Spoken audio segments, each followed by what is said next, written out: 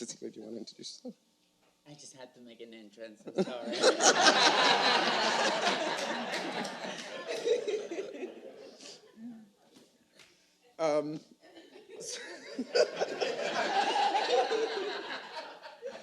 Lost my train of thought.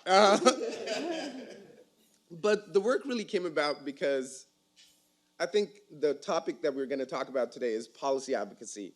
And there's this strain of like what folks would call like a scientific governmentality whenever you're doing some policy advocacy on the federal level, local level. Like there's this heavy reliance on quantitative data. And if you do not have that, your problems are invisible. So the coalition came about to kind of have a community response to this, state notion that the violence was invisible. So we decided that we're going to count the violence ourselves. Like we decided we're going to document the violence ourselves. And therefore, the report has been written again and again, documenting the instances of violence. And we don't define violence in terms of like, federal statutes around hate crimes because yes, indeed, it's incredibly punitive. And B, violence is not just a crime, as in that rigid sense that the state defines it. So the report has taken a really wide approach to what you consider violence. And it's not just physical violence. We're talking about emotional violence, discrimination at the workplace, housing discrimination, all these forms of violence that keep on persisting. And what we have found, so I think other folks, specifically the academics on this panel, will come from more using your research to kind of make policy change. Our challenge is, like, our research comes from a place of wanting to make policy change, and the problem or the thing that we have to kind of get around is how to do good research while working with community organizations, research that kind of translates into policy change because there's a very stringent definition, and that's something that I think all of us on the panel and everyone here is trying to push. There's a very stringent definition of what counts as research or not, what's considered valid and what's not. So, my report does not go through any IRBs. It's basically a collection of people's stories from around the country. We work with our local member programs who do anti-violence work, community organizing, and they take down these stories. We call them incidents for the purpose of the report, but these stories of violence that then get translated into numbers that we can go and, tell federal lawmakers that, look, the violence is real. But our challenge has always been how to do that work in, that strict definition of what research has become and perhaps always has been in the Western canon. So, that's really this thing that we struggle with. So what I'm asking you all to do is kind of help us out to a certain extent. While the data has really been used to kind of move federal policy, especially around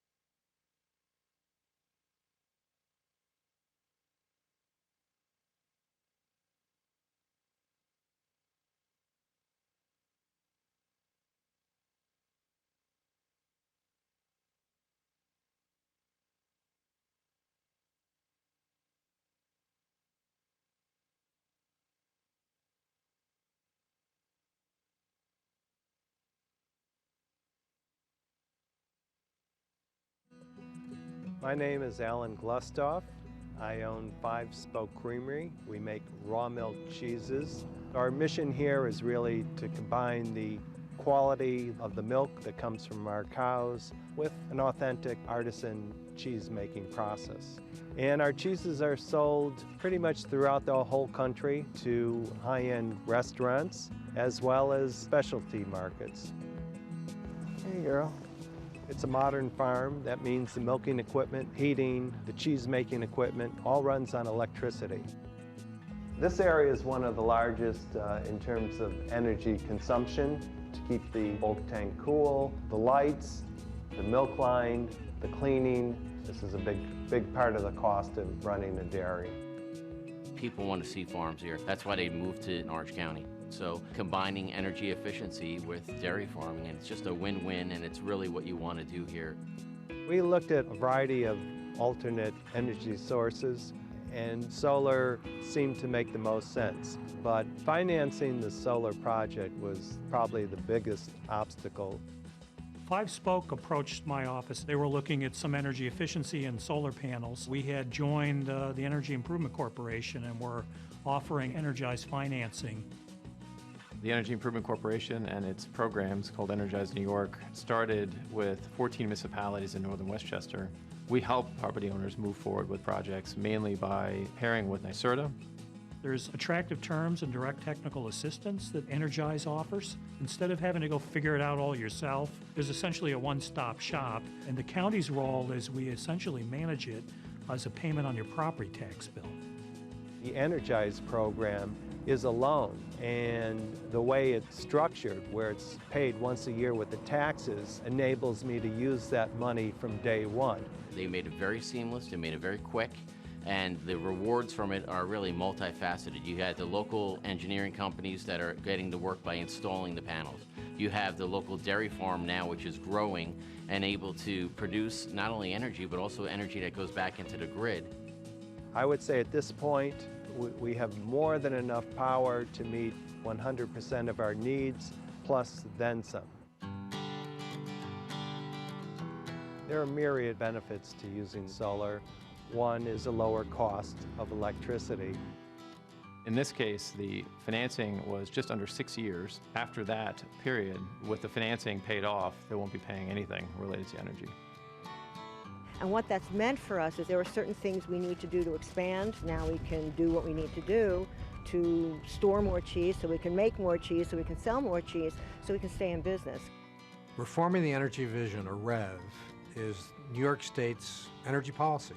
We're embarked upon a fundamental change to help bring about this future electricity system, really starting today. Climate change has had a huge impact on the total economy in New York State. These 100-year storms, we've had 5 of them in the last 6 years. So when you're able to make these small sustainable pockets related to solar where you can power certain areas, these are going to be positive things, and I think it's a trend that's going to do nothing but continue going forward. I love that. I'm excited that New York State is really at the forefront of making it possible for people like myself to make alternate energy sources part of their business and lives.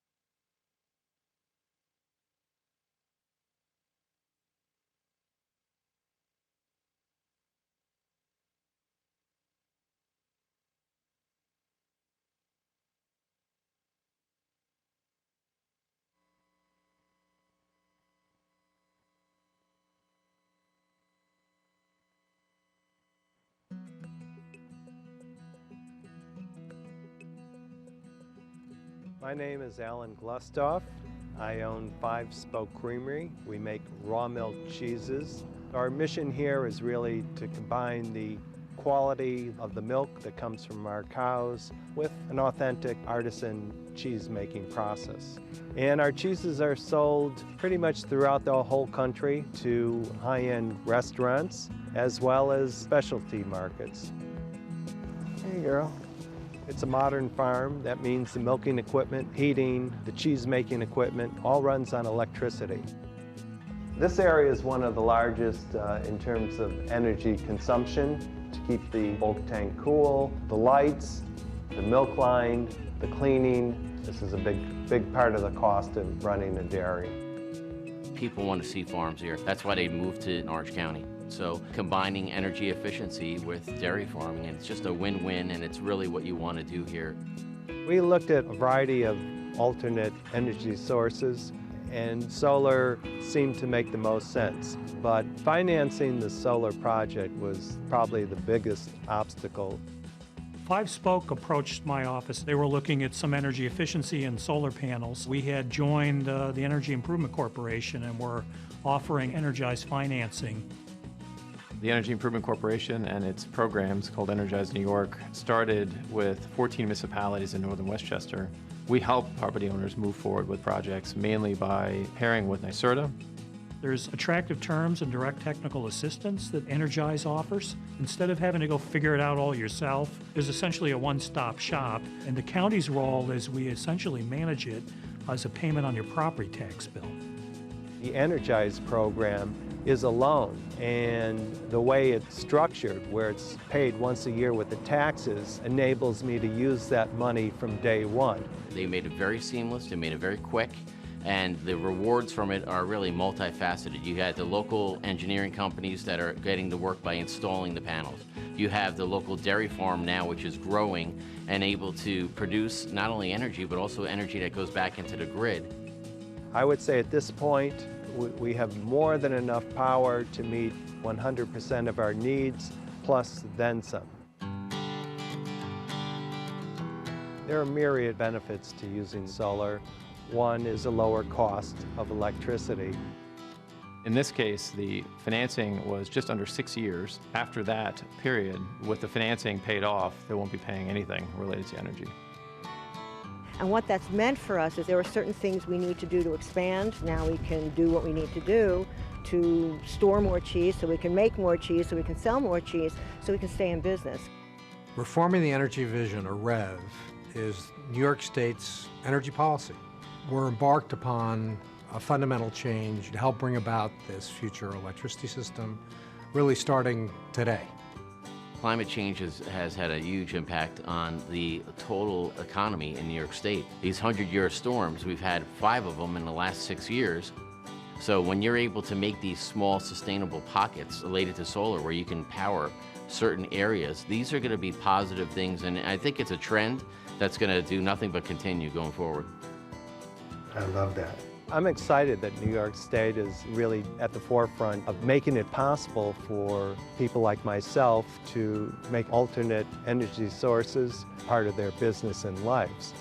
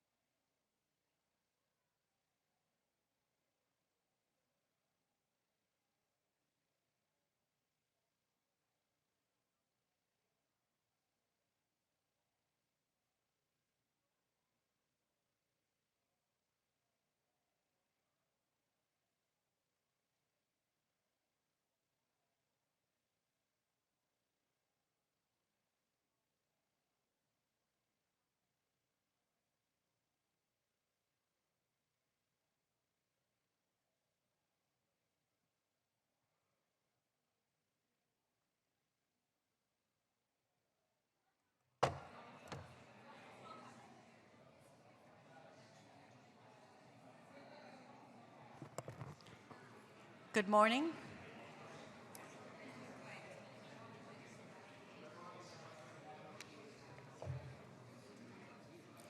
If we could all just take a moment to settle down, please, and find your seats.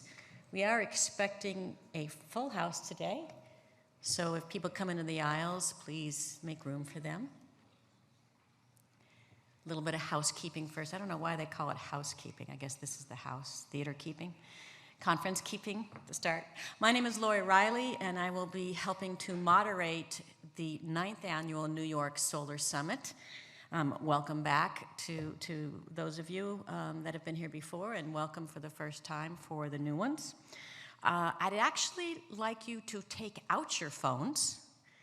We're going to start with a poll. One of the questions a lot of people ask me as we're setting up the summit is, well, who comes to the summit?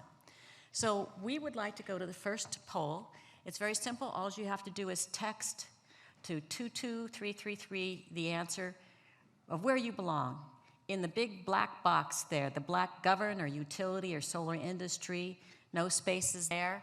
I'd like everybody to do this, please. Should see the results come in live. But this also helps us tailor our day. The next one. We got a lot of faculty and student there as we're starting, but we're going to see the bars go back and forth as everybody's texts come in. There'll be fives like this throughout the day, and that's part of what we do is have a really collaborative process. So now, I didn't have all these choices of the kids texting because some of them were taken, so be careful you don't make a mistake because you might end up somebody else's poll in some other country for all I know. So while that is going on, a couple of other things. Please visit all our booths today, and tickets they are giving away. That you keep a hold of those tickets. The more booths that you visit, the more tickets you'll get. And you will notice at lunch day, there is some solar lanterns that are part of our centerpieces. Don't take them. Those are the raffle prizes giveaways. So how's our voting doing? We have quite a few from government agencies. I know that we had a lot registered from Alberta, a lot of New York City agencies. So we're very happy to see you all here. All right, look like that gives you a good feeling of who is in the room. How many people know the case? Quite a few people. I didn't do that as a whole because I thought she would not let me do that. And I hope that most of you are aware that she is the thought leader behind many of these programs that you're going to hear today. But more than that, she has an ability to bring the right people to the table to get a job done. And from innovation to fruition. Tria Case Esquire. She is the University Director of Sustainability at the City University of New York, and since 2006, Tria has led the development and implementation of multiple Department of Energy grants, NYSERDA and NYPA-funded solar programs, New York City funding programs. On behalf, first of all, of New York City, we started out and broadened out to New York State about 4 years ago. And this all led to significant growth in solar capacity, a tenfold increase in installation companies, and it was all about removing the barriers. I am very lucky to have worked with her for the past 9 years. Tria Case.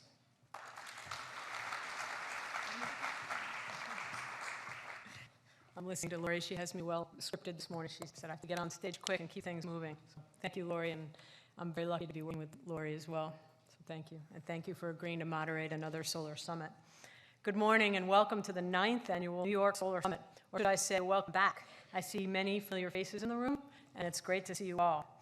I don't need to tell this audience the great strides that solar has made in the last year, but allow me just a moment to give context to the day and the work our team and our partners have been doing over the past decade. 10 years ago, Sustainable CUNY is a university and a public entity with responsibility to our surrounding communities, reached out and created new partnerships with agencies. We sat down consciously and strategically cataloged barriers to mainstream solar adoption, first in New York City and then in New York State. That meant we spent a lot of time listening to all of you. The challenge, as always, has been to turn ideas and proposed solutions to actions. On our side, we had a small group of people that were sprinkled throughout various agencies, businesses, and academia who were willing to add solar to their task lists. Fortunately, we received support for Solar Ombudsman, whose day job it was and is to mine the data, interact with stakeholders, prod the decision makers, and carry out the tasks that are helping to remove the barriers and enabling the solar market. The success and the growth were small at first, but encouraging, and encouraging enough to build upon, until the market really took hold and took off. And you'll see fruits of this labor today through New York Solar Map and Portal, the Grid Ready Project, the PV Trainers Network, Solarize and Shared Solar Projects, the DG Hub Resilient Solar Project, and more. And I hope when you hear about these programs, think about the many people behind them that took the ideas and turned them into actions supporting the solar industry, which has allowed us to increase our use of clean, renewable energy and develop an incredible job-creating engine. Actions we or you may take today, tomorrow, this year, are very likely to trigger more jobs and megawatts of clean, renewable energy, and ideally, solar energy that has a path to resiliency. There's a lot in the news recently about the true value of solar. For many, the debate often points to the cost of electricity in a region or state reflecting on the value of solar. But Mother Nature has a way of leveling any playing field, silence any argument regarding the value of power, whether it be from the grid or solar. Those of us here in New York City felt and were powerless in the wake of Hurricane Sandy. All the solar installations on our rooftops at that time could offer no support. We aim to change that and create a pathway to the market for solar with storage, batteries. And fortunately, we have a path to follow, the same collaborative platform of working together to provide solutions that have helped New York City to grow from 1 megawatt when we started to over 50 megawatts a day and almost 20 megawatts in the queue and on an exponential growth rate. And New York State to be in the top 10 states for solar capacity. Today, we have few resilient solar installations. Next year, I hope I'm back here talking about the exponential growth of resilient solar in New York City and New York State. Back in 2011, we launched what was then the world's most data-intensive solar map, New York City Solar Map. The market grew 47% the following year. In September, we launched the New York State Solar Map and Portal. With support from the U.S. Department of Energy Sunshot Initiative, from NYSERDA and NEPA, the New York Sun Initiative, Sustainable CUNY IT team has been working for the past 18 months on this project. Our IT manager will give you a sneak preview shortly, so I'm not going to go into any detail here, but I believe it is a tool that will take us to the next level of solar deployment. At the Sustainable CUNY booth, and I hope you all have already had a chance to walk around the booths, we'll be looking for user feedback on the map, so I encourage all of you to speak with the Solar Ombudsman throughout the day and take a look at the portal. Throughout the day, I would also like you to think about what New York should focus on to continue to reduce soft costs. What tools do we need to utilize or to build? We will hear about some of the ideas at the pitch session later today, and I hope you all vote on those ideas and join us for more conversation at the networking event at the end of the day. I'd also like to take this opportunity to thank our sponsors for the 9th Annual New York Solar Summit.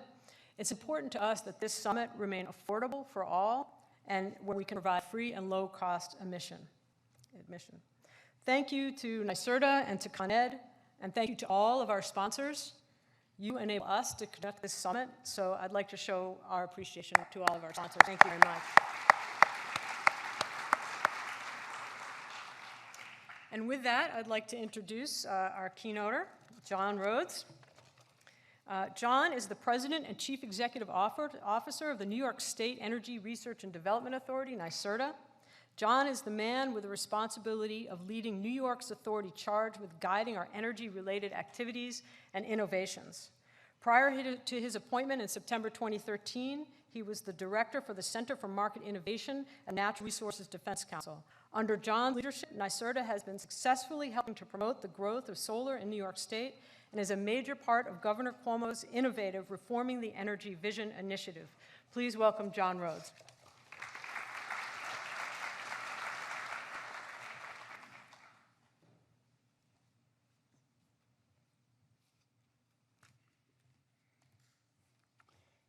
Thank you, Tria, for that introduction, and thank you to CUNY for pulling together this year's New York Solar Summit, and thank you to all of you who are here to participate in the event today. It's been an incredible year for solar in this state. We've got a lot that's happened in the last 12 months.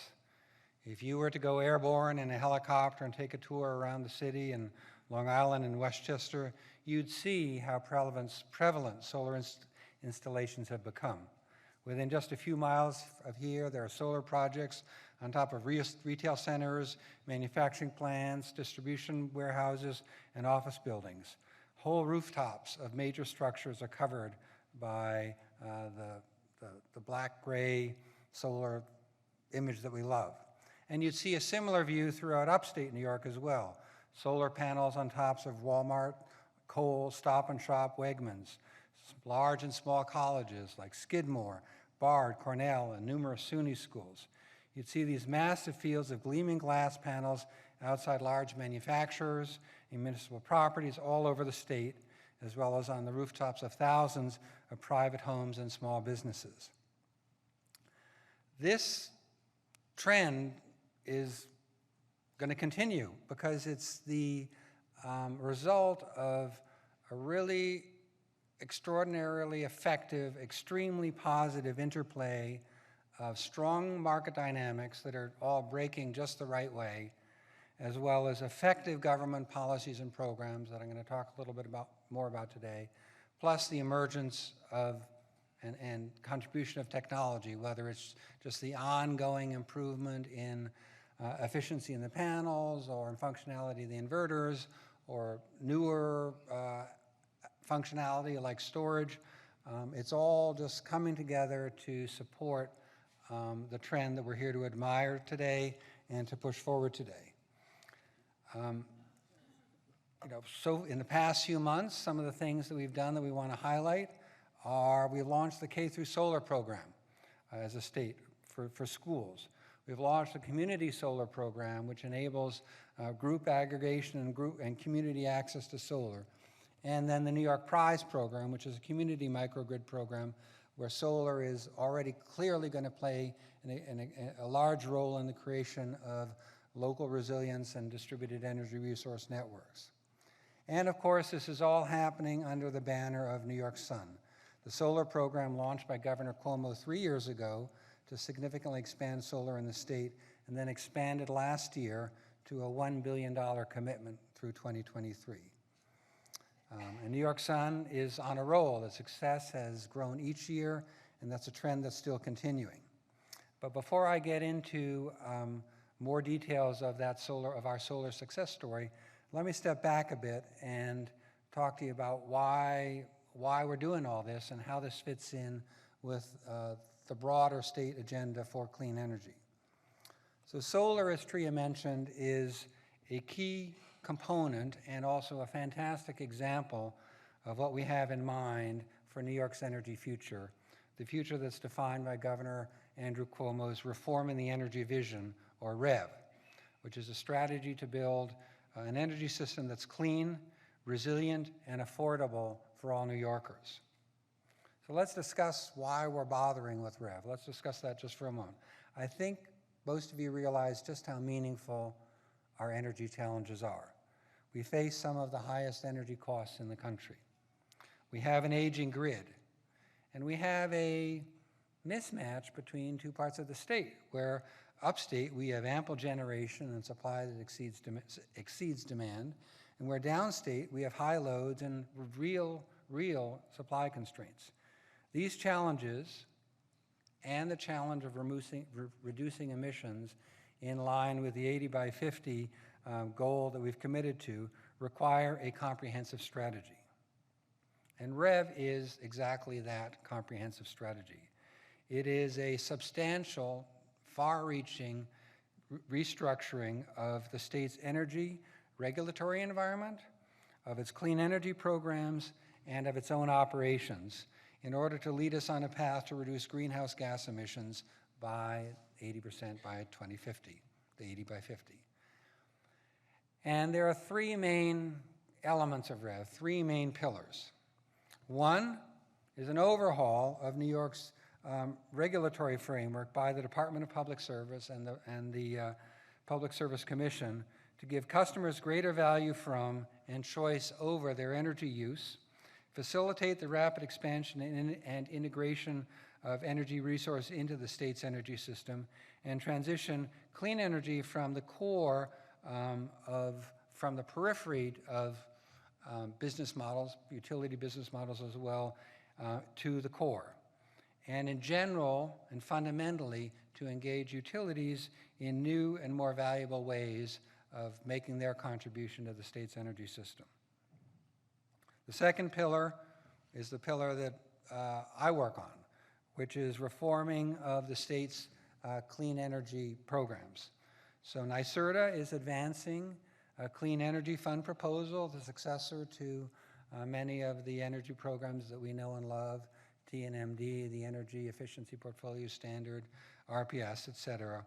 We're advancing a Clean Energy Fund proposal to reinforce the state's commitment to accelerating the growth of clean energy, to improving the economic competitiveness of the state, and to protect the environment by reshaping the state's energy efficiency, distributed renewable energy, and energy innovation programs to reflect a common objective. So we're reshaping those, although I should note that we've already got some parts of the Clean Energy Fund that are up and running. Many of you are familiar with the Green Bank, which is already shaped, and of course we're going to talk a lot today about New York Sun, which also is already shaped. And we're going to do all this together in coordination with other developments in the state, including the emergent and evolving activities of the utilities.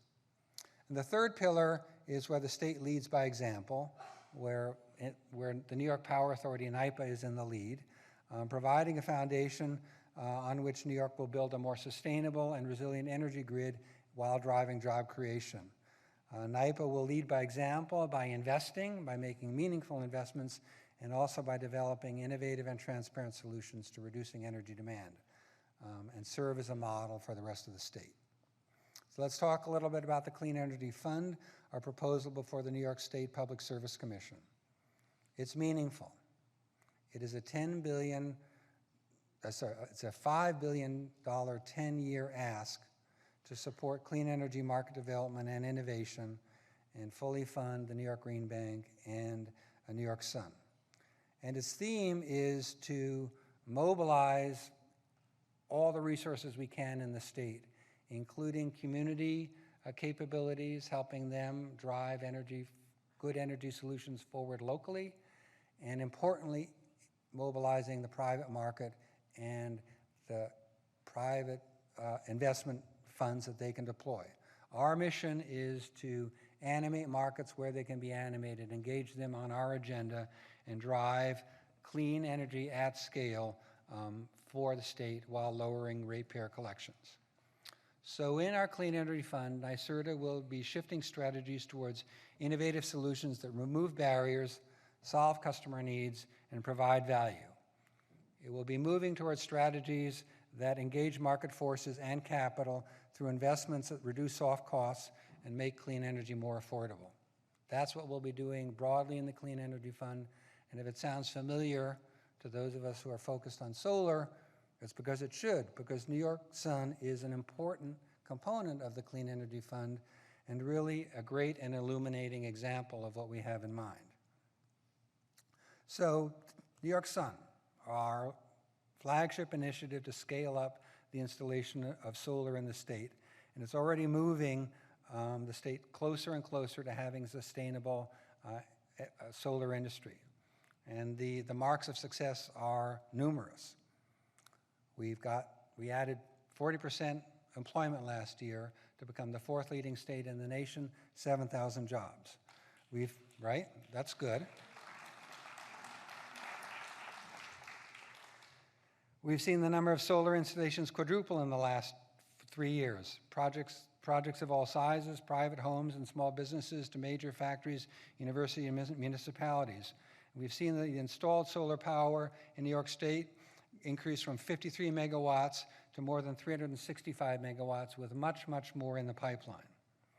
And this tremendous growth has taken place under our recently introduced megawatt block program, which reduces state support in pace with the emergence of regional solar markets. The megawatt block approach is core to New York Sun, and it's our instrument for providing clarity and transparency and commitment to help developers flourish in the state. And so what it is a declining set of incentives that march down over time as the market takes off, as solar project costs decrease, and together make solar more affordable for all New Yorkers. So the growth of solar isn't just coming about from our incentive programs either. We're also thinking about the other parts of the comprehensive approach. And when I say we, this is the expansive we, right? That includes NYSERDA, of course, but includes all the partners that are here in the room, CUNY, NYPA, developers, and the work. So what we're doing is, on this as part of this comprehensive approach, is really focusing on reduction in soft costs, such as customer acquisition, such as streamlined permitting, such as streamlined interconnections, such as improved access to finance. And as we reduce soft costs, we inherently make solar more affordable. And we do that as we do in several initiatives that support the aggregation of solar projects by communities and schools. So the K-Solar program, for example, really a terrific example, led by the New York Power Authority in partnership with NYSERDA, and of course also in partnership with the state education department. It provides public schools with technical support and expedited permitting in order to encourage districts to sign up for free solar installations. And then the schools typically buy the power from a third party through a purchase agreement. K through Solar also has the added but extremely important benefit of encouraging curriculum development, of encouraging STEM-based learning by enhancing student awareness of science and technology. More than half of the school districts in the state have signed up to participate in K through Solar just since last September. That's good, right? K through Solar is connected to Community Solar New York, a broader program that supports Solarize projects around the state. Through Community Solar New York, homeowners and small businesses can take advantage at a community level of joint purchasing and economies of scale to reduce the cost of solar projects. About 30 Solarize projects have launched during the first few months of the program, and we believe we're fully on a track to realize historical levels of saving that are around 15 to 20%. And I know I've seen several Solarize organizers here in the room today. So aggregating projects is a good idea, and it's just one of the ways that New York State is helping make solar more affordable for all New Yorkers. We're also talking about shared solar. That's an exciting development. We think it can be very promising. This is something that's right now under consideration by the Public Service Commission. I think many of you know that we're exploring that issue as well. So we've also talked about balance of systems programs, where we're constantly searching for new ways to lower costs beyond the panels themselves. Now, many of you are doing this as your day job, and so I don't need to mention all that much of it, although I'd like to admire the work that you do and thank you for it. But we're continuing to surface innovative projects that can accelerate things, comparative shopping platforms that can provide potential buyers with competing quotes for projects, standardized programs to add transparency to solar financing, as well as low-income-oriented programs to lower the cost of solar energy for them. Again, all in partnership with entities that are the organizations that are you. To help, again, continuing the theme of soft cost reduction, to help solar companies do business in the state, we've advanced the New York State Unified Solar Permit Program, again with CUNY, reducing costs for solar projects by streamlining municipal permitting processes in towns and villages around the state. Right now, pretty much most of the 1,500 plus municipalities around the state have different, not unique, but just different permitting process, causing delay and increasing costs. Launched in 2013, the work is underway and is already reducing costs, achieving uptake of the Unified Solar Permit, and making business easier to do for installers around the state. Municipal involvement in general is critical to the success of solar in communities. Code and zoning officials need to know how to adapt local codes and laws, and firefighters need to know how to handle the presence of solar at properties where they're called to. So to help those officials and to help first responders handle the challenge, NYSERDA is working again with partners to develop the PV Trainers Network, helping provide training to local officials to streamline, to inspect, to figure out how operationally to handle solar on properties, again, and issues like a fire and so forth. So this is just a continuing agenda, which will not be the same agenda when we come back next year to talk about it, of how to reduce soft costs around the state. I mentioned earlier that Under REV, we are building a clean, resilient, and affordable energy system for all New Yorkers under Governor Cuomo's leadership. I've just talked about the ways in which we're making solar more affordable, and it's obvious that as a renewable energy source powered by the sun, that solar is clean. So now so clean and affordable, that's all good. I'd like to talk a little bit about a further virtue of solar, which is resilience. As you know, we've learned from Sandy, and we've learned, that we need to have systems that are distributed, systems that are resilient, systems that can operate even when the larger system goes down. And storage is just inherently a key component of that, and we certainly expect to support storage as an increasingly important component for solar in the coming years. We expect to support new energy storage technologies, just a matter of course. We expect to support the integration of those storage technologies with intermittent and not always peak coincident sources of power like solar, also like wind, and also enable the ability of solar to deploy where it can do the most good for consumers and for the system. DER in general requires microgrids that can island to the main and can come off and return to the main grid as needed, and we're working on that as well with a $40 million New York Prize competition. The idea behind that is to promote community microgrids that can provide freestanding, localized islands in case of power outages, either natural or system-induced, and continue to provide power to critical infrastructure such as emergency services, hospitals, town halls, gas stations, and supermarkets in any site where they're needed. And solar is proven, and we learned that at Sandy as well, as one of the resilient resources that can ride through those kinds of events. New York Prize has been, just like solar, a fantastic success story. We opened our invitation for solicitations. We were thinking we would get around 30. We're up to over 160 communities that have responded and expect to make awards to more than half of them, and we'll be announcing those winners soon. Our focus on solar is obviously a focus on renewable, and this comes at a time when the state has significantly increased its use of renewables and also its commitment to renewables in the future. We've already added nearly 2 gigawatts of new wind and solar and biogas and fuel cells since 2005 under the Renewable Portfolio Standard.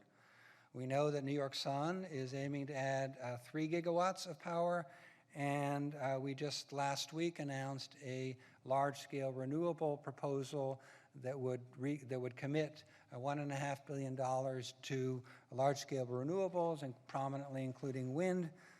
So we expect the investment to continue on the larger scale as well.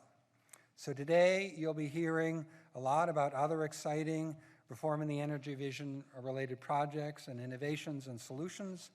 You'll hear about the New York Solar Map and Portal, about CUNY's Grid Ready project for large-scale installations, about utility-based grid supporting solar solutions, and other programs that all add up to more and more support for solar. New York continues to be a leader in the development of renewable sources like solar storage, and microgrids, as well as other REV elements, and these are all adding up to a program to accelerate the transition of the state's energy systems. New York's energy future and solar future is looking very bright indeed. So you're all part of this. You're all essential to this, for your support, for your work, for your partnership to date, and for your partnership in the future. Thank you very, very much.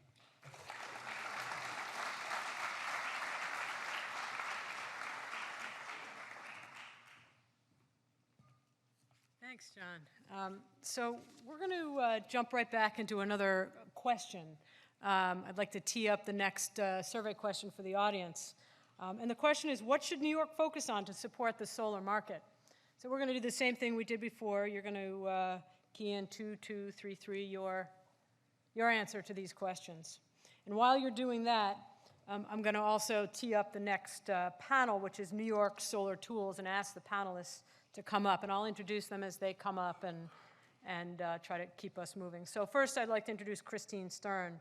Christine is our IT project manager. She has had a variety of work experiences, ranging from startups to global sustainability think tanks, but I think her most important now is building the New York Solar Map and Portal, and we thank her for her incredibly hard work on that effort.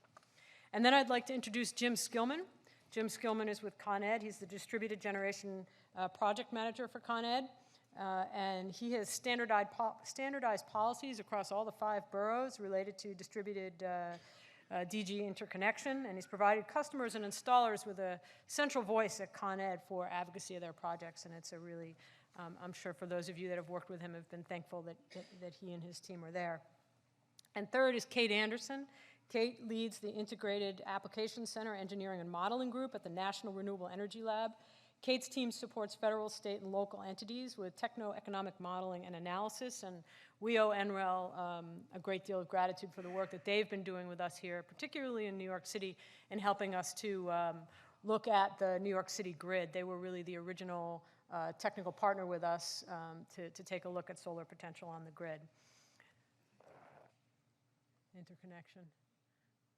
Well, Jim, you're going to have to speak to that.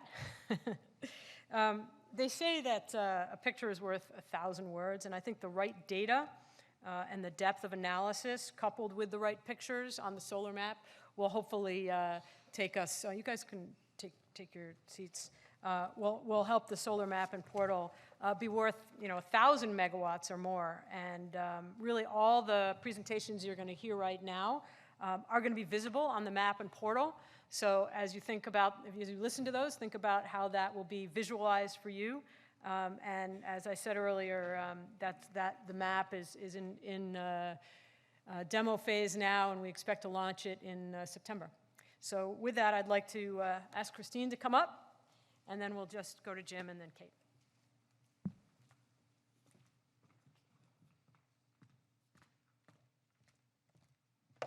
Thanks, Tria. Good morning.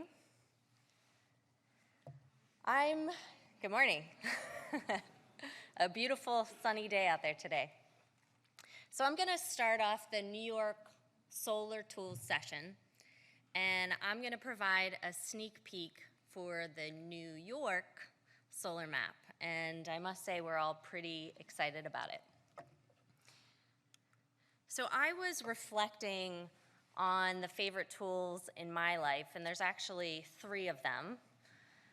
The internet, weather apps, and my map app on my iPhone. I'm a little directionally challenged. And when I think about those 3, for me, it's about getting good information that saves me time. It's about seeing projections that I couldn't see otherwise. Like I could look up in the sky, I like to ride my bike to work, but I don't know what's gonna happen in 8 hours. So it's about seeing things that I can't see, and then finally, really a visualization that places me in the information, so putting me in the map. And they've had a transformative impact on my life, made it much easier. And similarly, we believe that getting good information in an easy-to-use format is going to help more people participate in the solar market, really lowering these barriers and lowering costs. Ultimately, these tools are providing information not to just make individual lives better, but the entire planet. So as some background, you may be aware of the New York City solar map, the world's largest LiDAR solar map in the world that was launched in 2011 by CUNY. And on this slide, you can see the amazing partners that made this a reality, and thank you. We've had nearly 100,000 visitors, and I think most impactful is we've received a lot of calls and emails saying, hey, I got started on the New York City solar map. That allowed me to get started, figure out what my potential could be, and move forward in the process. We are now going to give that experience to New York State, and that's going to be done through the New York solar map. We've been generously funded by the New York Sun Initiative with NYSERDA and NYPA, and the U.S. Department of Energy Sunshot Initiative. We've been working with a large set of stakeholders, NYSERDA, NYPA, jurisdictions, the installer roundtable, and users to expand the geography as well as the functionality. And I'm going to walk you through some of the tool set and really the problems that we're trying to address. So let's go ahead and get started. So a show of hands, we got a little bit of sense from this from the poll, but this is a little bit of a different question. Show of hands, how many of you have asked yourself, could solar work either where I live or where I'm employed? Show of hands. Okay, so this is the first question, but that question then leads to more questions. Questions like, how much sun exposure can I capture within the rules of my particular jurisdiction? What is the cost? What are the incentives available? What's the payback? And ultimately, how can I find a qualified installer? To answer this question, we built the Solar Potential Calculator. It helps engage and advise consumers to really give them a sense of their solar potential and their savings. And this is one of many calculators that we are building out for the map. So let's take a look. So similar to the New York City solar map, you see the critical information to help consumers make an informed decision. You enter the address, you click or draw a building or a boundary for a ground mount system, and then you're going to go ahead and get your output. I think the one thing that we learned from the New York City solar map is that a lot of consumers got a lot of great info, but then how do they take the next step? So here we've added the ability to connect a buyer with an installer. We are really focusing to bring to the consumer three quick, easy steps with the idea that we're lowering customer acquisition costs. All right, so another show of hands, and it seemed like this was maybe tied with government agency, but how many of you are solar installers or developers? Okay, maybe about a half. So for you, you need to understand the process of installing within a community. And this can be challenging. There's a lot of variation across the state, and it can be challenging to understand. And you want to know, what are the steps, what are the forms, what are the filings, what's everything that I need to do to successfully and efficiently really get this solar deployed, so you can be quickly approved and move forward. So the solar map is going to have a section for localized information called In Your Area, and part of this In Your Area piece is the solar guide, which will help expedite the solar permitting process by informing you exactly the steps that you need to take. So how this works, again, the map, you enter your address or jump to a community. You select that you're an installer. We have various user types here to really tailor the information. And then you're going to go ahead and click the tool area in your area. And then you're going to find a treasure trove of information there. In particular, the solar permitting guide that is going to take you step by step through the permitting process. So if you click on that solar permitting guide link, then what you get is to-the-point digestible steps with supporting detail and guidance. You're going to complete the upper section of the form based off of your particular project, and then it's going to outline the steps for you. There's also going to be additional detailed guidance, so maybe steps you need to do, forms you need to fill out, websites you need to visit, as well as informative videos on the more complicated pieces. We think this is very helpful, even if you're in a jurisdiction with the Unified Solar Permit, because certain communities can require licenses. In addition, if you're looking to expand to a new community, This could be a great way to get up to speed. And ultimately, we're trying to provide transparency in the process. All right, next up, show of hands. Per the poll, looks like maybe tied for second or third, but how many of you are actually helping shape the solar process? Great. So maybe a third. So again, the questions that you might ask is, how much solar in my particular community, whether it's state or a local jurisdiction, how can we really streamline this process? And so the solar map is gonna have a tool called Solar Statistics. And what this is gonna do is really provide that visibility into what is happening in the marketplace. How this works, again, you could jump to your jurisdiction, click on Solar Statistics, and then you can see how does this compare to the rest of the state? How does this compare to my particular community? How many projects have been approved but haven't yet made it to my community? And again, the idea is that we're bringing this together all in a very easily accessible way. Another solar feature are the map layers. So this is really kind of putting you in the map, providing that geographic visualization. And so where we have LiDAR communities, decision makers can see the amount of solar potential in their community. Consumers can see Solarize campaigns. Installers could see which communities have adopted the Unified Solar Permit. Utilities and community members can see, where are our resilient solar systems, or where could they be placed. Again, the idea of pulling all this information together. Now, let's say we weren't in this theater for the presentation, but say we were actually just across the street. That building happens to have almost 600 kW of solar potential. And for larger projects, it can be a more in-depth, complex process.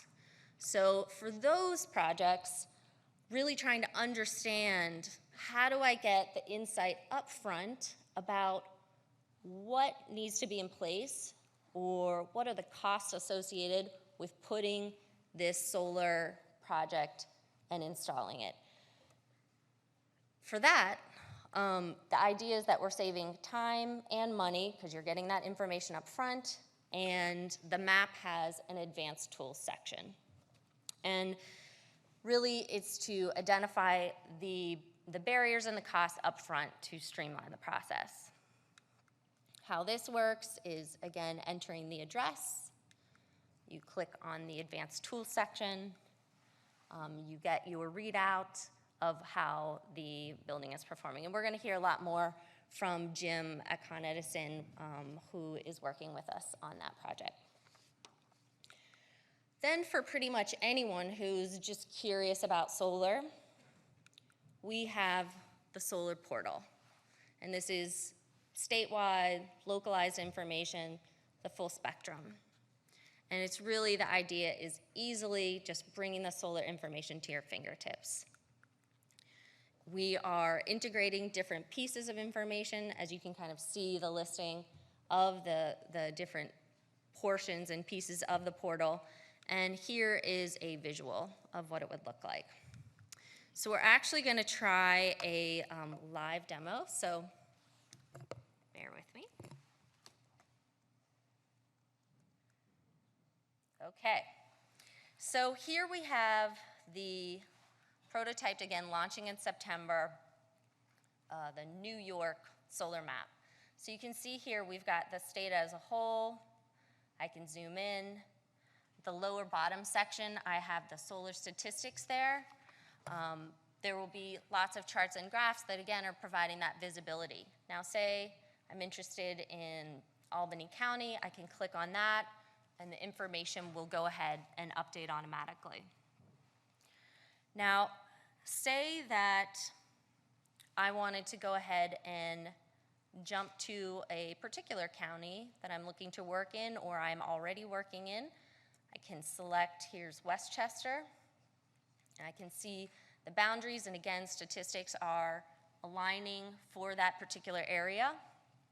You'll notice here, again, which best describes you. This is tailoring the information based off of your user type. And then part of the information is this layer set. So I can look at the solar radiation for Westchester. I can also look at the Westchester buildings. And this allows me to, again, kind of see the building footprint within this solar map. Now, let's go ahead and check out a particular address. We're going to go to New Rochelle this morning. So again, I'm clicking on my building, and or I could be drawing a building outline or a ground mount system. And I click on the building and it takes me to the calculator, and I'm seeing the assumptions that are set. I can tailor those. Maybe I'm choosing a different financing type.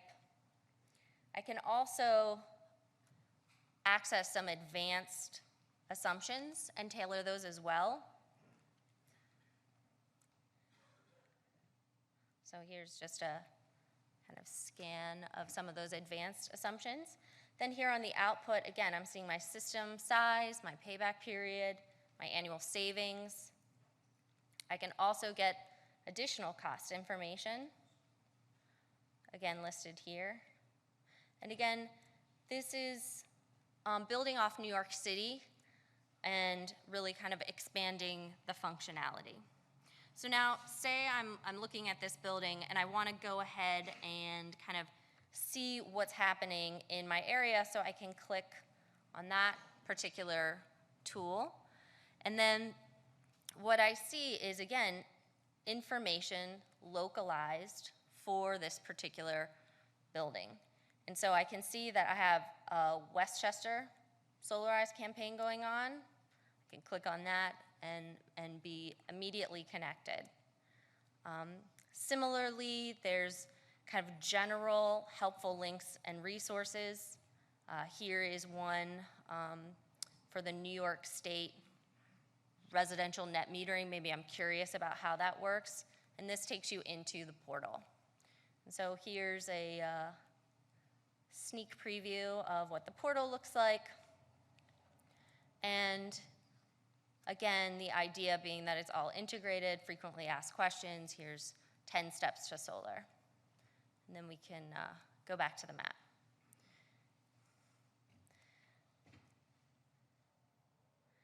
So that has taken us through the tools.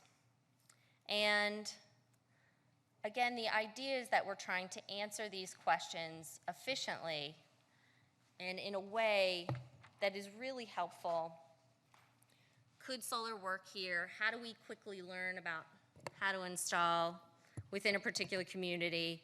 Where are the bottlenecks? How do I get this hyper-localized information and visualizations? Ultimately, we're trying to enable smart solar decisions through these tools. Solar resources that were previously difficult to see are now shining through the New York Solar Map and Portal, transforming information into sustainable action. We collectively, everyone in this room, anyone who's ever kind of used it, talked to us about it, we collectively, through conversations with you, brought these tools to where they are today. And I'm gonna be at the CUNY booth. Please talk to me, share your ideas, things you like, don't like. I also ask that you use and spread the word when this launches in September about the New York Solar Map. And together, let's change the solar marketplace and the world. Thank you.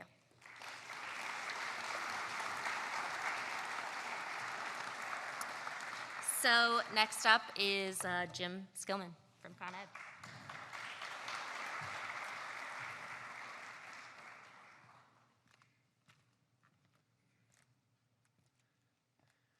Good morning, everyone. While things are getting set up here, I just wanted to take a quick moment to thank CUNY for putting this on. I was recently I was recently at a conference in the Mid-Atlantic region, the place will remain nameless, as pretty much the only utility member in the room with a bunch of installers and developers and all sorts of other, really like-minded folks. And I was speaking on a panel similar to this. The panel prior to me, I counted the amount of times they said the word battle, fight, struggle. It really got into the teens on, sort of the negative words about the net metering and the growth of solar. So I first off want to thank CUNY, I want to thank NYSERDA, and all of the New York installers for keeping our conversation about solar away from those sort of things and in a very proactive, very collaborative manner. I just want to say thank you. You should give yourselves a round of applause.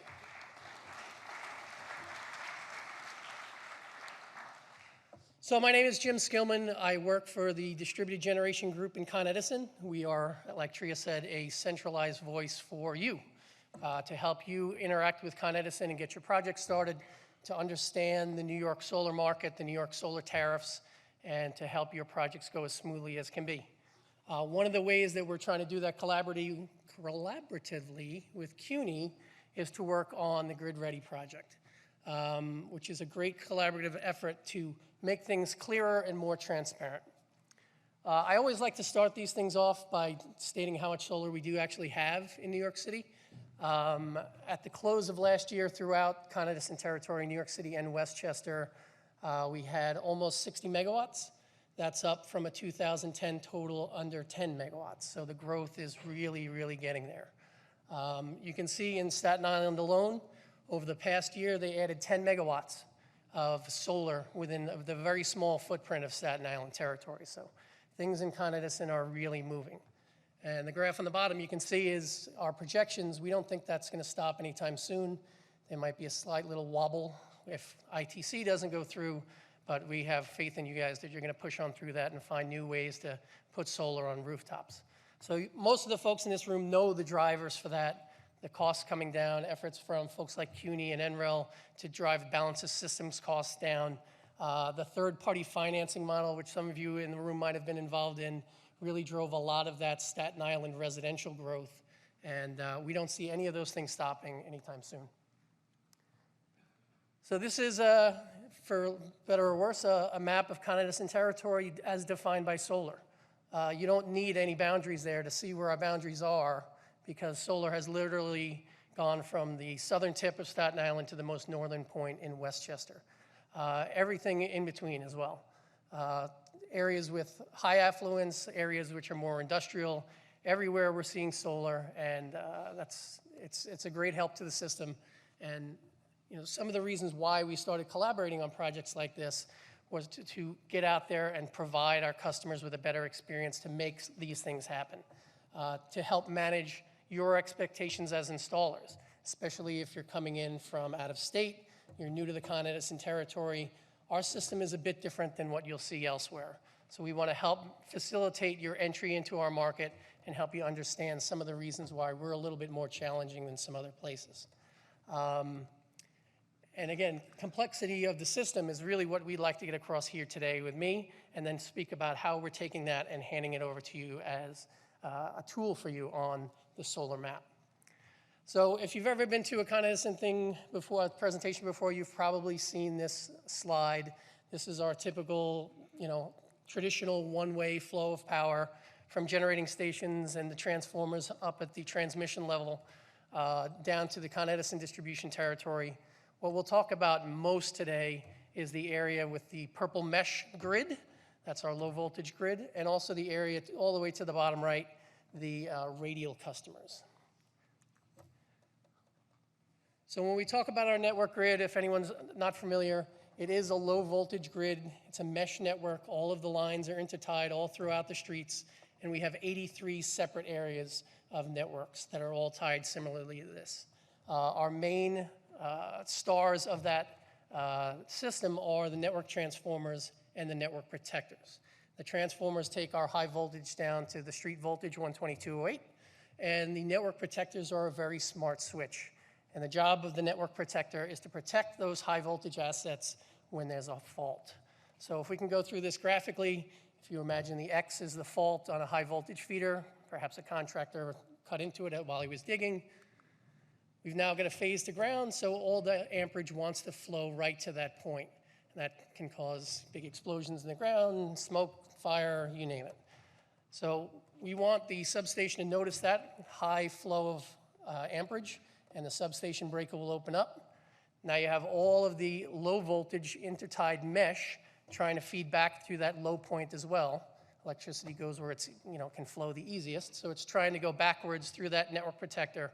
The network protector senses that reverse flow of current, opens up, and eliminates the source of power to the low side of that fault. Our operators can then go out, tag up the equipment, and proceed to fix that problem.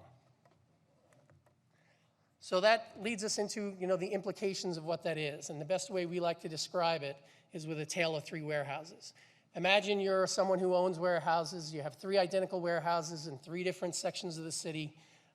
Just because their load is the same, the size of the building the same, the roof is the same, they might not necessarily be the same from an interconnection perspective. So if you look at the radial feeder to the left, that building's fed by a typically overhead feed. The middle one, the network, that's coming right off of one of those meshed 12208 grid cables in the street. And the spot isolated network, that warehouse probably started life as an industrial building with a lot more load, a lot more need for a dedicated service.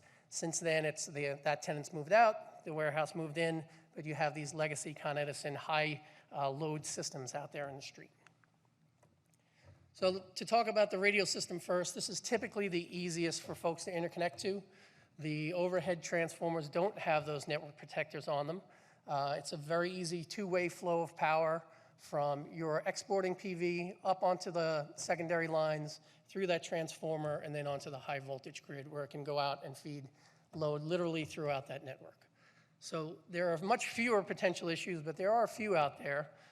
Folks who work out of state know that the amount of PV penetration on a radial feeder is a concern. Once you get to a certain point, there are some strange things that start happening with voltage and flicker and some other things that we have to be cognizant of. Also, the size of that transformer. If you're putting in a very large PV on a very small load building, the amount of export might actually overload that transformer, so that would be a potential upgrade that you might have to do. And obviously, we're going to talk about it a little bit with Kate about the resiliency of solar, but overhead lines typically have the most outages out of our system and any other system, simply due to trees, lightning, car crashes. So this one has the most operational outages, the most chances for that PV to not work unless it has a resilient system behind it. So just very quickly, graphically, this is what a typical Con Edison radial feeder would look like. Even in the radial feeders, we're not traditional. We typically have two sources of power and not one source running all the way out. We'll have two sources of power, typically from two separate high voltage sources as well. So very redundant. All of those switches are automatic switches, so if you have a fault anywhere along those lines, the switches will reconfigure to minimize the amount of folks that are impacted. So the only way that the PV customer would be impacted is if you happen to have the fault between the two switches that serve that area. So the next one I'd like to talk about is the network grid service. I think the picture tells a lot of that story. There are a lot of things that hide down there underneath the street. And if you're being fed by one of those manholes and the lines that are coming to you from that manhole are not adequate to take the amount of PV export you're looking to provide to the system, then we're going to have to go and dig and upgrade those service lines, which, as you know, digging in New York City is not cheap. Anytime we have to break open the street and deal with that level of complexity, things get very difficult. So also, not only do you have the service lines to consider, but also those manholes then lead to the source of power, the network transformer with the network protector. And if you happen to be in an area where on Saturday and Sunday all the businesses close and there's very low loading in the area, solar doesn't know what day of the week it is. It will still export the same it normally will, and you might have some issues with mechanical tripping of those network protectors. Our network protectors are typically very good electrically. They fail mechanically from being down and underneath the streets and in that environment. So the more we trip them out and cycle those network protectors, the more chance that we have that they won't operate when we need them to and cause a problem down the line. So obviously, if you have to dig, the increased time and cost is something we want you to consider up front. So to talk a little bit about what that actually looks like when those network protectors cycle, if you can imagine it's a nice sunny day, the PV customer is not home, so all of their power is being exported to the local grid. Once it saturates that grid with PV power, the network protectors actually see no voltage difference between themselves and the grid, or possibly they start to see the backfeed. So they'll open up, no more need for them to serve that portion of the network. And now the nearest transformer on the top takes up all the load that isn't being supplied by the PV in that top section. So we want to minimize all of that cycling, especially as clouds come over and the conditions change. That mechanical cycling is going to degrade our ability to provide power to that area. So the last one I wanted to talk about was the isolated or spot network. This is our most challenging type of installation for solar export, simply because it's like a mini network that serves one building. If you're ever out in front and you see something that looks like the picture on the top, those red highlighted, the larger rectangle is the transformer area. The smaller rectangle is where we tie multiple transformers together and bring the service into you. So now you know one more thing that's beneath your feet in New York City. These typically are the most costly for us to figure out a solution for you to interconnect with. They're, like I said earlier, they're typically on a spot where there was a high load at one point, and now if you have a much lower load, or again, if you happen to be closed on Saturday and Sunday, and that PV wants to export out, it's going to end up trying to cycle those network protectors just like it would in the larger network system. So this is the highest cost, and also it takes the longest time to study to see what the effects are, what the settings would be to allow for you to interconnect. So the DG customer on the bottom right-hand side is served by a spot network. You can see 3 high voltage feeders, 3 transformers are dedicated to it, all tied together to a single point coming in. So if you imagine that customer starting to export power out, same thing happens, the network protectors sense it, and all 3 of them will open up at once. This causes a momentary outage to the building, which anyone who has computer equipment or rotating equipment knows that that's not a good thing for those types of machines. Within a moment, those network protectors will notice that the conditions have changed, that the customer needs to be served, will close back in again. Whoops. Sorry about that. 5 minutes later, after the network protectors close back in again, the cycle will start all over again. And I'm back. So what we wanted to do was to capture those 3 basic sorts of scenarios for PV export and provide them upfront to you as an installer, as a customer, so that you'll understand, what is my interaction with Con Edison going to be before I take the steps down the road to make that interconnection application. So we wanted to take those lessons learned and develop a step-by-step process to determine that. So the first thing we'll look at is the service type. Are you on one of those 3 warehouse types, the radial, the network feed, or the isolated spot network? Then we'll look at your load versus the potential of the system. CUNY is going to provide us the potential through the solar map, and Con Edison on our side will take a look at the loading that we've seen in the building or in the local network to determine what the interaction will be, if there's a potential for export. Sometimes that network will have plenty of capacity. It will be running all the time, so that way you have more of a capacity to export into that network and have it absorbed. And then lastly, we're going to look at the absolute minimum load condition that's out there and see if there's any way that we might start cycling those network protectors. So once we figure that out, we're going to develop 3 cases. The high case, which is there should be no upgrades, there should be no grid problems. This is one you should definitely move forward with. The medium opportunity, there could be a problem, possibly by downsizing the system or some simple steps on your side. We can fix those, but it's something to be aware of. And then the low opportunity, which is typically those spot networks or very low loaded networks, where there will definitely be some upgrades required and a longer study is going to be needed. So by bringing out those 3 high, medium, and low opportunities, we want customers to understand, as is my installation, my facility feasible to put on this amount of solar that CUNY has said my roof can fit. Installers, we want to help you out by not getting down the road to the point where you've already got a customer through the sales cycle You've already done your application, spent all that time, and now you're finding out at the end that there's upgrade costs or interconnection costs that you might not have known about otherwise. And that way it allows you to make some better deals with your customer to really realistically portray the actual cost of the interconnection.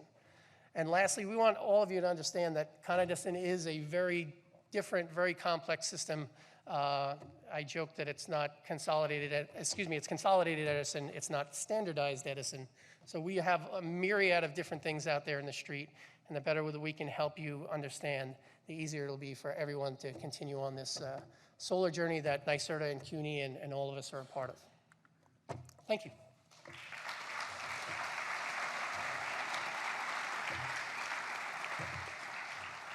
I'd like to bring up Kate Anderson from NREL.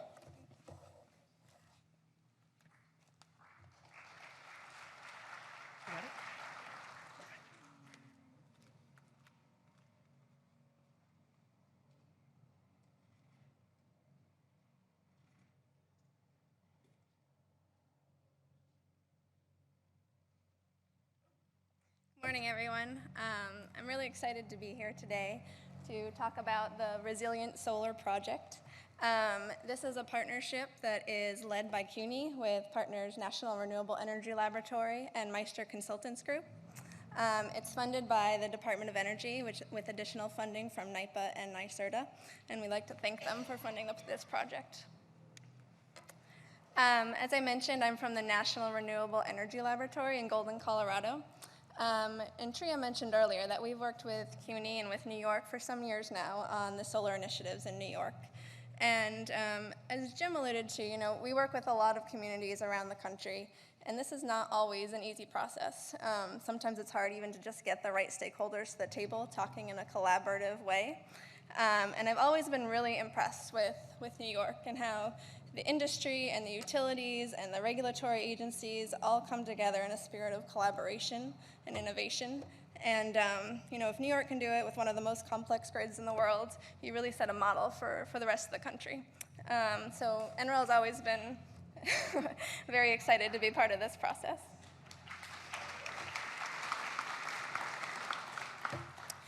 Before I get into the details of the Resilient Solar Project, I wanted to give a little bit of background for why I think this is so important. You can see from this graph here that the number of weather-related major outages, which is the blue line there, major grid outages, has increased dramatically in the last 15 to 20 years. While non-weather-related outages have stayed roughly steady, those weather-related outages have really climbed. And what this means is, it has impacts on society, obviously. If your power goes out, it impacts your health and your social services, but it also impacts the bottom line, the economy. So sustained weather-related outages cost communities around $18 to $70 billion per year. And here in New York, Hurricane Sandy in 2012 resulted in $27 to $52 billion in economic losses. So what this means is, there's a real driver here to improve the resiliency of the grid. I'm not sure how well you can see these graphs, but what they say is that the cost of PV systems has really fallen quite dramatically. This graph shows in the past 6 years, commercial prices have fallen from about $8 a watt to about $4 a watt as of 2013, and then now it's actually closer to about $2 per watt for those commercial systems. So that's a huge decrease in solar costs and is really leading to a huge implementation of solar. I think Tria and Christine and Jim have all referred to that huge uptake in solar, especially here in New York City in the past years. This top graph here shows that storage prices are also beginning to fall.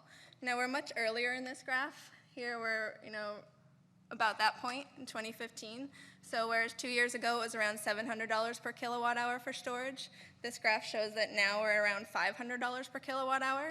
But the expectation is that those costs will come down dramatically as well to about $200 per kilowatt hour in the next 15 years or so.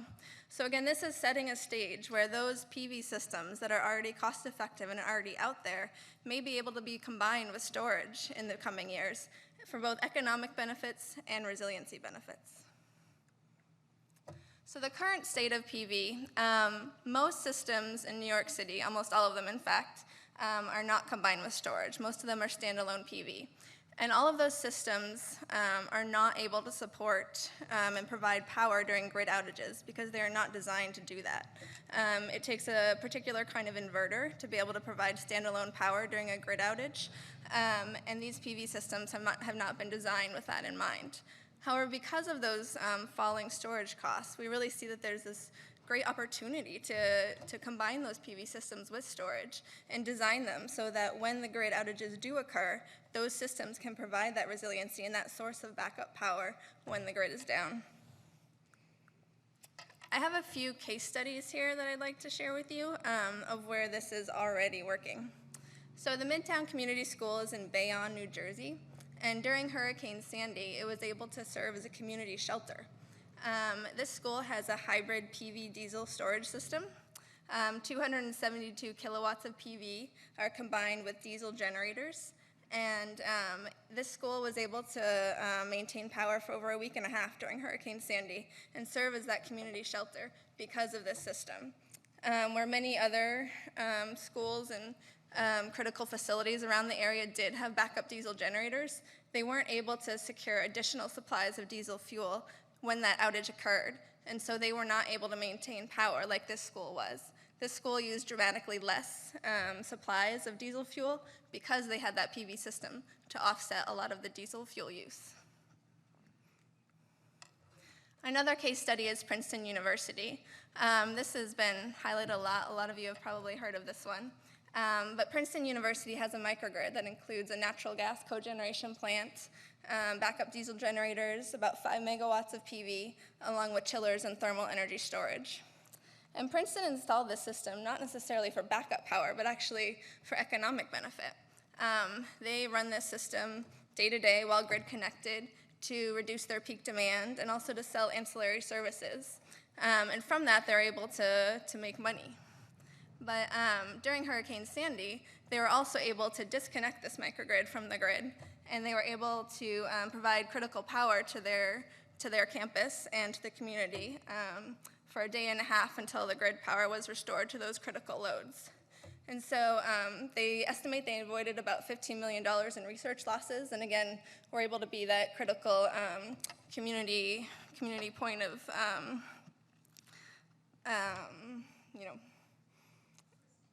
exactly. Thank you. This is a case study of Rutland, Vermont. So in Rutland, Vermont, the local utility, Green Mountain Power, has partnered with the Department of Energy, and they are constructing the country's first 100% solar-powered microgrid on a repurposed landfill. So this microgrid includes 2.5 megawatts of solar and 4 megawatts of batteries. It's enough to power 365 homes during normal operations, but then it can also power the public shelter during emergencies.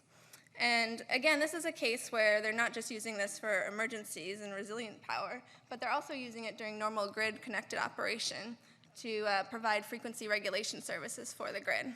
So again, these systems have benefits not just during emergencies, but also during normal operation, when the grid is connected.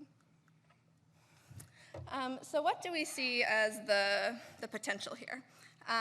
There are only a few solar plus storage projects in New York City today, but the projected growth by 2018 for the US solar market is $1 billion. This is quite remarkable, and I think the demand is there. Commercial customers, especially today, recognize that they can actually save money from these solar plus storage projects because they can cut their demand charges. I think industry is ready as well. I think, as represented in this room, there's a lot of solar and storage installers already out there acting in the marketplace today. But we really feel that some of these other areas, the policy and the technology and the finance, could use some help to kind of get ready for this coming market. So on the policy side, I think we need to understand what the incentives are around solar plus storage systems and make sure, as Christine talked about through that calculator, that it's really apparent and that people can make educated decisions based on this information. On the technology side, while there certainly is technology out there that's market ready today, I think we can do better. We can decrease the cost of that technology and make more available. And then on the financing side, while there are some leasing and PPA options, they're not nearly as widespread as they are in the solar industry. So making those options available for the solar plus storage market is really important. So what we plan to do on the DG Hub project is to develop a more resilient distributed energy system in New York City with a path for expansion across the state and the country. So again, we're developing this in New York City first, but we want to serve as a model for the rest of the state and the country. We plan to develop a platform first that will identify the barriers and solutions to resilient solar. Second, we plan to engage stakeholders and already have started doing that, as you see today. This will include industry, universities, nonprofits, government. We plan to create strategic pathways for actually implementing this resilient solar in the New York City infrastructure. And finally, increase the deployment of resilient PV systems by lowering the soft costs of solar and solar and storage. We have set up a structure that includes working groups to address each of 4 areas that we consider to be the significant barriers to resilient solar today. So we have a hardware technologies, a software technologies, an economics and finance, and a policy and legal working group. These are led by CUNY with partners NREL and Meister Consultants groups, but we also have partners from around the city. This includes some of the city agencies like the Department of Buildings and the Office of Emergency Management. We have the utilities involved, including Con Edison and LIPA. We have solar installers, we have energy management software companies, we have storage manufacturers. So we're trying to really incorporate all of the key players in this market and get their input and feedback throughout the process. This is a 3-year project, and in the first year, which we're about halfway through at this point, we're surveying resilient PV costs. So we're trying to look at what does it cost today, what are the hardware costs, the software costs for both PV and storage. We're also researching the barriers to a strong resilient solar market in New York. So we want to see, what are not just the technology barriers, but what are those policy and legal barriers as well. In year 2, we plan to summarize this research into fact sheets that kind of explain what we've learned to all these different communities, to the installers, but also to the policymakers and the technology providers. We will be specifically making ready for market technology guidelines around what are the key technologies that are there today and what is needed in the future. We'll also be providing model guidelines for codes and permitting.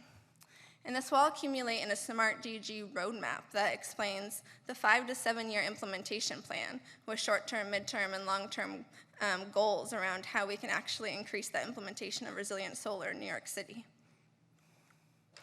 And then finally in year 3, we'll be adding a resilient PV layer to the solar map that Christine and Jim talked about. And so this will identify areas across all 5 boroughs that are really ready and could really benefit from resilient solar. We'll also be releasing a resilient PV solar calculator that will really help people understand the benefits, the financial benefits of resilient solar. And finally, we'll be giving workshops and code official trainings and webinars to kind of spread the word and make sure that everyone understands the lessons learned and to increase the uptake of resilient solar in New York. I don't have time to go into detail on all of the outcomes of the project, so I just wanted to highlight one that I thought might be of particular interest. This is the resilience calculator. And so, again, this will be in addition to the solar mapping calculator that New York State already has. And we will be adding a list of incentives and ancillary services, demand response programs, all of the various financial value streams that are available for resilient solar. And through this calculator, we hope that both installers and building owners will be able to understand what the true potential value is for a resilient solar system at their particular building. And the hope is that this will help make educated investment decisions and really drive that solar market. So that's all I have today. Again, I'd really just like to say that NREL is really excited to be part of this project. Again, we work with communities across the country, and this is really a pretty rare set of circumstances where one of the most complex grids in the world has stakeholders really coming together to innovate and to, more importantly, to implement those changes. And so it's really exciting for us to see, and we appreciate the opportunity to be a part of it. Thank you.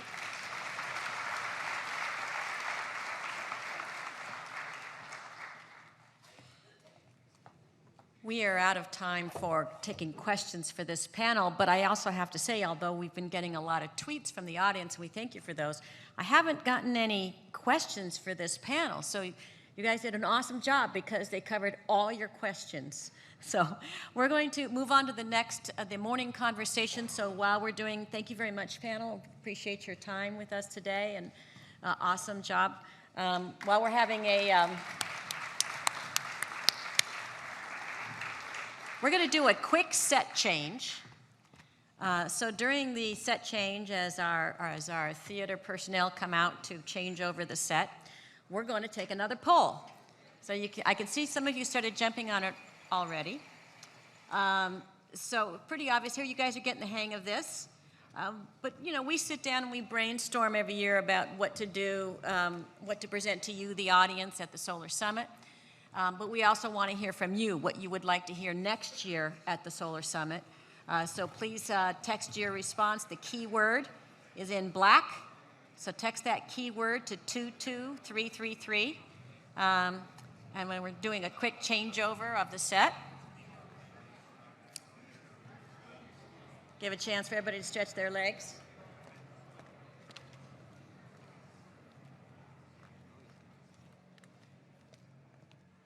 Don't go far. We don't want to get behind today. And when you do come back to your seats, everybody kind of scrunch in the middle a little bit, because I can see a lot of people standing in the back. We've got the morning conversation coming up with some of the top leaders in the country, in the state, on solar. So we want you to be part of that. And we'll also want to take your questions. So please continue to tweet them. Tweet not just comments, but questions. So it looks like microgrids and batteries are winning out there. I thought we would get a few votes for solar thermal in the audience. No, is everybody voting? Everybody vote. We don't do the poll on Twitter only because there's not near as many people who have a Twitter account to be able to do that. Maybe it'll grow by next year. Oh, okay, now we got a small vote for solar thermal. And new technology. All right, Tria, you see okay. All right, can everybody please take your seat again? We're going to get started with the morning conversation.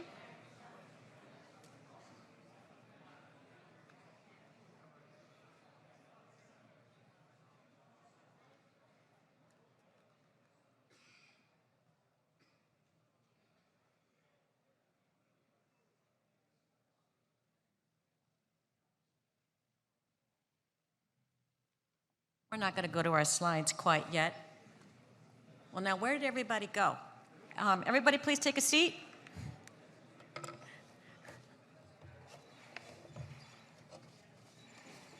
All right, I would like to invite our morning conversation panel to take a seat on the stage here.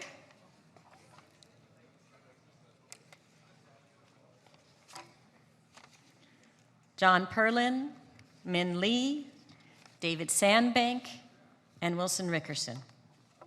And please remember to tweet your questions for this panel, not just your comments, which are great. Comments and photographs are great, but also please tweet your questions, because we want you to be part of this conversation.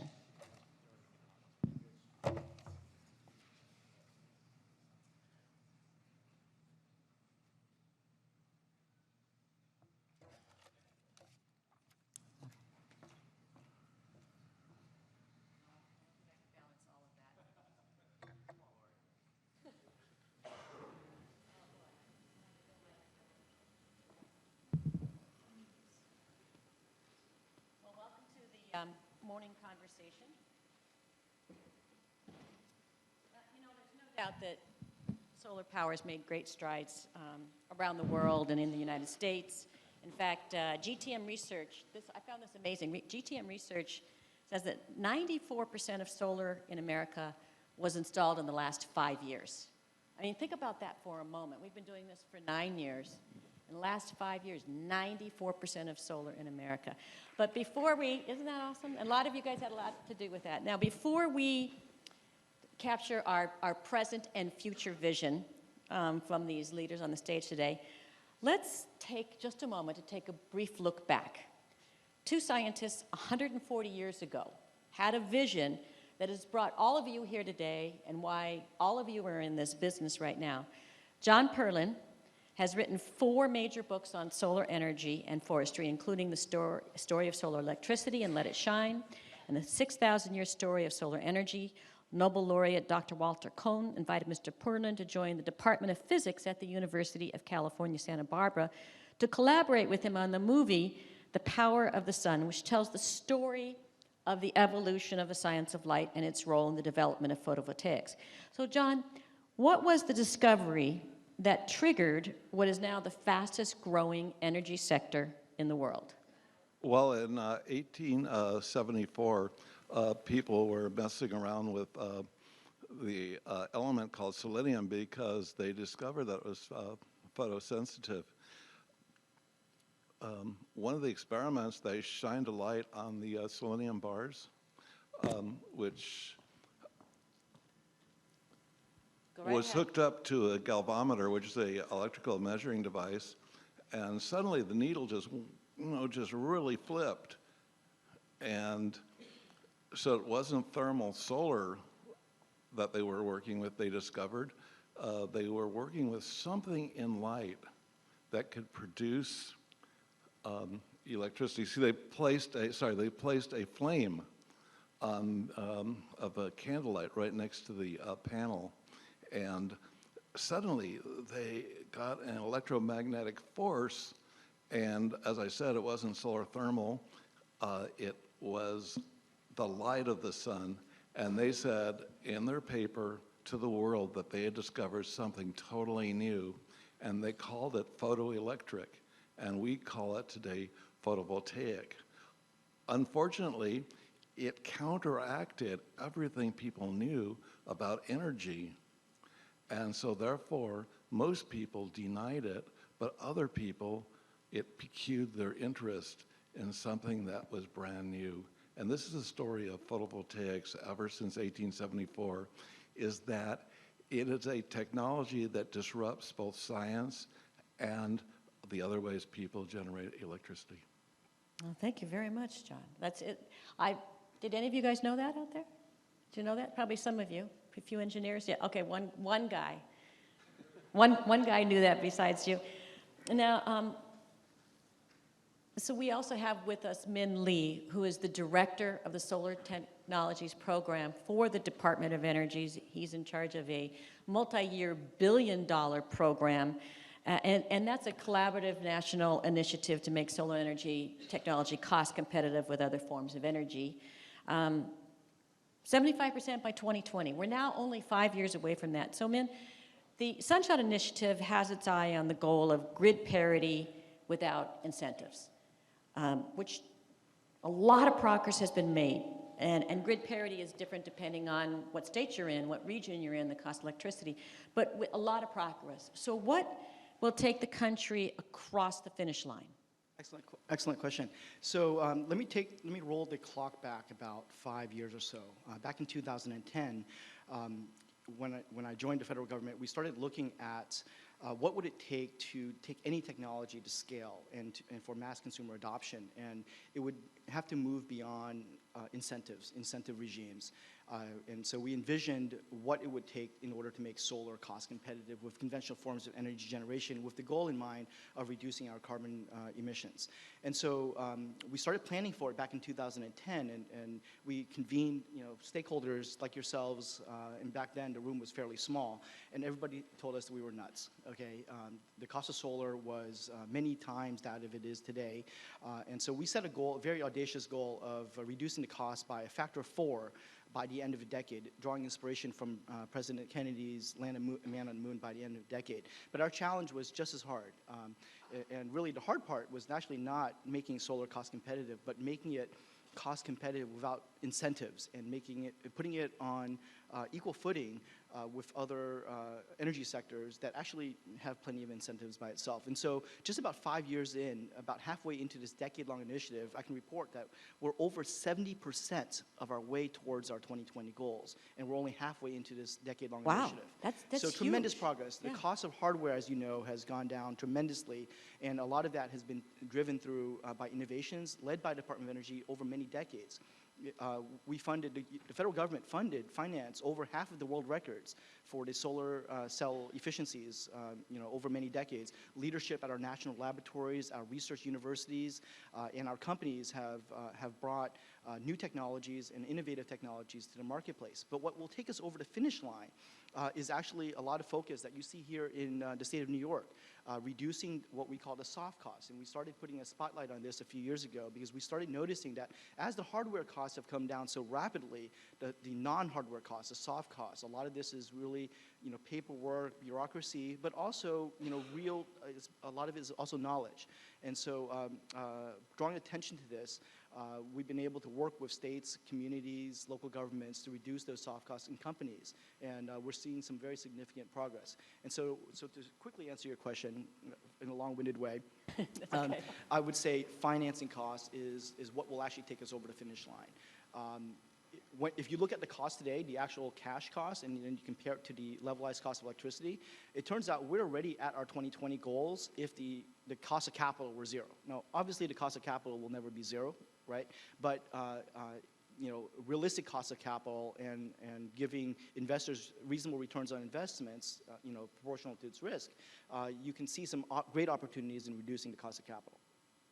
And what I have found is that it's difficult to get some members of the media, the major media, to grab this. They want to talk about just the panels. They don't want to talk about the soft costs. It doesn't.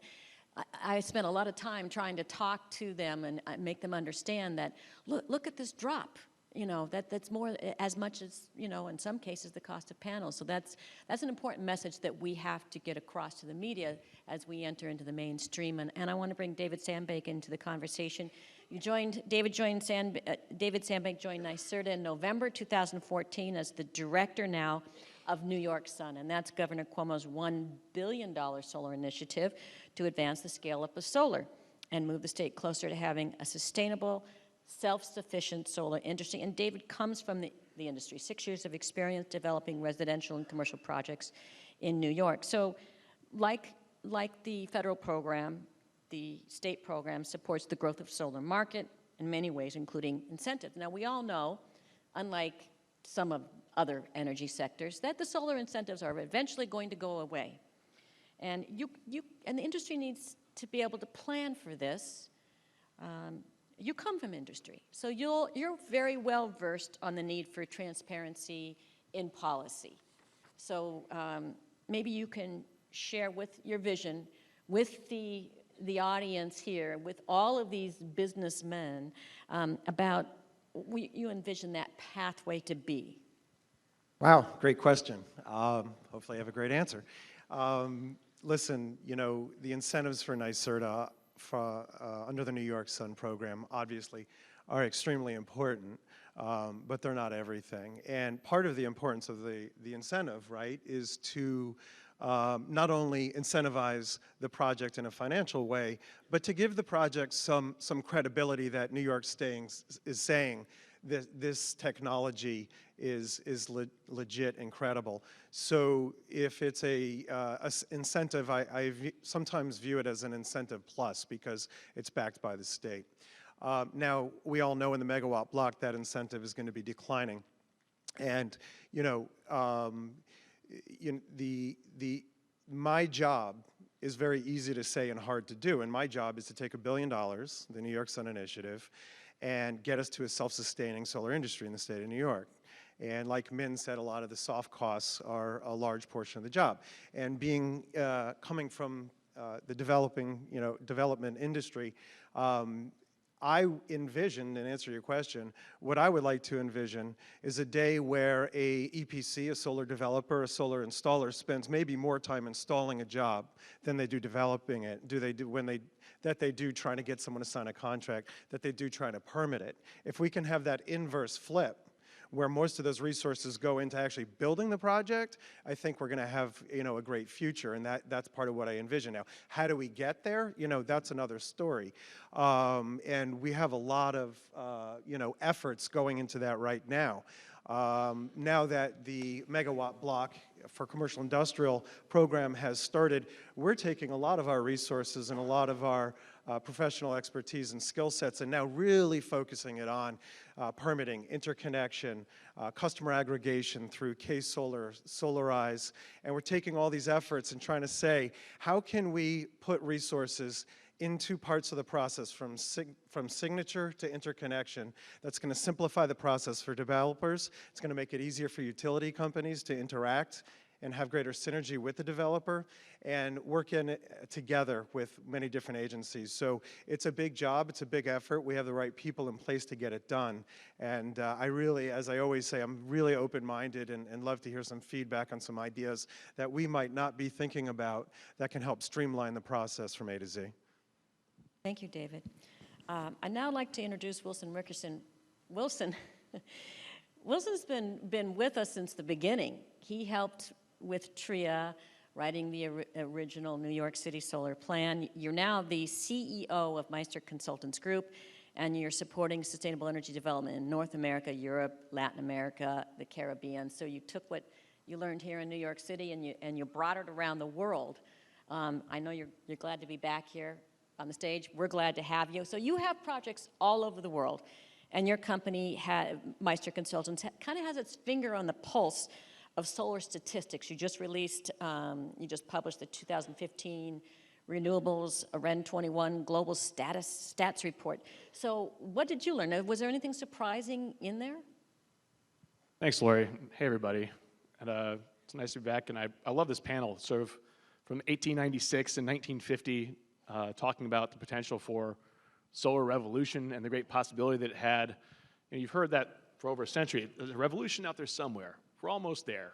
And on this side of the panel, talking about, okay, what are the real nuts and bolts of tweaking those last little soft costs, and then is the market just going to break loose? And I think looking globally, as Lori mentioned, we haven't actually quite released it, but we will soon release the Global Renewable Energy Report from REN 21. So I've got a couple statistics that no one else has heard yet that I'm happy to unveil today. But when we started working on solar in New York City with Lori and TRIA back in 2002, I think Germany had put in 90 megawatts that year, and we were just amazed. And we thought, well, if we're really ambitious, we can shoot for 8 megawatts in New York City by 2015. And we thought we were sort of out there with our projections. I think we got there. We crushed that target. But we are sort of seeing a rapid acceleration. I can talk more about this later, but just a couple stats. First, in terms of big framing, 2014 was the first year, according to the International Energy Agency, that global CO2 emissions decoupled from economic growth. Usually, CO2 emissions have sank, but only when the economy sags. So that was great, and largely because, according to the IEA, because of renewables and efficiency. Also in 2014, sort of net power sector capacity additions, 60% of those were from renewables. So renewables outpaced non-renewable generation in terms of new capacity installed. And a big, big proportion of that was driven by solar, actually. Anyone have a guess of how many gigawatts are installed total around the world now? Gigawatts, not megawatts. Anyone? Well, I know, but I won't steal your thunder. Thanks, Lori. It's 177 gigawatts as the end of 2014, of which 40 gigawatts came online in 2014 alone. Wow. Of those, of course, we've seen a real move away from the old countries of Europe, the old solar countries. They've sort of sagged a bit, but China installed 10.1 gigawatts, Japan surprised with 9.7 gigawatts, and we didn't do so badly ourselves in the United States with 6.2 gigawatts. But all that is that momentum is definitely out there, definitely building.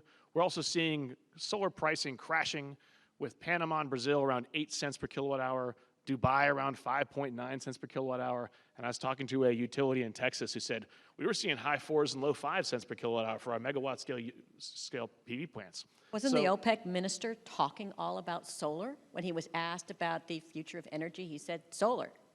It's getting hot. It's getting popular. So I'll just close out there. But, just sort of having been doing this for a little while, and also looking out from the lens of New York City. Things that we thought were going to happen, they're way ahead of where we thought they were going to be, not just in our little town here, but also globally. That's great. Thank you, Wilson. Let's go back to New York City, and let's go a little farther back, once again, to a first in New York City. So New York City kind of blew away all the 2015 goals. We're making our own history here, but it was actually first made a little bit different kind of solar history way back when. And, and the installers in this audience, let's see if I can go to the next slide from here. There we go. They might appreciate this simple sketch here that's quite different, but it was the first simple sketch of a solar installation. And I'll turn this back over to John Perlin, what this led to. Well, this is the first solar module ever built, and it was described in 1881 by a New Yorker named Charles Fritz. And what this excited was a bevy of articles all over the world stating that this is the foundation of a scientific revolution, and also what the inventor said, not only is it a foundation of a solar revolution, but he said, when all the fossil fuels are gone, we'll still have the sun. Maybe he was talking to Professor Perez up in Albany about that one, right? Yeah, they were having like a seance, right, up in Albany, exchanging ideas about revolutionizing science and also revolutionizing the way we do energy. And what I'd like to mention is that by studying the history, we see all the trials and the tribulations, and also we can avoid all the pitfalls that has plagued the development of a new energy source from the sun. You also brought with you a picture we'd like to show the audience now of the very first installation, which was? In New York City. The very first...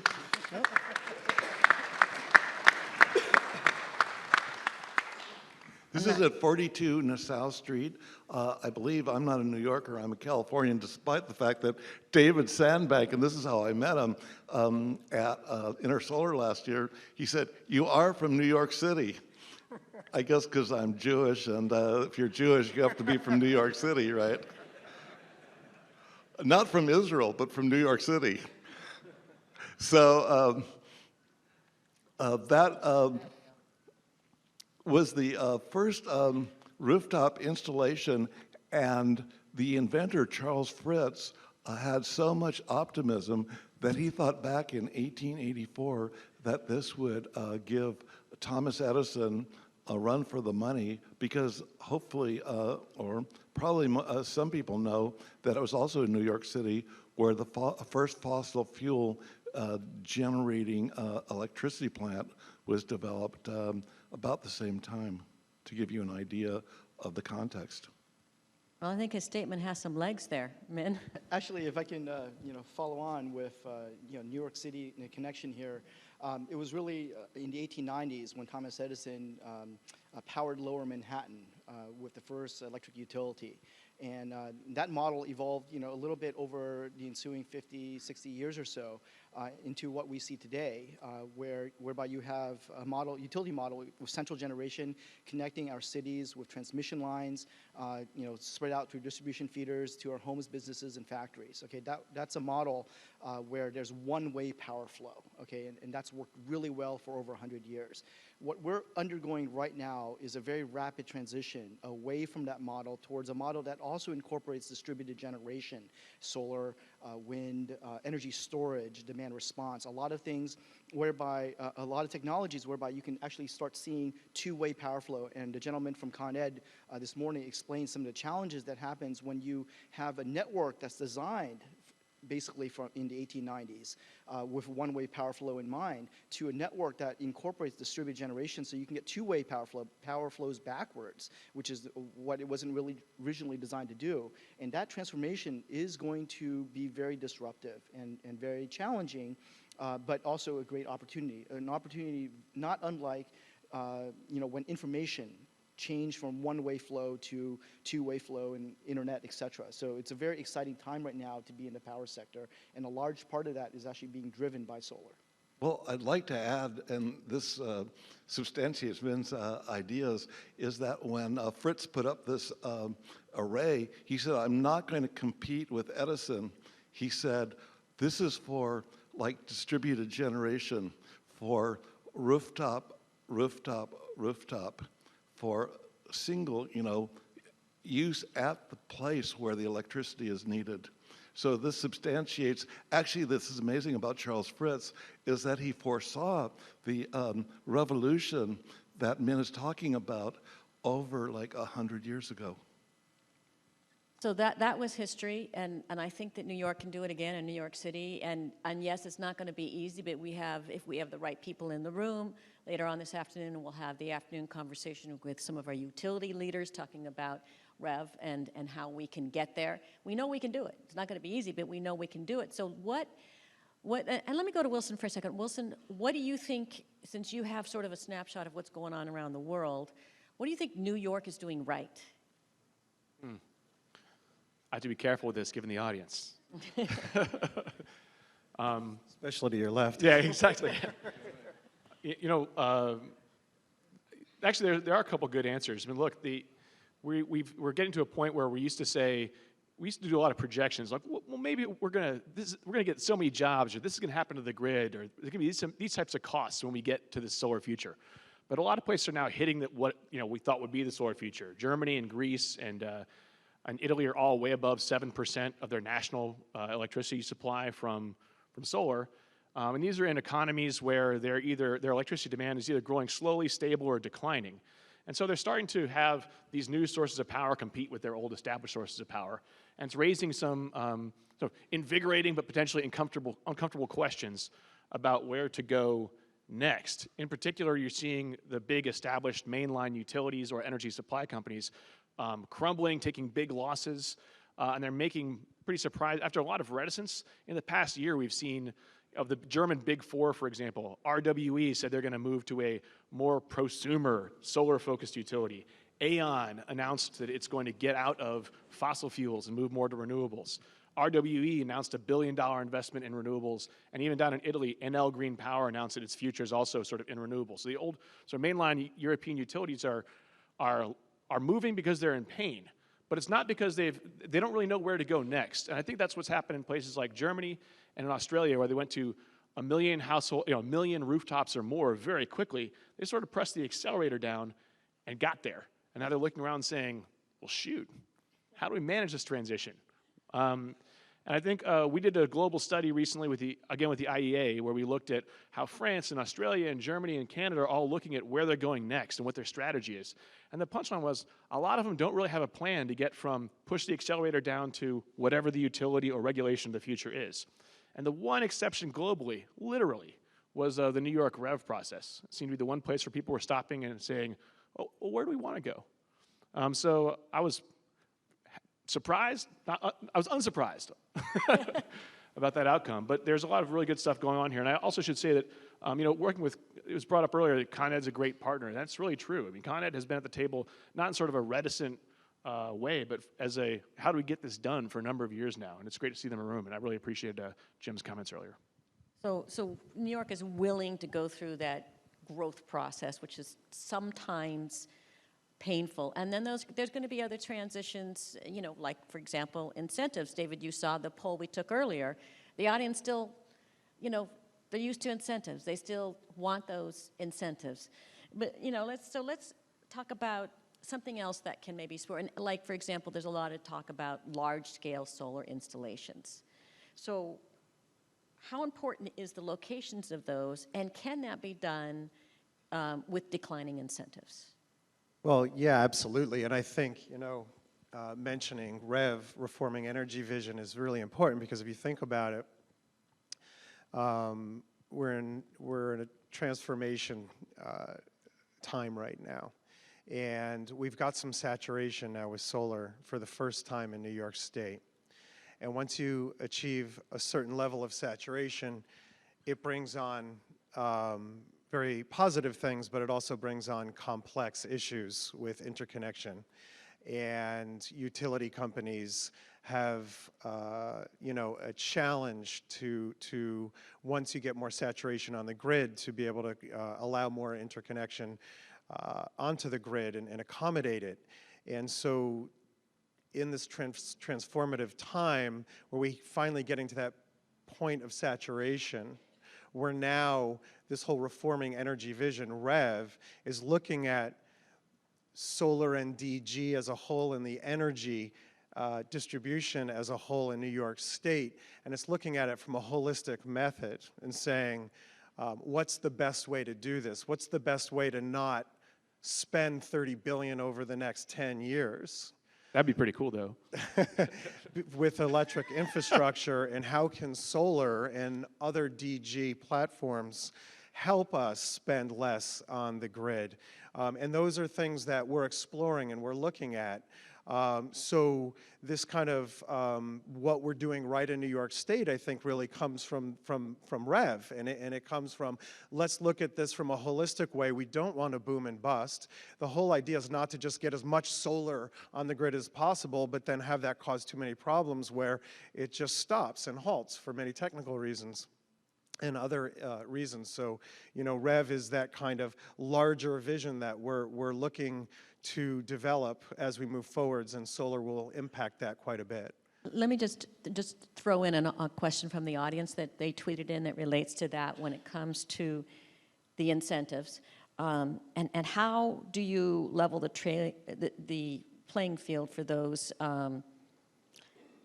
you know, low electric cost areas, lower margin projects by the sector? Is that how you're trying to do that with a megawatt? Yeah, I mean, well, with the megawatt block, you try to keep it as simple as possible, but try to accommodate as many business models and geographical regions in the state as possible. Having said that, if there's a large customer that's paying a very small amount for electricity, solar is going to be tough to pencil out. You know, it's not going to be everywhere.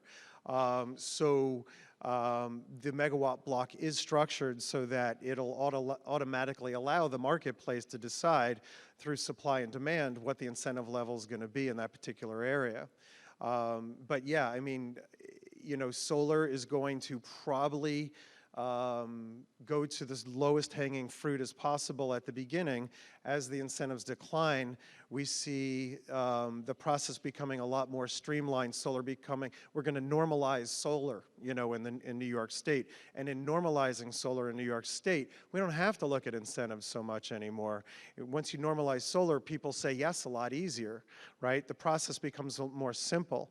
And it doesn't, you know, putting a 2 megawatt array somewhere in the middle of Western New York is not a ribbon cutting event, it's another day.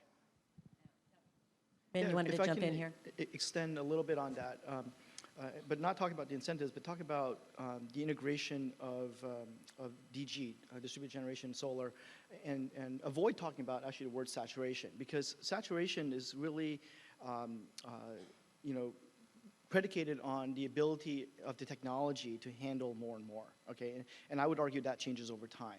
And so what you saw in Hawaii, for example, was that the utility there, you know, based on, you know, good engineering analysis, you know, stopped the interconnection of more and more solar. And so there were thousands of homes sitting in HECO territory that was not able to interconnect.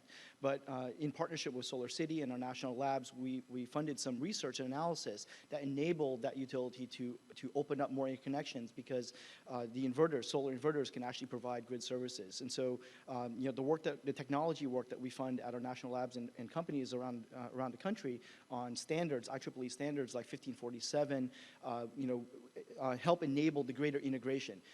Work in New York State, like by IBM, that uses their supercomputers, a computer called Watson, that will do predictive analysis of weather and solar irradiance and model what hours ahead or day ahead of how much sunlight power systems, solar power systems will generate, by the hour, by the minute, will actually enable more and more integration of solar. So I don't think about saturation. I actually think about advancing the technology to enable more and greater distributed generation, including storage. Storage will enable more DG as well as have a more resilient system.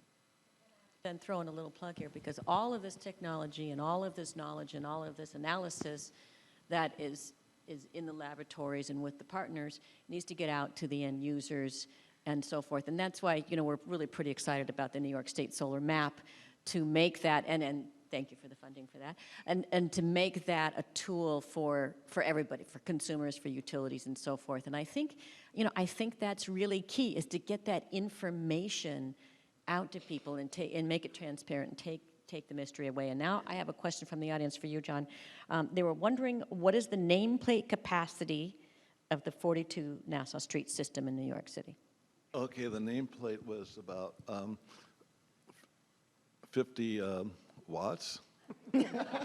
Well, this is really, I think this is probably the most interesting thing about doing the history of solar energy, is it really gives you a perspective. Like I also, at the University of California, Santa Barbara,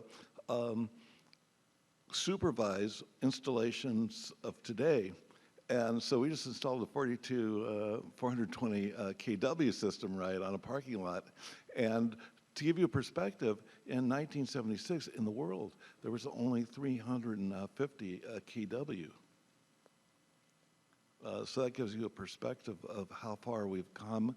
But also, the beautiful thing about history is we see that it's a step-by-step development, as the people here were talking about. It's not, we shouldn't be afraid of, say, saturation. We shouldn't be afraid of anything. We should all be like Charles Fritz, because Charles Fritz, the whole world was scared, because here was something totally new that science couldn't even explain, but he was willing not only to build a module, but also build a whole system, with the whole scientific community saying, this is not real. And so what we learn is not to be afraid. We heard that about climate change, too. Sorry. Excuse me? They said it wasn't real, but Climate change. Yeah. Oh, yeah, but that was an issue back then, too, where actually people were very generated by his invention, because they said, ere long in 19th century English, we would put an end to all the smoke and combustion of coal. Because, believe me, back in the 19th century, it was like hell to breathe in cities. I grew up in the San Fernando Valley. We had smog alerts. We had SIG alerts where they wouldn't let the kids go outside. I mean, if we can put back up our holding side with the tweet on it so that we can get some more of your great questions coming in. I had a question for Wilson. Got almost an identical one here about European utilities jumping to renewables. So, what can, as we go through this REV process with all the New York utilities, the IOUs and so forth being really asked to look at their business plans and to make changes, what can these utilities, or is there much that we can learn from European utilities? I do think that one thing we can learn is that it's not too early to start, and that people have argued back and forth as to whether we've gone fast enough, and probably in terms of, you were mentioning climate, there's probably an argument for acceleration. It has been in the past. On the other hand, in terms of the ability of our infrastructure, our institutions, et cetera, to absorb the change that's coming, I think that we may be on a better track than those in Europe. So it's sort of, at the moment, it tends to be more counterexamples rather than things you should do. In Germany, they're just now starting up a dialogue this year about what to do next with electricity markets, where REV is already about a year or two ahead of time, and a couple of years in advance. You know, looking ahead, though, it's tough to say. I think we're all sort of pioneers of this in the moment. No one really has a great idea.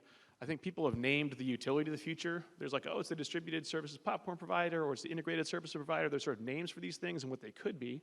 And we all know where we are right now. There's sort of a big missing middle of how do you get from here to there without, you know, wrecking the car. So I think that the thoughtful approach that's being taken here is, I think people around the world are watching, rightly so. I never thought I'd say this before, but John, you're trending on Twitter right now. Wow. Well, just within this New York Solar Summit group, everybody's pretty excited about the first solar installation. So let's go to another question from the audience. They're talking about marketing techniques and the role that they play in normalizing solar. I guess I think about Solarize and so forth, but any of you want to talk about marketing? Yes, John. Well, I'd like to talk about solar water heating marketing techniques back in 1914 when we had a huge industry in Southern California that has radiated to the entire world now. And what they did was basically they had a solar water heater on a wagon, right? And they said, you know, if you don't believe that the sun could heat water, you know, put your hand under the spigot, right? And some people said, well, the sun can't do anything. And as one pioneer told me, boy, they really needed a hospitalization after that. Well, you know, that's, you know, the old picture worth 1,000 words, or by actual actions an example. And that kind of brings me sort of full circle to remembering during Hurricane Sandy, and there was some groups that came through with solar installations on the back of trucks so people could at least charge their cell phone. And you know, things like that, those grassroots efforts, and now we are full steam on trying to find that path to resiliency. And I guess, you know, that seemed to be a pretty important pathway as far as the Department of Energy is concerned, is that pathway to solar plus batteries. We have Tesla on their big announcement, but if the Department of Buildings doesn't know what to do with a battery, or even Spectra doesn't know what to do, and so that's what we're trying to do. So how important is that pathway for the Department of Energy? Oh, extremely important. And so we've been thinking about this actually for a couple of years now. And you can put the microphone a little. Earlier this year, we launched a program to look at research and development in terms of integrating energy storage, whether it's batteries or otherwise, with PV, and also with building energy management systems, essentially demand response, to make sure that those systems actually communicate together behind a meter and also ultimately with the utility. And so electrochemical storage, you know, is actually still fairly expensive. You know, as aggressively Elon Musk has been pricing or announcing pricing for his battery systems, it's actually still not cheap enough because the grid, for example, right now really doesn't value that energy storage appropriately or even at all in many cases. And so, but what we're trying to do is develop technologies so that those systems can communicate with each other and can interoperate much more seamlessly, because battery costs will come down. I mean, you look at where, you know, solar panels used to cost, you know, even just 5 years ago, and where it is today, you can imagine that with mass adoption of energy storage, you know, via electrification of our vehicle fleets and other technologies, that the cost of energy storage is going to come down significantly. And so when those points cross, you know, energy storage, electrochemical energy storage will become cost effective when coupled with PV and coupled with building energy management systems. Does anybody here remember how many billions that Hurricane Sandy cost? At least New York City. I used to have that number on the top of my head. It was, well, I heard 27, 80, 81, 52. Tri-state area, 81 billion. I'm going to take that from Ron Spalter, our deputy COO. So when you think about that, those billions, all of a sudden the cost of solar plus storage doesn't seem quite so bad. You said that it's kind of come down. You know, we tried to make a prediction in about 2015 where we're going to be. So do you have a timeline of when do you think it'll be Yeah, so at Department of Energy, we have various models for the price of energy storage. Personally, when I look at PV systems, the way the market, the way most energy prices around the country for residential and commercial sectors, it's going to make most sense first for the commercial sector, where a lot of commercial customers have demand charges. And so actually it makes sense today for certain markets, for certain customers. But in the long term, I think the cost of energy storage needs to fall by even a factor of 4, from even where where Tesla is pricing their batteries, 4 or more, in order to be really cost effective, okay? And it may actually not be cost effective even at the residential scale for a while now. But I'm looking at a decade long. Decade. Okay, so we're hoping with our pathway to resiliency, we're really going to be ready for that, and hopefully things will be quicker. John, you wanted to jump in here? Yeah, I'd like to jump in because one thing that's really interesting is that we just talked about billions and billions of dollars that were lost because of the lack of resiliency during Hurricane Sandy's. And it's reminiscent of when solar photovoltaics got its first start, and that was with satellites. And what happened was no one wanted to put the solar cells up on satellites because they were all accustomed to failing with batteries, just like we're accustomed to failing with our electric system each time a catastrophe hits.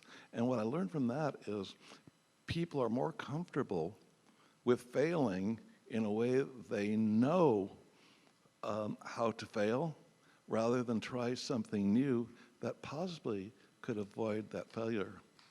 I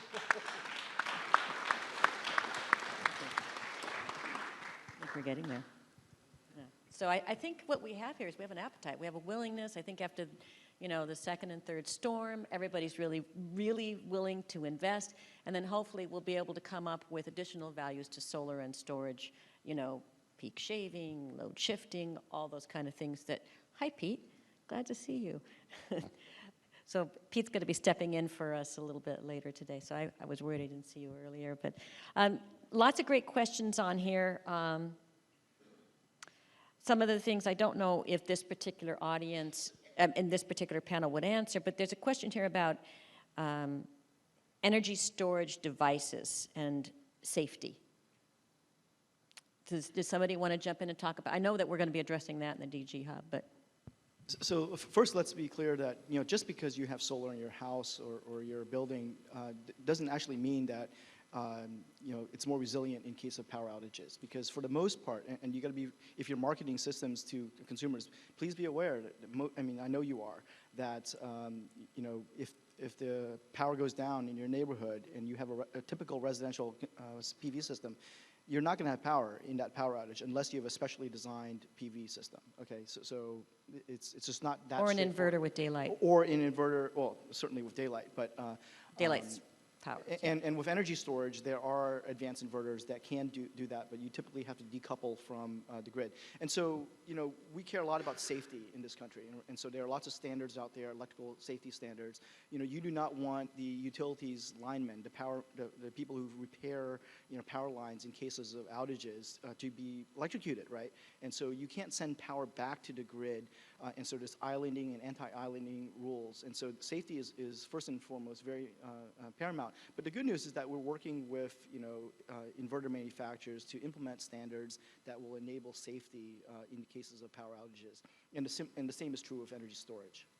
And then we have people here from inverter companies a little bit later today. Earlier you were talking about Hawaii, and I know that, Wilson, you work with a lot of island nations and even third world countries. I mean, in Nepal and other places in Africa, they're skipping right over generations of the old-fashioned infrastructure, going right to solar. So what can we learn here? And New York is a big state. This is the New York State Solar Summit. What can we learn in other that could be used? Skipping over the old poles and wires, or what else can we learn from island nations? I think from developing countries or island nations, there are maybe a couple interesting lessons. We've been working in places like Trinidad and Tobago and Saudi Arabia that have a lot of oil and gas and are looking to move to solar in a big way. We've also been looking at places elsewhere in the Caribbean that are mainly oil dependent and are really hurting because of the volatility of oil prices. I think the The first thing is how much solar is moving away from Europe to these types of places now. We're seeing not only big growth in Asia, but also Latin America had a very big year in 2014, and also Africa is now coming on strong.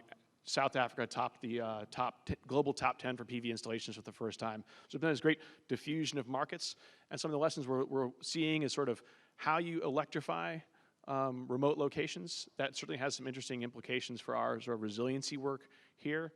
How much solar you can actually pack onto a grid.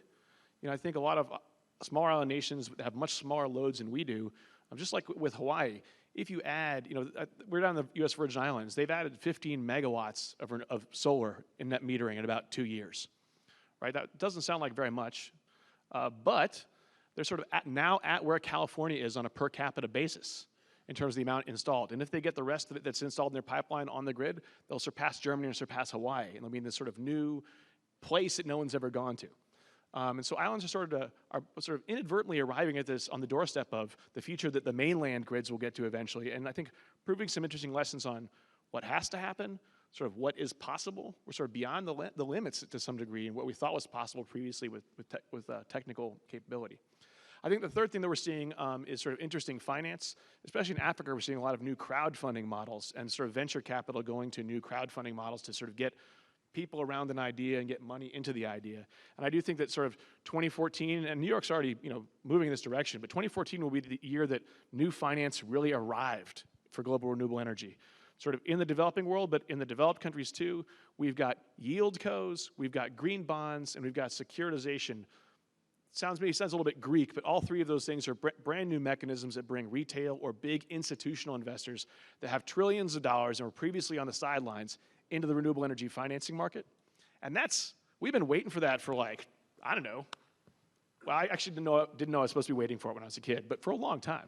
Well, no, I remember a conversation up in Albany 3-4 years ago, and the whole discussion was around how you're going to engage financial institutions to believe in solar and to be able to back it. And it all came down to show them the numbers instead of show them the money. Show them the numbers. Show them the transparency. Will this last? Will the technology last as long as the loan will last? And showing them normalized deals too, like what NYSERDA is trying to do. And actually, I would say it actually took some leadership, you know, in Congress and also the White House. The Department of Energy's loan guarantees program financed the first 7 large-scale utility PV power plants, you know, way before anyone in the world would actually finance this. And so it de-risked those plants, and now, you know, across the United States, you have 15 to 20 large-scale, 100 megawatt plus, you know, power plants being financed entirely by the private sector alone. And so sometimes, you know, it takes early government intervention, you know, through the federal level or through state government to push technologies, push new technologies over the edge, and then the private sector will take over. Well, and I know that I still keep seeing questions about, but we want incentives on here, or we need incentives on here. But I know that California, your home state, are really stepping away from incentives. But, you know, they have a bigger piece of the market right now. A very gentle criticism from both a historical point of view and also from current is that when everybody here so far talks about solar, all they're talking about is photovoltaics, which, you know, I love too. But I have other children that I like too, and you know, like solar water heating. Actually, when you go worldwide and you quantify in electricity the thermal power that's coming from solar water heating, it far beats out photovoltaics, and also solar architecture, and also the distillation of water. So I hope we can expand this conversation today at the Solar Summit to make it a real Solar Summit where we talk about all the technologies, which I try to do in my historic books. And I have to point out that John Perlin is the author. He has several books. They're available up at the booth up there. They're online. And we here with Sustainable CUNY did a solar thermal report and study that we have, and you were the one vote on solar thermal on the panel earlier. But I think that there are ways to address that, and we want to continue to address that. What we have here is established this platform where we all work together. So a lot of the technologies can use this platform, whether it's solar thermal. In In fact, Syracuse, of all places, in the 19th century was the solar capital of the world, where they used solar to produce all of its, they used it for evaporating brine water into salt. Well, our sort of, as the media kind of ignores the soft costs, it's not exciting, it's boring to talk about, that's what we have been focusing on, and that's really has triggered this market. We have a graph we're going to show later today that shows how much the costs have declined, and you look at, we were up near almost $12 a watt back 8 years ago in some parts of New York City, and you look how much it's come down, and some of that, a big chunk of that, cost per watt is the soft cost dropping, which is bigger than the chunk of incentives per watt. So we really have that pathway. So we've got like about 3 minutes to wrap things up here. David, let me toss to you. What does New York need to do right now? Well, now that we have the commercial industrial megawatt block open, right now, what we have to do is look forwards and see where are the areas that are lacking efficiencies, lacking a streamlined process, and where are areas that are sticking points not only for developers but for utilities. And so, as I said earlier, we're in a transformation stage here, and we've got to go from, okay, we've got a very clear and transparent megawatt block incentive structure where the industry knows, every single day, every live minute of the day, what the incentive level is and what it's looking like it's going to be in the future, so that the developer and installer EPC can set up shop, decide how many salespeople they want to bring in. But at this point, we got to realize it's a dollar amount that is going to end. And although I keep hearing incentives are important, and they really are, they're extremely important, as I said earlier. But right now, our responsibility is to look forwards to a day when incentives, the engines are off, the sales are up, and the solar industry is surviving on its own, because quite honestly, when that happens, the industry will be a much stronger industry than it is today. It'll be less volatile. And, as you bring up different finance mechanisms that come in as we normalize solar, as it becomes easier to adopt, as there's more financial products available, that, it becomes a ordinary product rather than us trying to build an industry. And that's really where we need to go. And that's where we're looking now, is how can we get there? What can we do right now? Min mentioned smart inverters. We're heavily looking at smart inverters. How can we get IEEE to adopt that right now? How can we get New York State to start putting in smart inverters so that we don't look back and go, oh, now we have to retrofit a bunch of inverters? So these are so many, there's 100 topics I could talk about now that we're looking at, trying to make things easier for the future, trying to build for the future. But, that's really what our responsibility is this moment in time. No, and I'll just say, I think you just sort of answered this one question from somebody that was wondering when Fox News will stop talking about Solyndra. I think that's when the technologies get us there so that the incentives are not needed. And that will create jobs. Okay, so Yeah. As we drive down soft costs, solar adoption is going to increase significantly. Earlier it was mentioned that New York, I believe, is number 7 in the country in terms of jobs, solar jobs. And so we had, by the end of last year, 174,000 jobs across America in the solar industry. We expect to see that to be over 250,000 jobs across America by the end of 2016. So very dramatic increases. Solar is like 20 times, more than 20 times more solar is on the grid today than when President Obama took office. And so very dramatic increases in deployment of renewable energy in general, but that's creating job and economic growth. And that's what I want to see across this country, Yep. is more factories like the Solar City factory up in upstate New York, more installers across the country, because it's really an economic engine for our communities. Thank you, Min. Last words, John? Yeah, I'd like to say that the most important thing is knowledge, and knowledge through becoming solar literate, because when Fox News talks about, like, for example, Solyndra, they're actually using solar-powered satellites to broadcast that message. That's going to be retweeted in like 10 seconds, I bet you. Wilson, last words? Oh, no, nothing to add here, really. I mean, I think one of the reasons that foxes stop talking is because the rest of the DOE loan portfolio is actually performing very, very well and making a lot of money. So that's sort of problematic if you don't like that kind of stuff. But just, this has been a great panel, and thanks to you guys. Thank you very much. Morning conversation.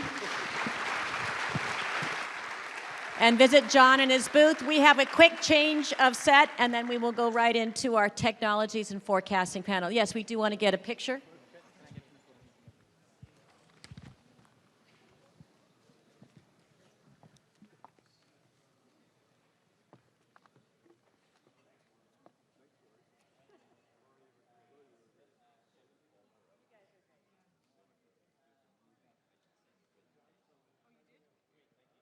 Something new?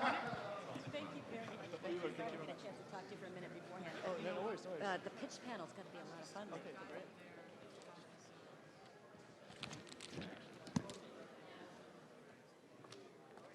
Should I be putting it on this, or should he be putting it on there? What are we doing?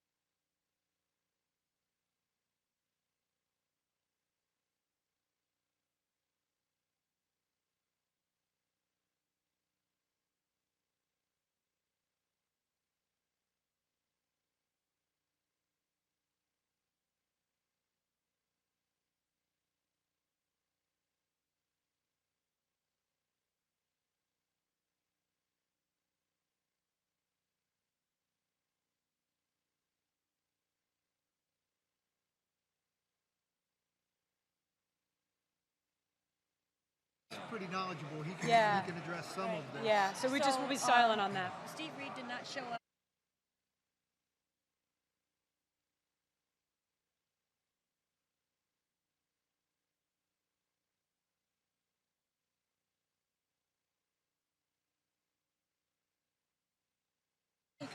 Right. Okay. We have Elijah. Can everybody take their seats? We're going to get started with the 11:30 panel. This is really exciting as well. So if we can settle down. Pete, I'm just gonna introduce you real quick. And, That's good. Right. Thank you. Yeah. I don't have your bio or anything, so I'm making it up. I asked you 3 times for it. Program manager. Yeah, program manager of New York Sun. All right, I'm making it up. Previously policy planning and market development. Can everybody please take their seats? Do you want to introduce Pete then? If he's doing it, you can just introduce me. You know Pete better than I do. That was so funny. All right. You love Pete. It was very funny. We shared beers. Yeah.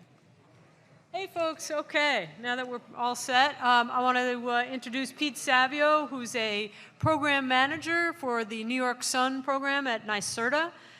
Pete, he also has a policy background, but he's been working on interconnection issues, which I know is of interest to many of you in the audience, since that was one of the key issues you all raised earlier. And he's been working on looking at how to integrate solar into the grid and working hard on the REV proceedings, actually. So we thought he would be a perfect person to introduce this panel, which is really addressing those technology issues that Min was just talking about. How if we have our technologies in line and we have the right technologies in place, it's just about deployment. It's not about whether or not we have any issues with the grid. So, Pete. Thanks, Tria. Good morning. So as Tria had said, thank you, Tria. The panel is here to discuss forecasting and technologies. The notion is that REV is setting up market and regulatory platforms. We need to work hard on the stepping stones to prove the technologies, make sure they're in the pipeline in terms of approval processes through the PSC, and we need to make sure that they fit within the existing structures, the planning structures at the utilities and the NYSO, and we do start to accomplish and effectuate what was described earlier, that is the integration of the other benefits that solar can provide, like storage and demand response as part of the integration. So I'll start by introducing Arthur, and then we'll introduce each panelist along the way here. Arthur Maniaci is the supervisor of load forecasting and energy efficiency at the ISO. He's a mechanical engineer by training and is noted for his accomplishments integrating state energy policy initiatives within the NYSO's planning processes. To Arthur's left is Dr. William Acker. Bill is a well-known and highly regarded scientist and entrepreneur. He is the first executive director of New York BEST, the New York Battery and Energy Storage Technology Consortium. Under his leadership, New York BEST has become a leading organization for energy storage, working with industry, regulators, and markets to advance storage technologies and applications.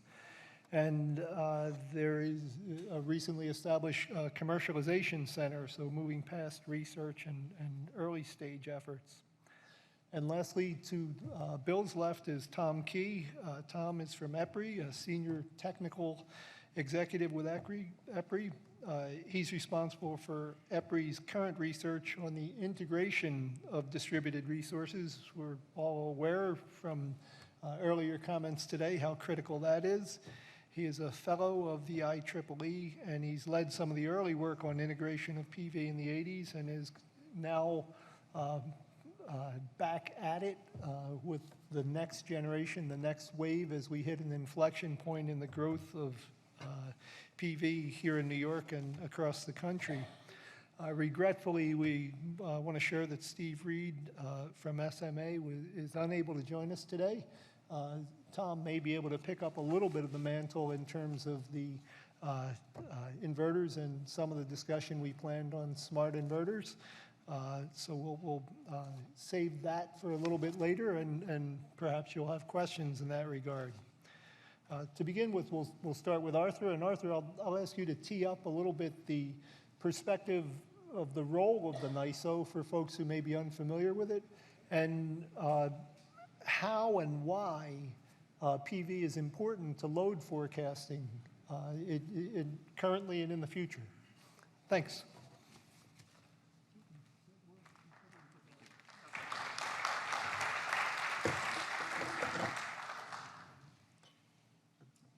Good morning. Thanks for the invitation to speak here today.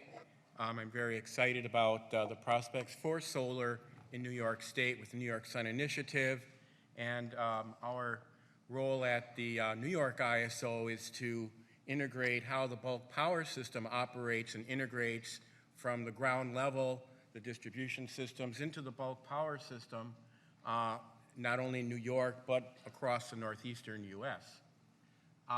So it's a pretty complicated job, but you can boil it down to four main activities.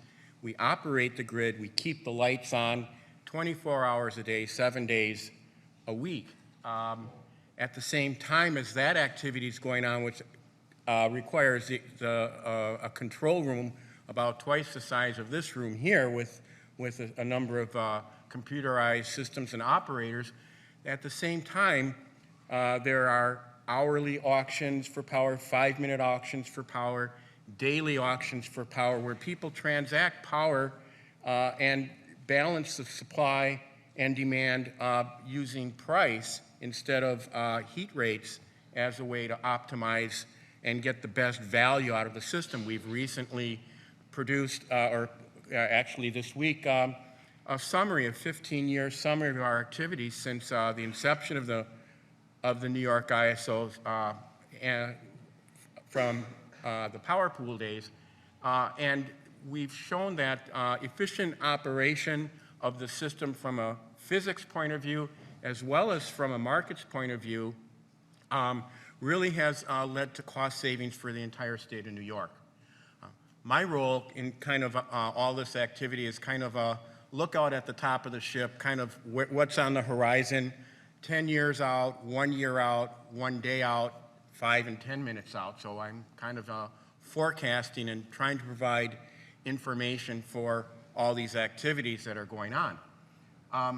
And then we also have a role in the growing of the grid, the infrastructure that supports things at the distribution level, where we coordinate activities with the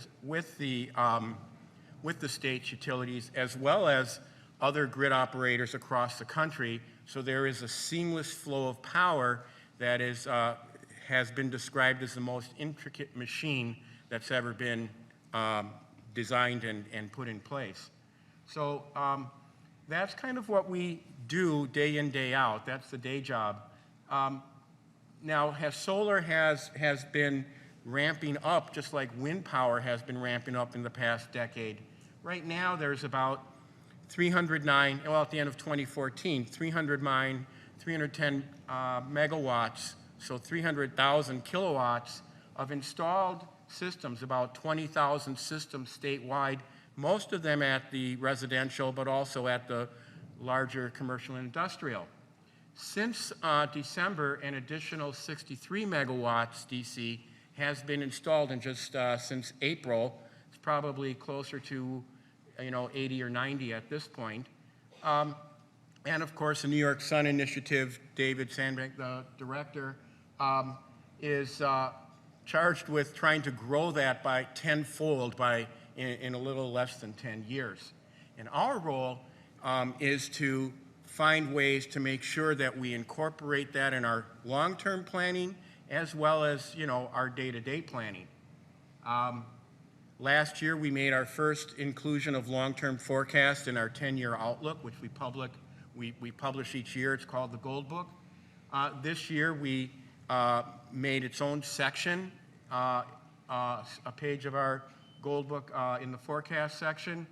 We plan that by 2023, the year that the New York Sun Initiative expects to reach its goal, the contribution, not at solar noon, but at the time when the system reaches its peak, about 4 p.m., is about about 760 megawatts, growing to about 800 megawatts 2 years later. So because, you know, the solar output decreases from, you know, noon, 1 p.m. down to 4 p.m., you don't quite get the same installed capacity after converting from DC to AC. So we have to factor all of these kinds of effects into our forecast, both long-term and real-time. So the benefits, as you know, everyone here realizes, we're offsetting with essentially a zero variable cost other kinds of generation that are, unless you're hydro, which also has close to zero variable cost, most other fossil fuel plants are going to have variable costs on the order of $30 per megawatt hour, $60 per megawatt hour, on up to $150 or $200 megawatt hour and higher. And so, of course, when you net meter or you interconnect like the Long Island Solar Farm, you're going to offset other types of generation, and there's an economic basis to do so, and the markets will integrate that signal properly, and you will gradually start offsetting, you know, higher cost types of generators, regardless of what fuel type they are.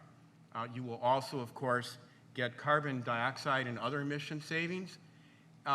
And we've talked about grid resiliency and listened about grid resiliency. The fact is that due to the intermittent nature, essentially by atmospheric and cloud, short term, there's a lot of variability as cloud fronts and weather systems move in and out. And that actually introduces variability minute by minute, hour by hour. And that's kind of the types of things that, as a forecaster, in real time, we're learning how to account for that. Just to illustrate that briefly, just 3 days here, and I've got actual output on a per unit basis, watts per square meter, sort of. The red line is what you might get on the solstice, you know, the highest day of the year with no clouds. The typical day, based on typical cloud cover, that gets cut to about 65–70% on average compared to what you would get if there was a clear day in June. So this is a clear day in June compared to a clear day average of the summer. And then, of course, on any specific day, you can be quite a bit different hour by hour, minute by minute. And that's the challenge as a forecaster. These are some plots from a specific unit at 15-minute intervals.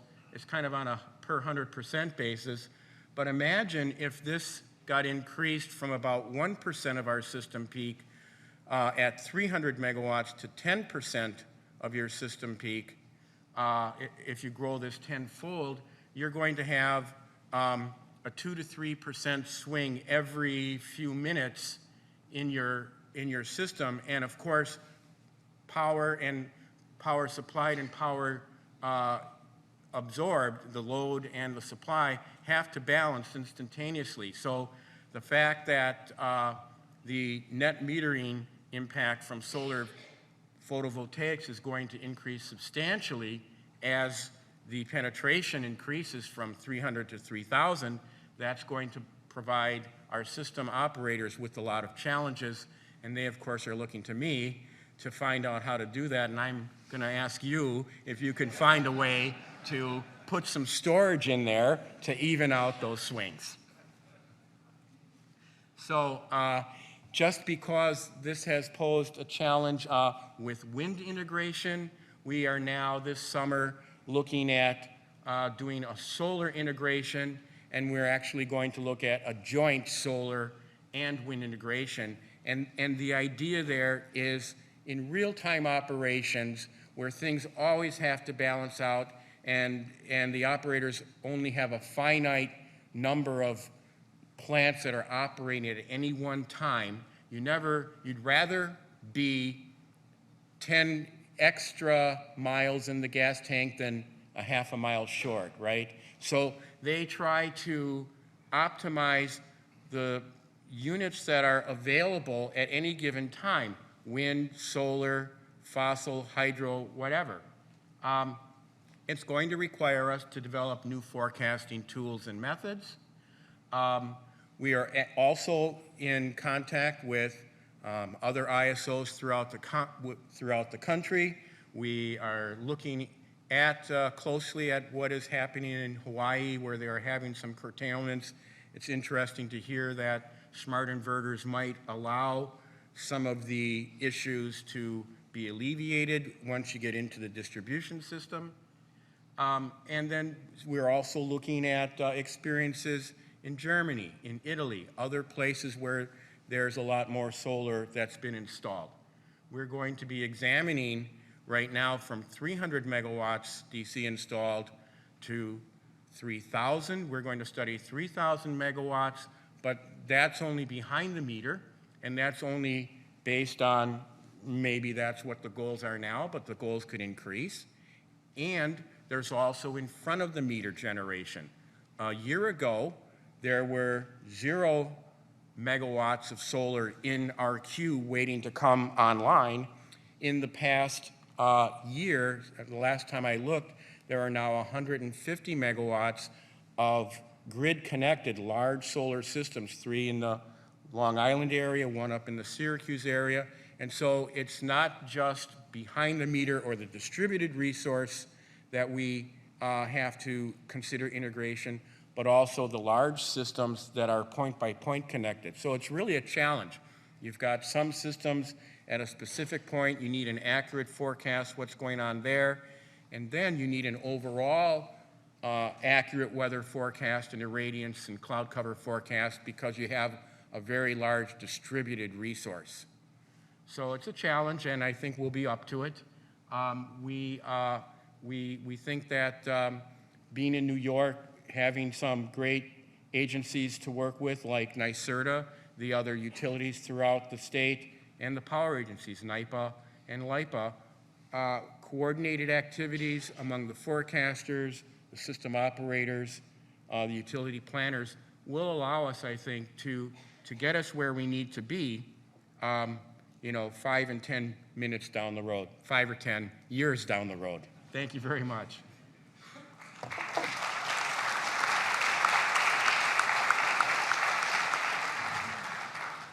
So just a couple of quick follow-ups, Arthur, to try and build on that a little bit. On a couple of your slides where you were showing the variability in irradiance and PV output, I believe those were specific individual systems in individual locations, correct? Yes.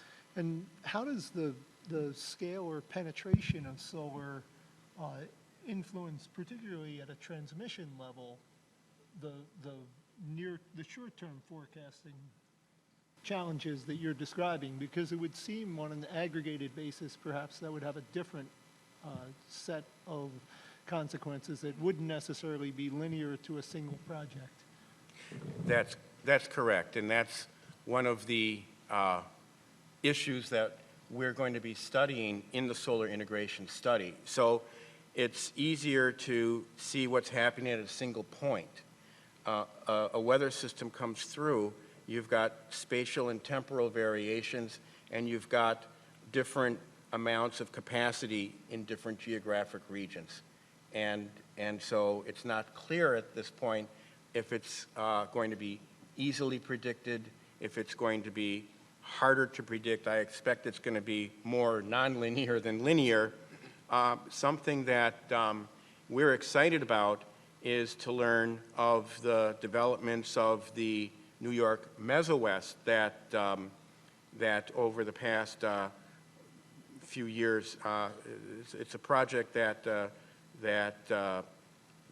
current administration is funding with Homeland Security, and they're going to be installing over 100 weather monitoring stations, including irradiance systems throughout the state, and making that available not at 1-hour intervals that we typically get right now from airports, which typically don't have irradiance, but we're going to be getting that information basically hopefully every 5 minutes once this system is installed. So information, if knowledge is power, then information, you know, is key to developing that knowledge. Having that fine granularity and time will allow us to really be able to help understand what that volatility is and know an hour ahead, 2 hours ahead what to expect. That's what we're hoping for. Great, thanks, Arthur. Just one more question before we move on to Bill.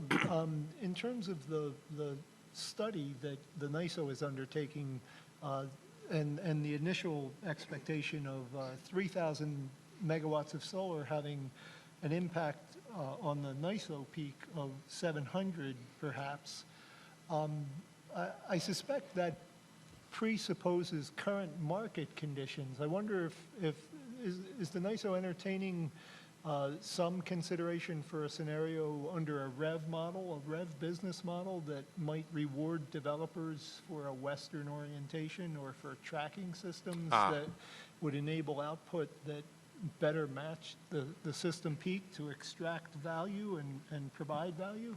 So it's clear that the shape of the global horizontal irradiance on a horizontal basis very parabolic, and if you track, it's almost flat from about 10 a.m.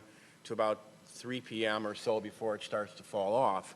To the extent that storage and tracking technologies both start becoming cost effective and start to actually show up in the market, then, you know, we would certainly start to include you'd have to segment your solar resource in terms of what portfolio is tracking, what portion of the portfolio is just flat plate at a given tilt, or is it horizontal?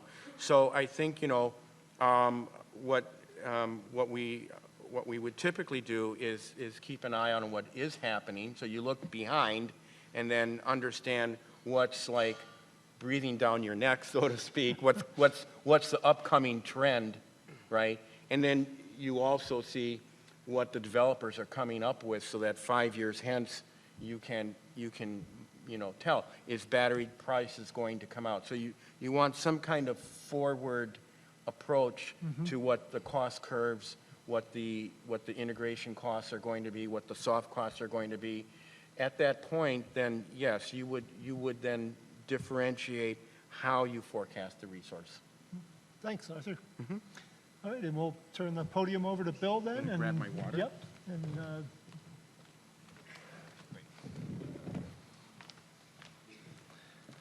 this is Bill Acker from New York Best. Good, thank you, Pete. Well, good morning, everyone, and it's nice to follow Arthur after he so compellingly said he wanted to have some storage with the solar on the grid.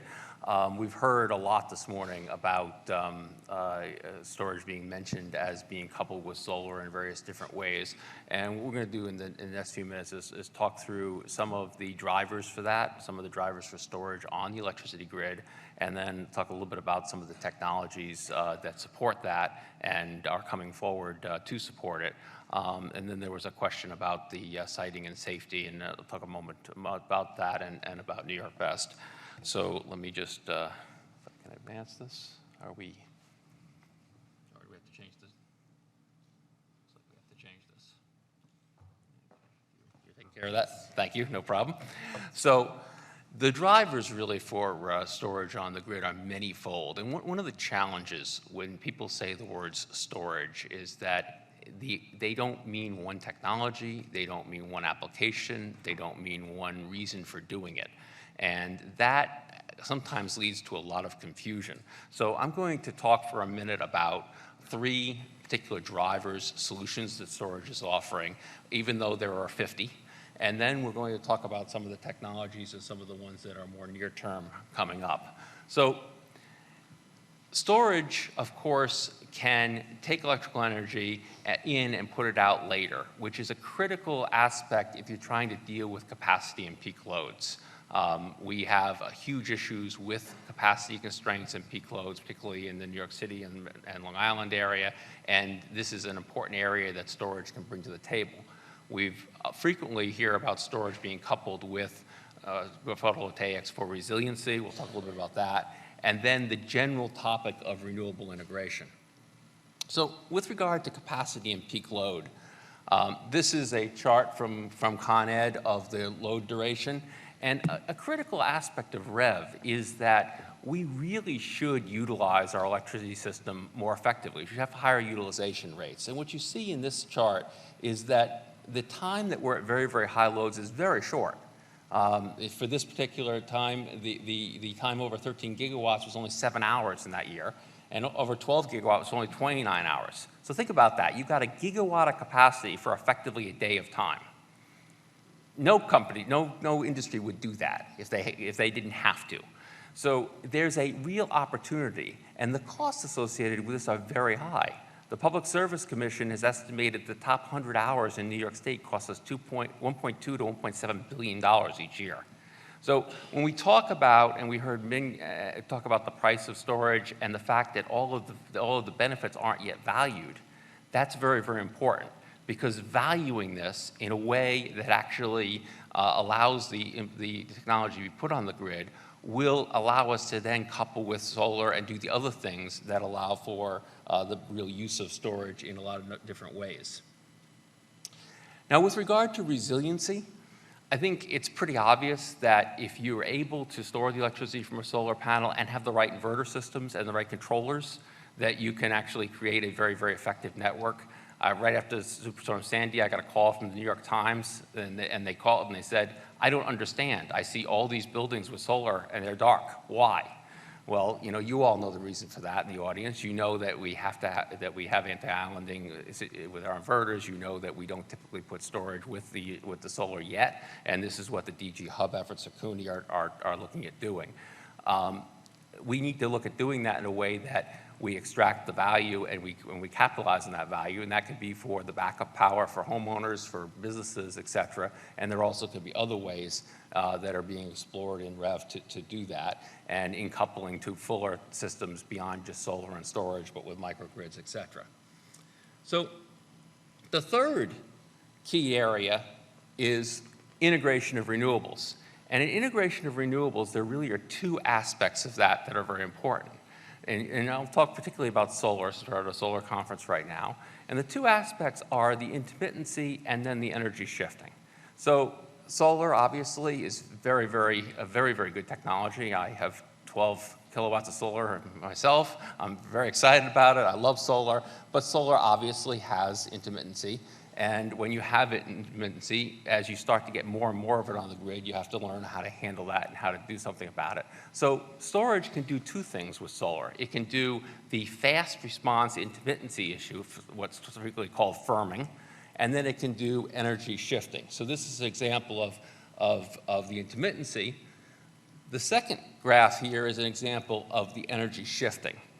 And when you look at solar or any renewable, I like to use the analogy of a home vegetable garden.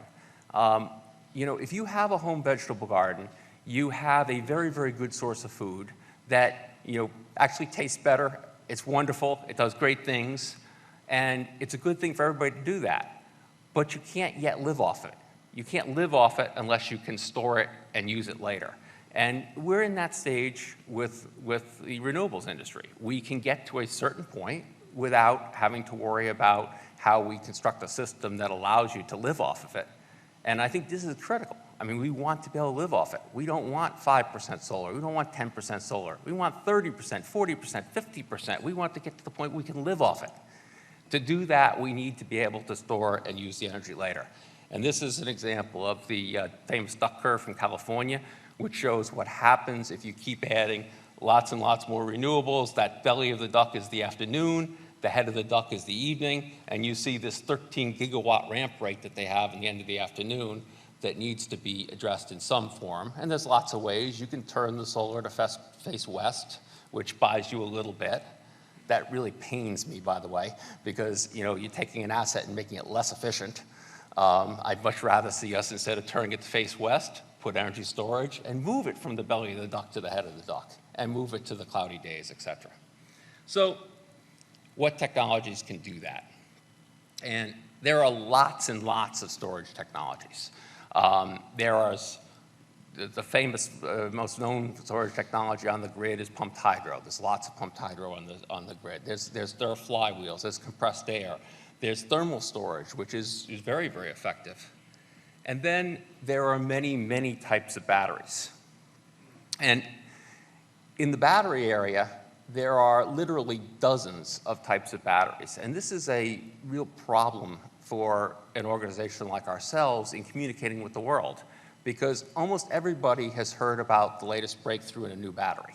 You know, University X came up with a breakthrough in this new battery, and in 5 years, you're going to have the world's best battery.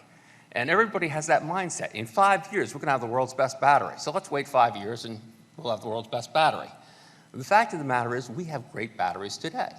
You know, everyone in this room is carrying a battery in their pocket right now. The whole portable electronics revolution would not have been possible without batteries. We have technology that meets the needs, and the prices of them are falling. Now, with that said, there are great batteries coming on the horizon. There's going to be greater batteries 5 years, 10 years, 20 years from now, and they will continue to advance. But it is important to realize that we have lots of different technologies, and you shouldn't think about one of them as a state of what the state of the technology is. Now, with that said, we have lead-acid batteries, advanced lead-acid batteries being installed right now to support building applications. We have lithium-ion batteries being installed. And when I say lithium-ion batteries, I should also point out that there are lots of different types even of those, which becomes important. And then lots of advanced technologies also. So when you're looking at different battery systems, it's important to understand what exact battery you're talking about, and to really understand its performance, its lifetime, its code and standards, safety issues, et cetera. So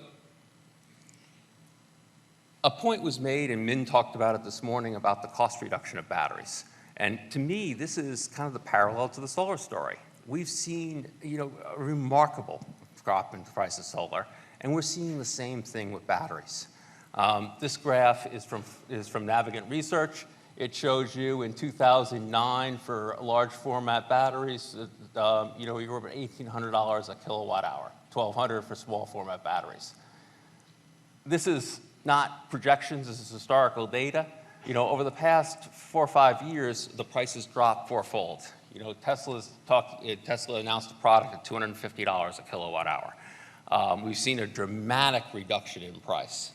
Now, what that graph is not telling you is it's not telling you about the balance of plant, the soft costs, all of those things. It's telling you about the cost of the cells. And that's where it's also exactly analogous to solar, right? The panels came down in price really, really quickly.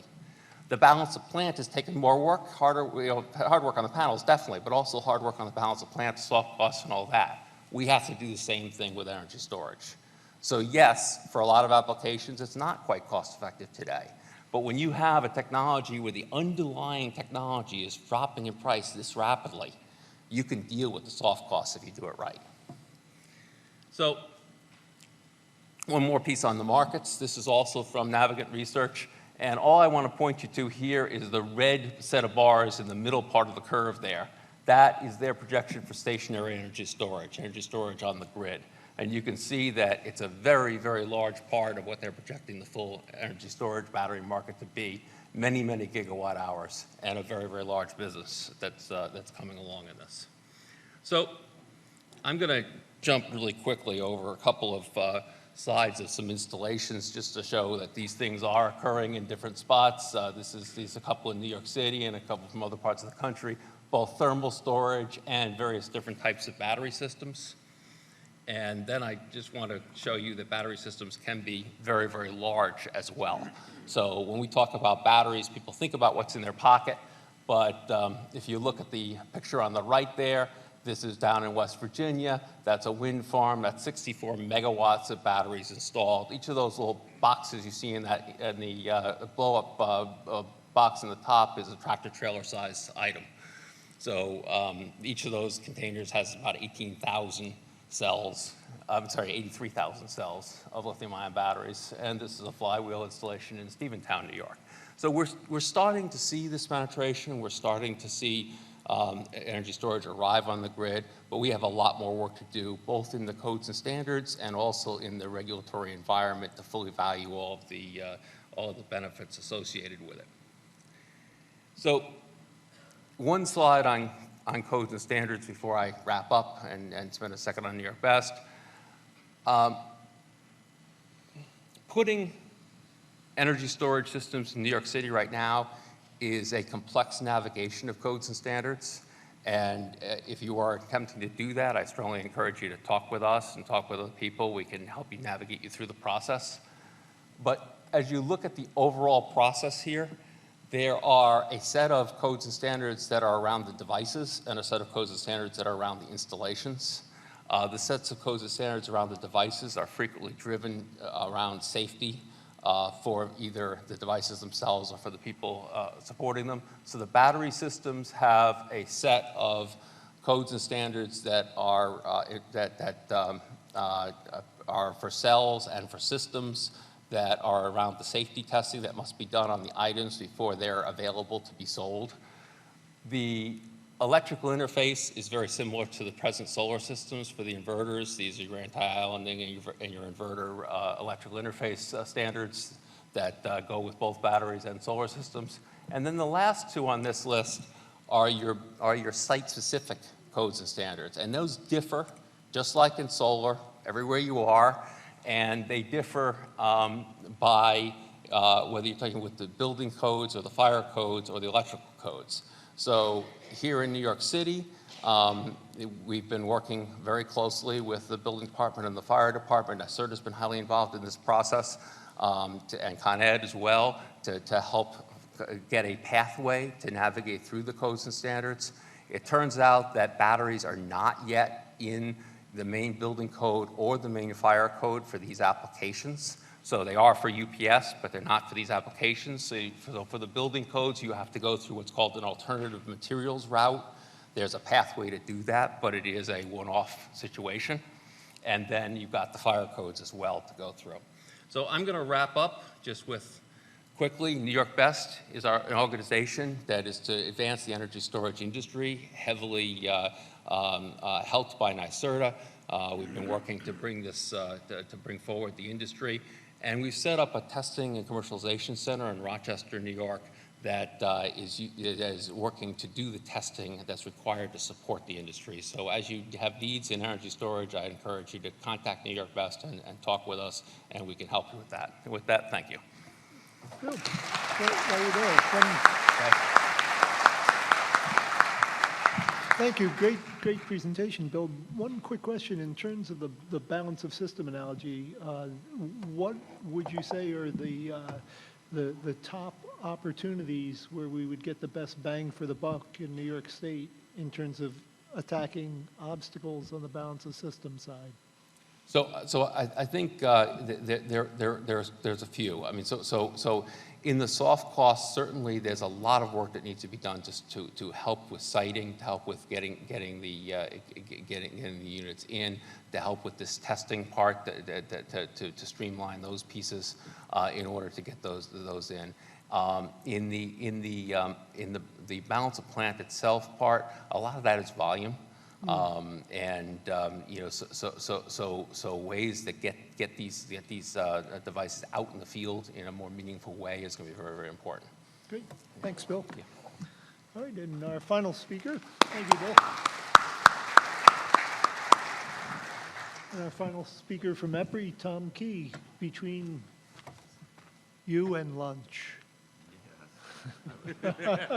Sorry, Tom. Thanks for mentioning that. Actually, I'm going to continue on the technical readiness theme. I hope you're interested in that, but I appreciate you're also interested in lunch, so I'll get right into it.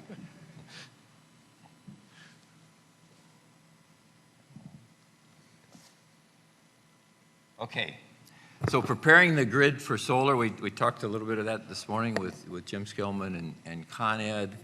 I think Arthur mentioned that the grid is probably the most complicated, largest machine that we have in the world, and I want to talk about some things that I think are making it simpler.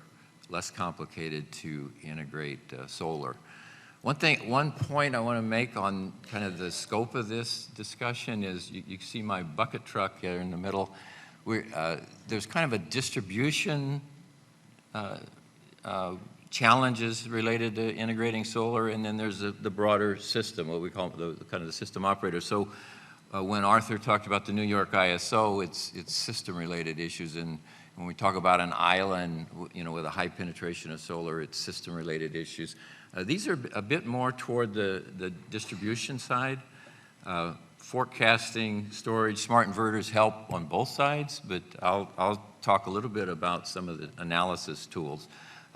We're learning, I think, how to get the best use of the hosting capacity that's built into our grid. And I mean, whether you're in the downtown Con Ed grid in New York City, or you're someplace in the remote in the Adirondacks or in Western New York, the grid is one of our national resources. And so figuring out how to use that to integrate solar, it's really been the best friend of solar since I've been involved in it, actually back in the 1980s, where we were trying out some solar systems and found out it was easier to connect to the grid than to try to integrate batteries. We're zeroing in on this question of smart inverter settings, and I'll spend a little bit of time on smart inverters. I actually have a presentation on that in my pocket, but given lunch, we won't. Smart inverters can be great, but there is an issue in getting them set up right. And then some analysis tools that are helping us streamline study methods, and also to take those methods to where we can use them in more of a statewide and actually plan for DG. So those are the things I want to cover. Just with respect to the New York REV, this idea of integration, I think is something we all appreciate, and this changing landscape, and as we add more distributed resources into the grid, it's going to be a better grid if we can use both the central and distributed resources together. And you can see more information on this, as it's been a theme in EPRI for a while, and if you just search on EPRI and the integrated grid, you'll see a pretty good story about why this makes sense. Well, solar is not our normal type of generator we're used to, and so we call it solar variability. Is something that we're learning how to deal with and bring it into the grid and take advantage of it as a valued resource. And 177 gigawatts worldwide, we better, right? So that's a lot of energy.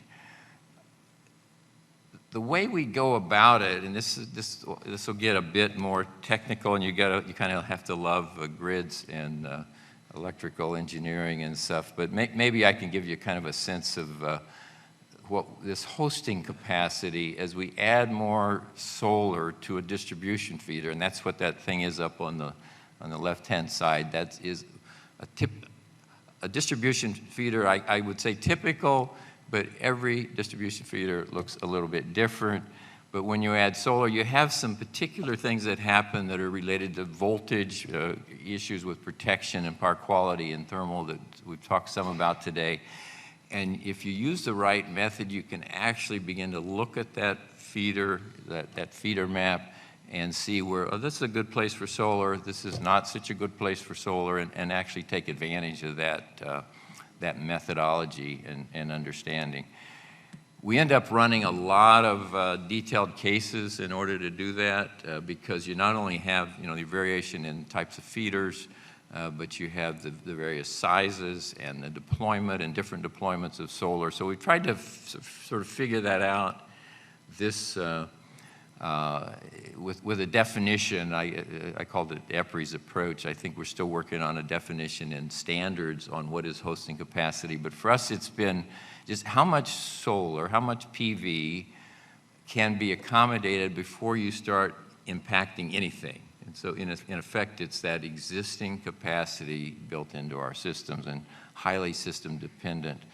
And if you're interested in that, this is a public report and a white paper that's available by that number at the bottom. You should be able to search online and find that. We found this concept to be very useful, this hosting capacity. But it's, and all the, the different things that matter in how much PV we can host, especially as we're seeing these higher penetrations. So the way it looks, and I'll just take one factor over voltage, which is one that's pretty common when you're generating out on the end of a line that wasn't really designed for two-way power necessarily and has varying load at the time. We look at a lot of cases. All those blue dots are cases, and what we're basically looking at is which cases of large, a few large PV plants, many small, a mix of large and small, which cases put us into a situation where we might have what we call an overvoltage issue. And from that kind of analysis, running the cases, we can define, oh, gee, but in this particular feeders kind of have their own personalities. In this particular feeder, we could handle a half a gigawatt. Before, it didn't matter where we put it. It didn't matter if a lot of small ones or big ones are mixed. Then over some range, in this case, we're saying up to about a megawatt, it did matter.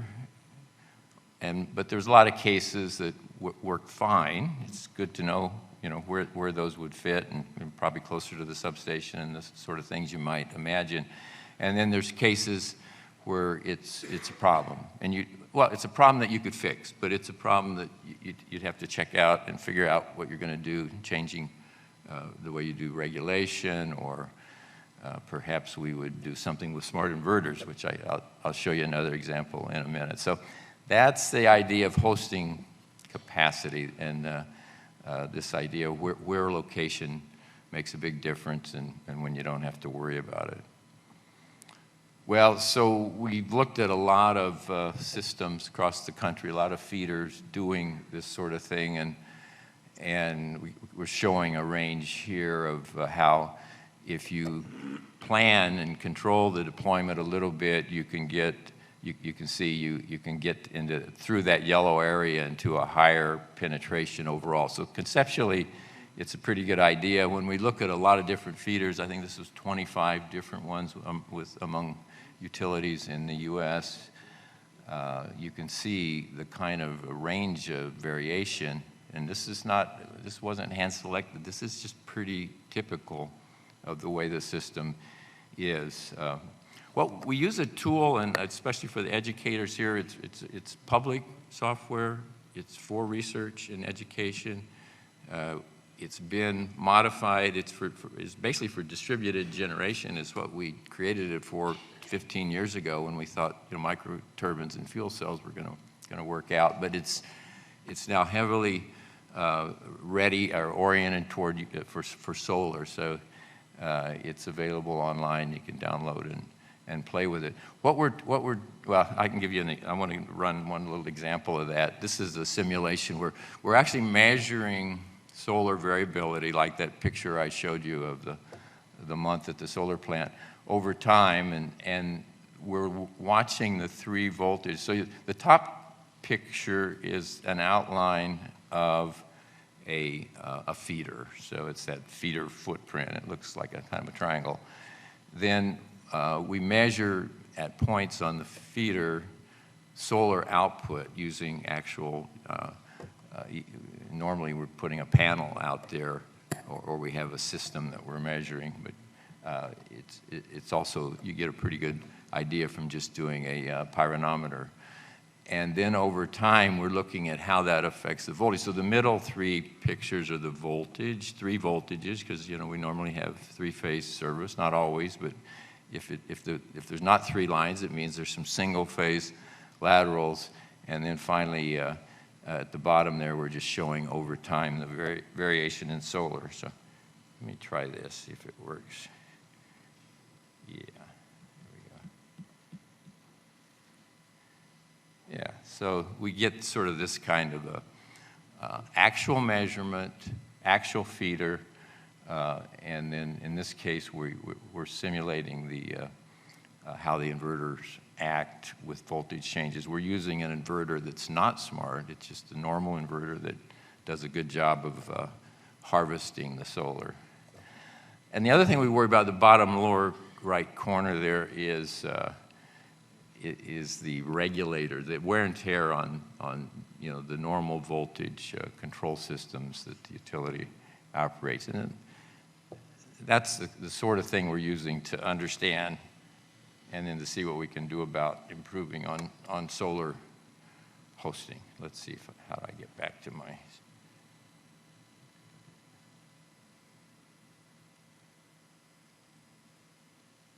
So I don't know if this will work, but if you got an OCR reader, there's actually a narration online on YouTube. Somebody try it, see if it'll grab that. Come on. I just wanted to do an experiment here. How much time we have, Pete? 4 minutes. 4 minutes, all right. Okay, we're done. Everybody, I hope you got it, otherwise see me. Smart inverters, and I maybe two quick points on smart inverter.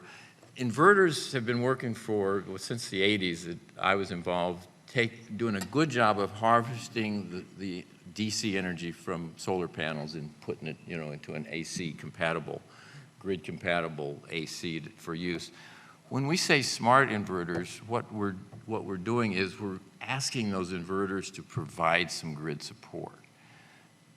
In fact, when we initially wrote standards for how the inverters ought to act, we said, just leave the grid alone, don't do anything, unity power factor, and go from there. And so a smart inverter basically is set up to do something in the location it's at to make that grid work better. And you can see in the simulation we did on that overvoltage problem, we made a huge difference in removing that overvoltage problem by having inverters that were able to support the grid.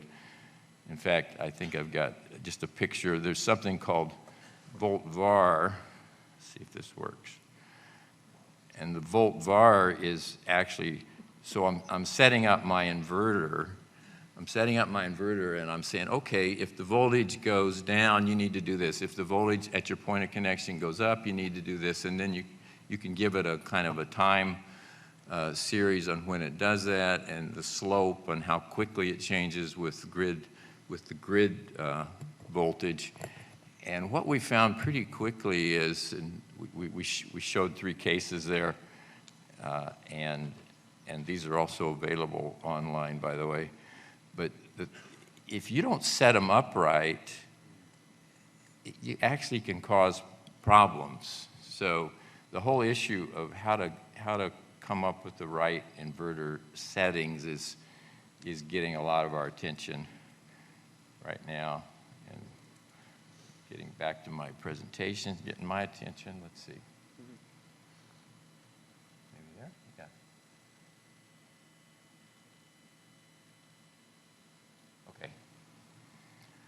All right, so let me finish up then. What I've shown you was pretty much research tools, really learning, understanding PV. I think we're now moving from those research tools to some methods that will work with everyday utility analysis tools. The way they analyze their distribution, they call it SIME, Synergy, Millsoft, DEW. And it's working pretty well, and we've been able to report on it. There's another report number if you're interested. We try to make this public, and of course, working with those vendors that provide the tools to our utilities to understand and to figure out, every day what needs to be done in their distribution, but now with solar and the variability of solar and so on. So with some simplifications we've been able to make, working with those vendors, we can extend the method where you can actually begin to plan for solar, and not just hosting capacity, but the protection, energy management capacity, all the things that are affected by having a generator, additional generators in the system are now able to affect your plan. And utilities that they normally do a 5-year plan, an IRP it's called. And so we think great progress. We're really pleased with all the help we're getting with places like New York Rev and the DOE and California studies. So call Bruce at 423-341. He'll talk to you about this. And thank you very much.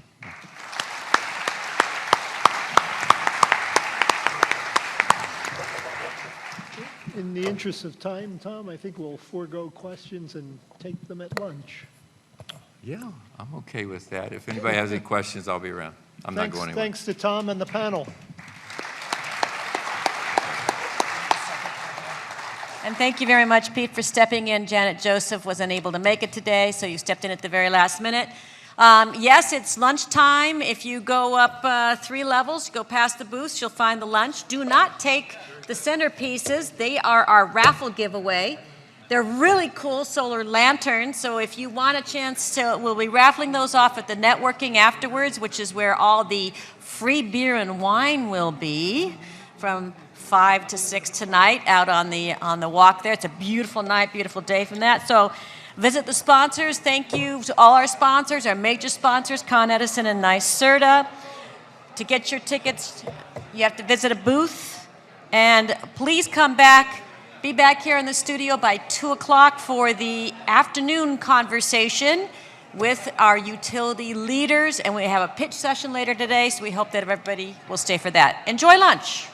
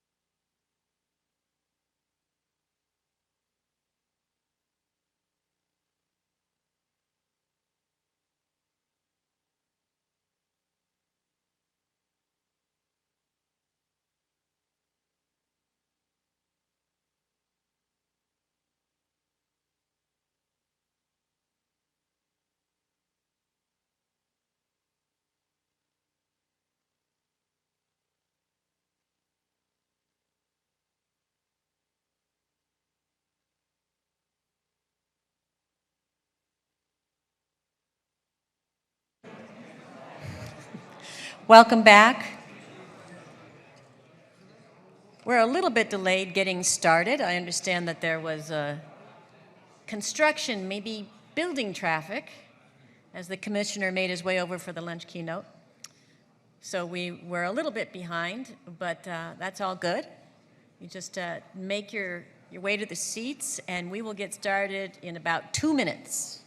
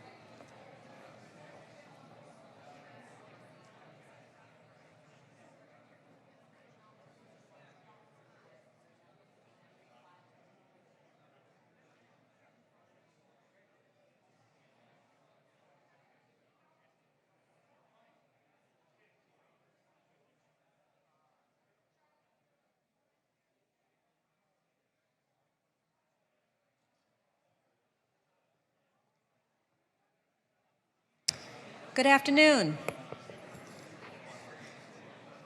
If we could please settle down, we're going to get started, and we do want you to tweet us your questions. We'll put that slide up for the afternoon conversation, the utility conversation, reforming the energy vision. I'm going to ask our conversationalists to come to the stage as I read some brief bios on them and everybody gets settled in. Matthew Ketchke was recently named to a newly created position at Con Edison starting July 1st. He will be the Vice President for Distributed Resource Integration and Planning. Basically, he says all things REV will be reporting to him in this newly formed department about integrating infrastructure planning, innovative technical options, energy efficiency, and creative solutions. So this is an ideal person to have on this panel. Thank you very much. Michael Volz is the director, great name for somebody in the grid. I'm sure you've heard that 100 times. Director of Energy Efficiency and Renewables for PSE&G Long Island. He's responsible for planning, implementing, and evaluating energy efficiency and renewable programs, and the preparation of Utility 2.0 filing, including a long list of things here: efficiency, advanced meters, battery storage, renewable solutions, so forth. And I believe you sit on a REV working group. Is that correct? Great. Also, now we have with us Charlie Frenny. He is the Senior Vice President for Central Hudson Gas and Electric Corporation with more than 32 years of utility experience in gas and electric transmission and distribution operations and engineering. And he's responsible for day-to-day operations, quite a busy guy, and he was previously the corporation's Vice President of Engineering and Environmental Affairs. Thank you for joining us, Charlie. And Rudy Winter, he's the President of FERC-related businesses at National Grid. He has P&L responsibility for electric transmission, electric generation, liquefied natural gas, storage, and he represents the company on the board of Millennium Pipeline Corporation. He's also 25 years of experience in the utility sector and very involved in the community. Thank you very much, gentlemen, for joining us today. And once again, we will take your tweeted questions.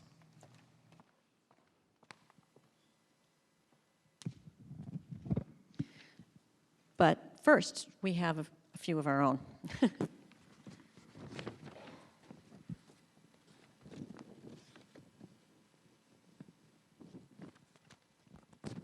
Well, certainly the eyes of the country is on New York right now due to reforming the energy vision. In fact, I actually literally had to take the Google alert for REV off of my email because it was sort of blowing up my emails. I'm sure you all know. So everybody's watching.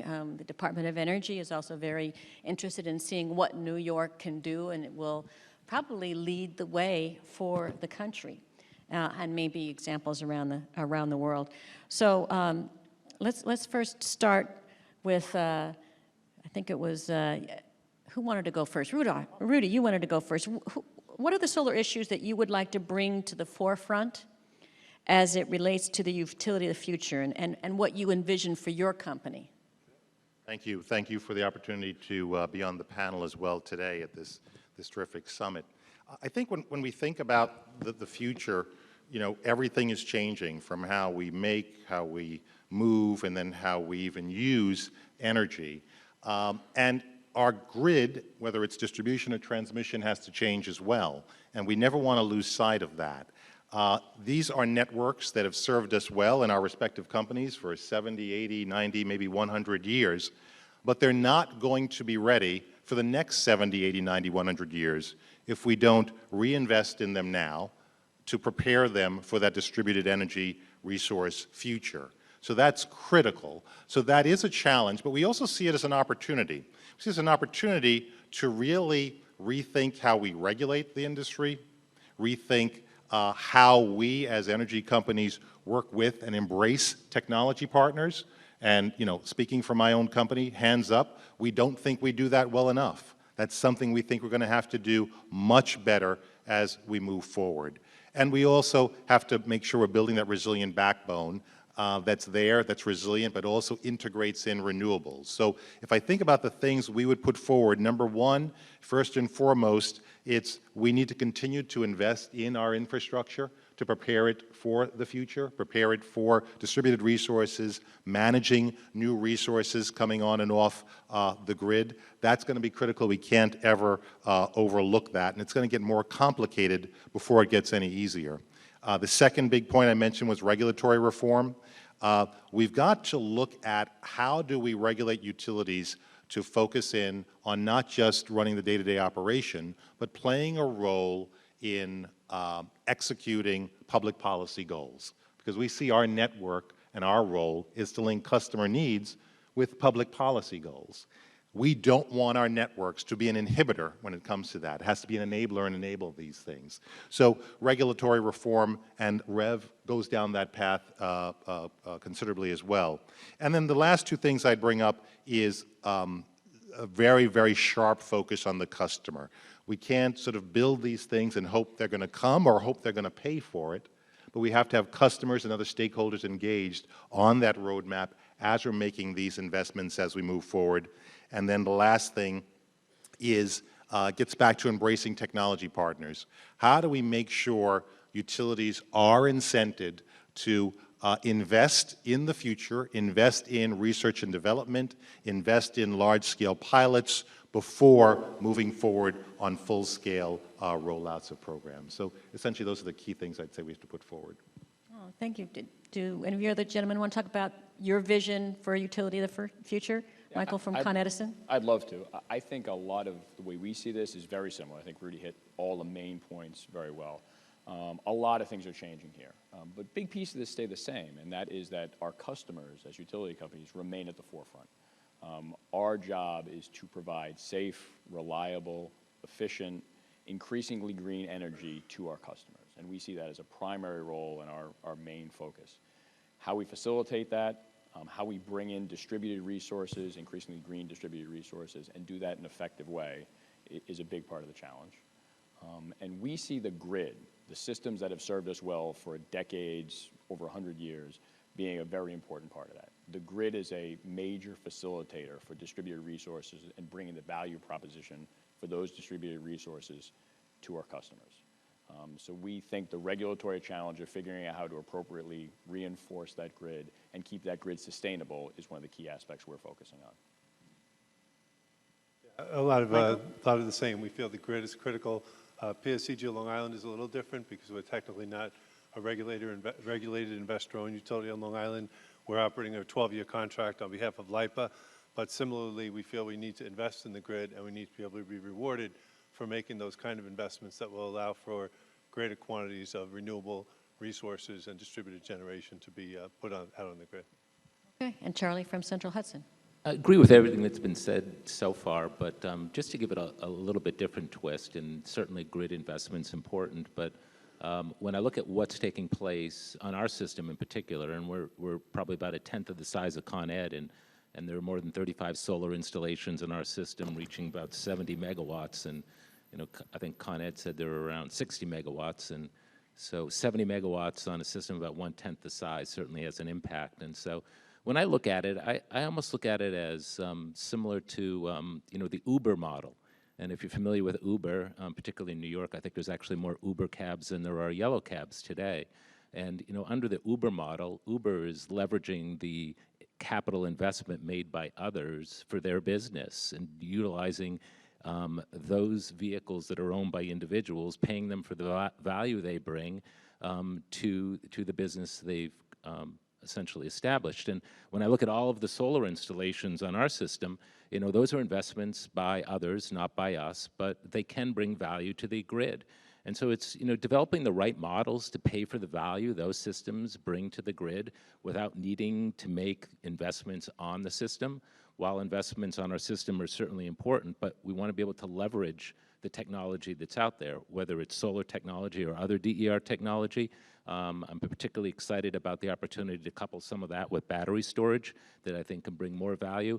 But I think we need to be thinking along those lines of understanding how all of this integrates. How do we begin to develop partnerships, not only with third-party providers, also with customers, to bring the greatest value to the grid? A lot of people have, the misnomer that utilities don't want solar or don't like solar, but there's actually more utility-owned solar, I think, out there than anything. Does your utility need distributed energy resources? I think when you look at the grid, there are absolutely needs on the grid. Some of them are for voltage support, and it's not necessarily across the grid, but in particular areas. So there are some areas where, when you look at an integrated distribution resource plan and consider generation in addition to investments on the system, there are locations where solar or other distributed resources can provide value. We look at demand response programs in lieu of T&D investments. So in particular spots, there is value. And so, I think ultimately, when you look at a long-term vision, it's about creating a marketplace that gives third parties the opportunity to have visibility into where that value is. And that value has, certainly different financial rewards based on where it is in the system. There are other places where the installation can actually be detrimental to the system and has to be restrained as well. So, again, it's considering where it's connected to the system and what it can do and when it can do it.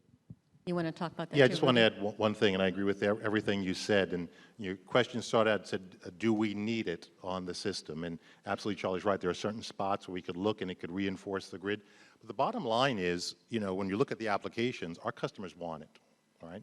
And your customer-driven industry. Absolutely. Yeah. So our customers want it. So our role is to figure out what's the right way of integrating it into the existing infrastructure, put the right policies in place, et cetera, so it proliferates the right way. But if our customers want it, our role is to how to facilitate that and how to make that happen. And on the downstate side of the house, The one thing I would add, I agree with what the two gentlemen just said, but also the idea of facing the panels toward the west, we heard that earlier today, or better yet, putting in a single-axis tracker that would follow the sun from east to west, because really what the grid does need, at least speaking for Long Island, we need peak day capacity. On a hot summer afternoon at 5 in the afternoon, or in the case of the South Fork out in the Hamptons, it peaks at 6 or 7 p.m. And during that late afternoon or early evening time, we need capacity. So having the panels oriented more toward the west and adding battery storage gives us the capacity when we need it most. So as we heard, the customers want it, we want it, it's good for the environment, and it's good for the grid, but we can make it even better by having it oriented and located in the right location and potentially coupling with storage. So I think I want to reiterate some of the same points. Our customers clearly want it, so that's one of the big engaging factors. But I think we also need it. So in our Brooklyn Queens demand management program, that's a program that we've initiated to defer about $1.2 billion worth of capital investment in a major substation. And we're looking to defer that substation out 7 years. And we're looking for customer-sided solutions to help us do that. So in that case, we need it to help us defer major asset investment to help reduce costs for customers going forward. So we need the customer engagement. So both they're looking for it and we need it to help us operate our system in the most efficient way possible. And that means engaging customers, and it means engaging customers in solutions in different ways, because our peak for that area happens to be completely different than the solar peak. So solar may be part of the solution, but like we talked about in some of the morning sessions, it's got to be solar coupled with something else to really make it work for the grid. And that type of project, I think, might be the other side of the argument of, well, how is solar helping all of your customers? But in the case where you're putting up distributed energy resources coupled with storage, that can help delay putting in the cost of a substation, that is a benefit to all the customers. That would be a benefit to all the customers, yeah. Yeah, so there's a lot of different dialogues about that going on. Let's talk. Let's move a little bit to REV, and I know that you're working on you're on a working group. So, what are some of the goals that you're hoping to achieve through perhaps Central Hudson solar utility demonstration projects? Yeah, actually, PSEG Long Island in my case. I'm sorry. You said Central. I did work at Central Hudson. Sorry about that. She's clairvoyant because I worked for Central Hudson for almost 30 years before coming to Long Island. We have 3 demonstration projects that we're contemplating. These aren't approved yet, but we're looking at them. And there are 3 different areas within the solar space. One of them is we want on-bill financing. The New York Sun program is going to run out of money on Long Island before it runs out anywhere else, because we've been the fastest growing and the fastest adoption rate. We now have 15,000 residential solar customers. Now, that megawatt block program, you can go online and see where you guys are at. Right, we're now in the last block. We're in the last block. It's 20 cents a watt. I think the rest of the state is probably close to $1 a watt. We're at 20 cents a watt. Our forecast right now is that by this time next year, that 20 cents will be 0. So we want something to encourage and allow customers to continue to avail themselves of solar. So we want to have a financing program. So we're looking at on-bill financing, and we're currently doing the computer programming to allow our billing system to accommodate multiple banks, so we could bring in different financing institutions besides NYSERDA's Green Jobs, Green New York. So that's one demonstration. Now, are you in conversations? Is it a different conversation that you're having with financing institutions today that might not have wanted to finance solar projects, say, 5 years ago? Is it an easier conversation? Absolutely. Because of what, transparency of data? Yeah, transparency of data, the cost of the systems that have come down, and just the proven, as we heard earlier today, the last 5 years, so many solar systems have gone in around the country that banks are now comfortable financing something because they know it works. Yeah, they used to say, well, will it last 20 years? Right. I think they're now confident that it will. So that would be one. And then the 2 other ones I'll just quickly touch upon is we have one substation that's actually above its limit, the hosting capacity. It's above its limit, and we'd like to be able to accommodate more solar there. So we're looking at a software integration with smart inverters and software at the substation that would allow a communication between our substation and the large ground-mounted utility arrays to be able to increase hosting capacity. And then the final one we have is the west-facing that I mentioned. We want to go out with a large RFP for renewable resources on Long Island. And it would not only solar, it could be offshore wind and other resources. What we want to do is, rather than have a 20-year power purchase agreement at a fixed price, which is what LIPA had done the last 2 times, we want to have a price premium between the hours of, say, 2 and 6 p.m. on a summer afternoon when we need it most. And by allowing the bidders to bid a premium during those hours, we may encourage them to put in the tracking system to capture more energy during the hours when it's most valuable. Do you have, Rudy, a similar demonstration projects that you are hoping can help achieve both your goals and the goals of REV? Yeah, we're looking at, well, our distribution territory in New York is in upstate New York, our electric distribution territory. So we're looking at 3 different pilots in 3 different regions. And while we'll be using technology, the goals of the pilots are really to test business models, quite frankly, and revenue streams. So the first region is going to look at really 2 things. It's going to look at utility-owned solar in a low-income area.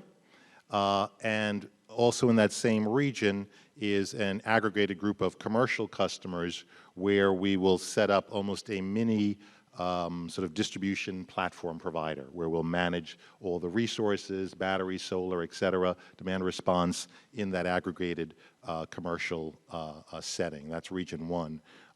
Region 2 is a little different. It's sort of a landlord-tenant type of structure. There we're going to test some resiliency for an area, and then individual resiliency in the home, you know, a solar and battery and things like that.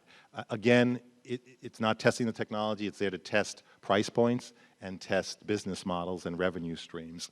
And then the third one is in another region, and that is more of a, I'll call it a bundled approach, where we're going to be bundling a number of offerings to customers, solar amongst other things, as a package. And we're going to be testing what bundles resonate with consumers and what they're willing to pay as well for all those things. So I imagine, for example, in the community shared project, then you also do have to work with billing and having a new, you know, on-billing model as well. Absolutely, absolutely. So we're gonna that's been a barrier for a while. It so has that'll been, and we're going to be, in all of those, working with a number of technology partners, as I talked about before, to enact all of that as And well. I think on our pitch session later, there's some demonstrations of some models of pitches, so stick around for that. And Charlie, from Central Hudson, you have, I know, some interesting demonstration projects. We do, really three that I'll focus on really quick. We have a community solar project that we're proposing. What we're trying to demonstrate here is the opportunity to provide solar to customers that don't have the opportunity to install it on their property, whether it's they don't own the facility, it's maybe the orientation of the building, or they may not have the financial wherewithal to install solar themselves. But these customers do pay into the RPS, and they should have the same opportunity to access solar energy specifically for them. So our proposal is to sell blocks of energy to those customers, 100 kilowatt hour blocks of energy, which they can subscribe for. The concept is that they can buy it at a fixed price. They can maintain that fixed price for 25 years with a minimum of 2 years. The idea is to price it at current day market, so it provides a customer a hedge if they choose to buy in. Gives them the opportunity not to pay RPS or SBC charges on that block of energy in which they're buying. We hope to be able to also demonstrate that through building a community solar facility at a larger scale, you take advantage of the economies of scale opposed to individual rooftops. And if you applied a similar subsidy for customer-sited tier solar to a facility of this nature, your carbon reduction is achieved at about half the cost for a larger facility. So we think that reaches to the state's goals and gives customers an opportunity to participate. And there's also a low-income element of the program that is carved out specifically for low-income customers, get low-income customers engaged, that actually gives them an even better price than the market price. And the concept behind it is all of this is intended to be accomplished without utilizing net metering, and demonstrate that it still can be done cost effectively without net metering. Another project we're working on that we hope to couple with this as well as with other customers is behind the meter services and creating a marketplace for customers where customers can go and see what opportunities are available for them, whether it be participating in a community solar project, taking advantage of an energy efficiency program, taking advantage of a demand response program, taking advantage of reaching out to a solar provider to have solar installed, but giving the customers a single portal, a single marketplace that they can go to. And also among the customers, create a community where customers can communicate among each other, share experiences, and learn from each other.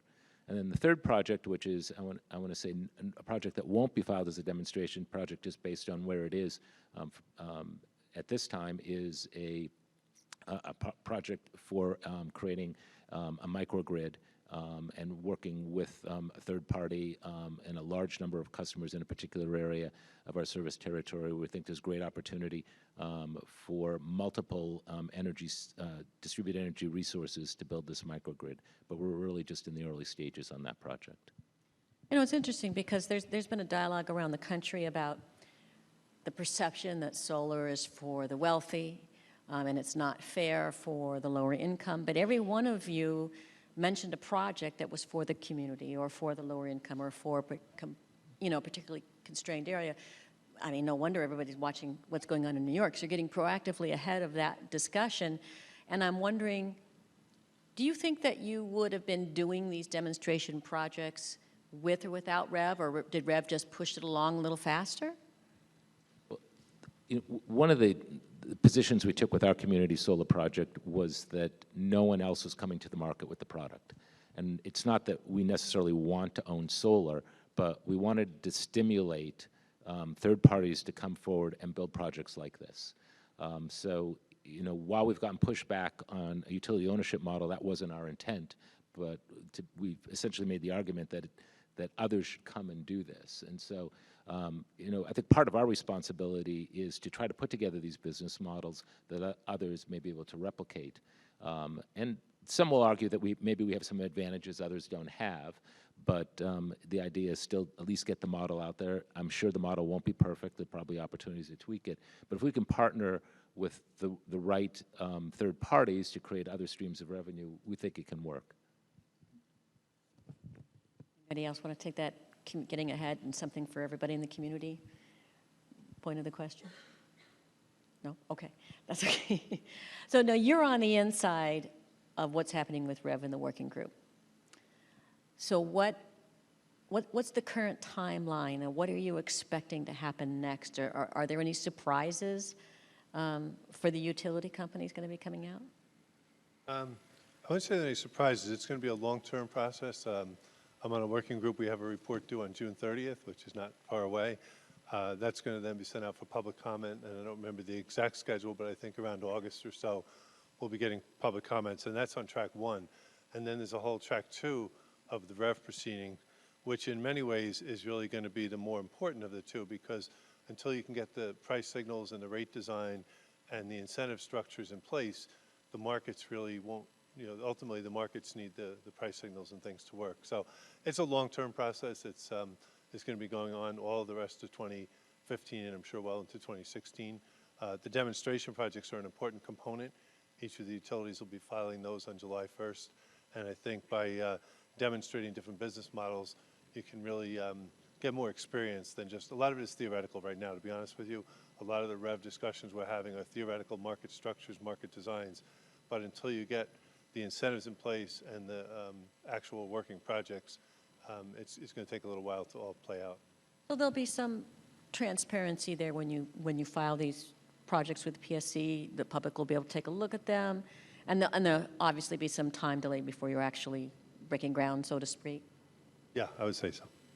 Yeah, I think there is. I think some of them are physical infrastructure where there's actually breaking ground. Some of them are engagement with customers to test some of these market principles. So 2 of our initiatives are engaging the residential customer and the small commercial, trying to provide them more information and testing some of how the market interaction would work, because how the engagement is going to work in this exercise so far has been a fairly theoretical discussion on how the marketplace will function, what the engagement will be, what the price points need to be to get the level of engagement that we think we need. To make these things sustainable and work. And some of these REV demonstrations will be opportunities to test those market principles. And I imagine you'll all learn from one another, you know, that of what works in what territory, and the needs are different, obviously, in different territories. So Rudy, are your utility now planning for the integration of a deeper penetration of solar within transmission and capacity? Is it now in your longer-term plans?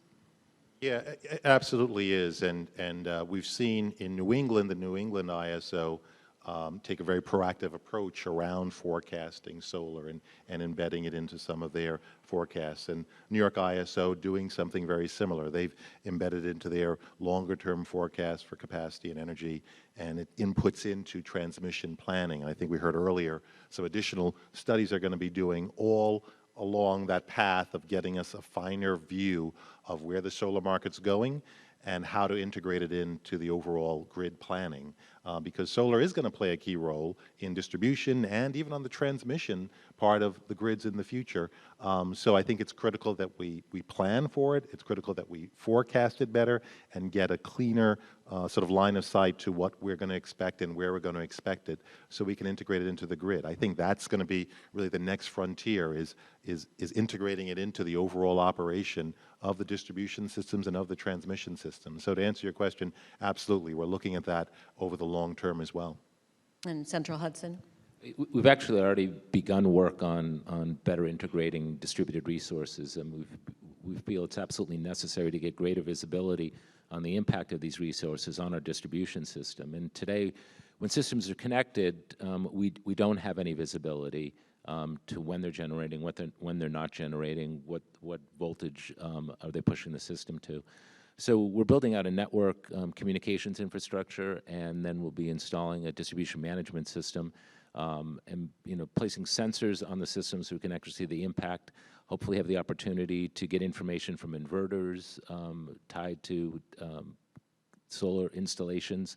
So we have a real understanding of exactly what's happening to the system, which will allow us to do a distribution integrated resource plan when we're doing work on the distribution system for long-term planning. It obviously brings a lot of automation to the distribution system so it can be operated in a more efficient manner, but it needs to be done in conjunction with considering all of those resources. So there's a lot of work ahead of us. We think some of the things that we're doing can provide immediate value to customers just through volt-var optimization. But I really think when I look at distribution systems and distribution management systems, which we've been looking at very recently, they're significantly more complex than some of the transmission EMS systems. And when you consider the number of disturbances on a distribution system on a day-to-day basis, it's really going to take, I think, the distribution system into really the modern-day era versus where we are today. And I know that Con Edison has even more challenges and more requirements and regulations. And I imagine in your planning, there's also another parallel track or not when you add storage into the solar. That's another big difference. It is. So integrating storage with solar is actually, we're looking at one of our demonstration projects and being able to increase the value of solar to the grid and how you integrate that. So, but the planning process and how we've changed our planning process to integrate distributed resources has been front and center, to the point that my job didn't exist a year ago and now does, to essentially integrate distributed resource in the planning process for us. So we have really shifted our focus to integrating those distributed resources in our long-term planning process. And we think there's a number of facilitating technologies that need to go along with that, AMI being one of them, to give us the granular view of usage and what is going on in the system so you can more efficiently model your system and more efficiently operate your system. You might have to hold your mic up a little bit more. There's some construction going on over here.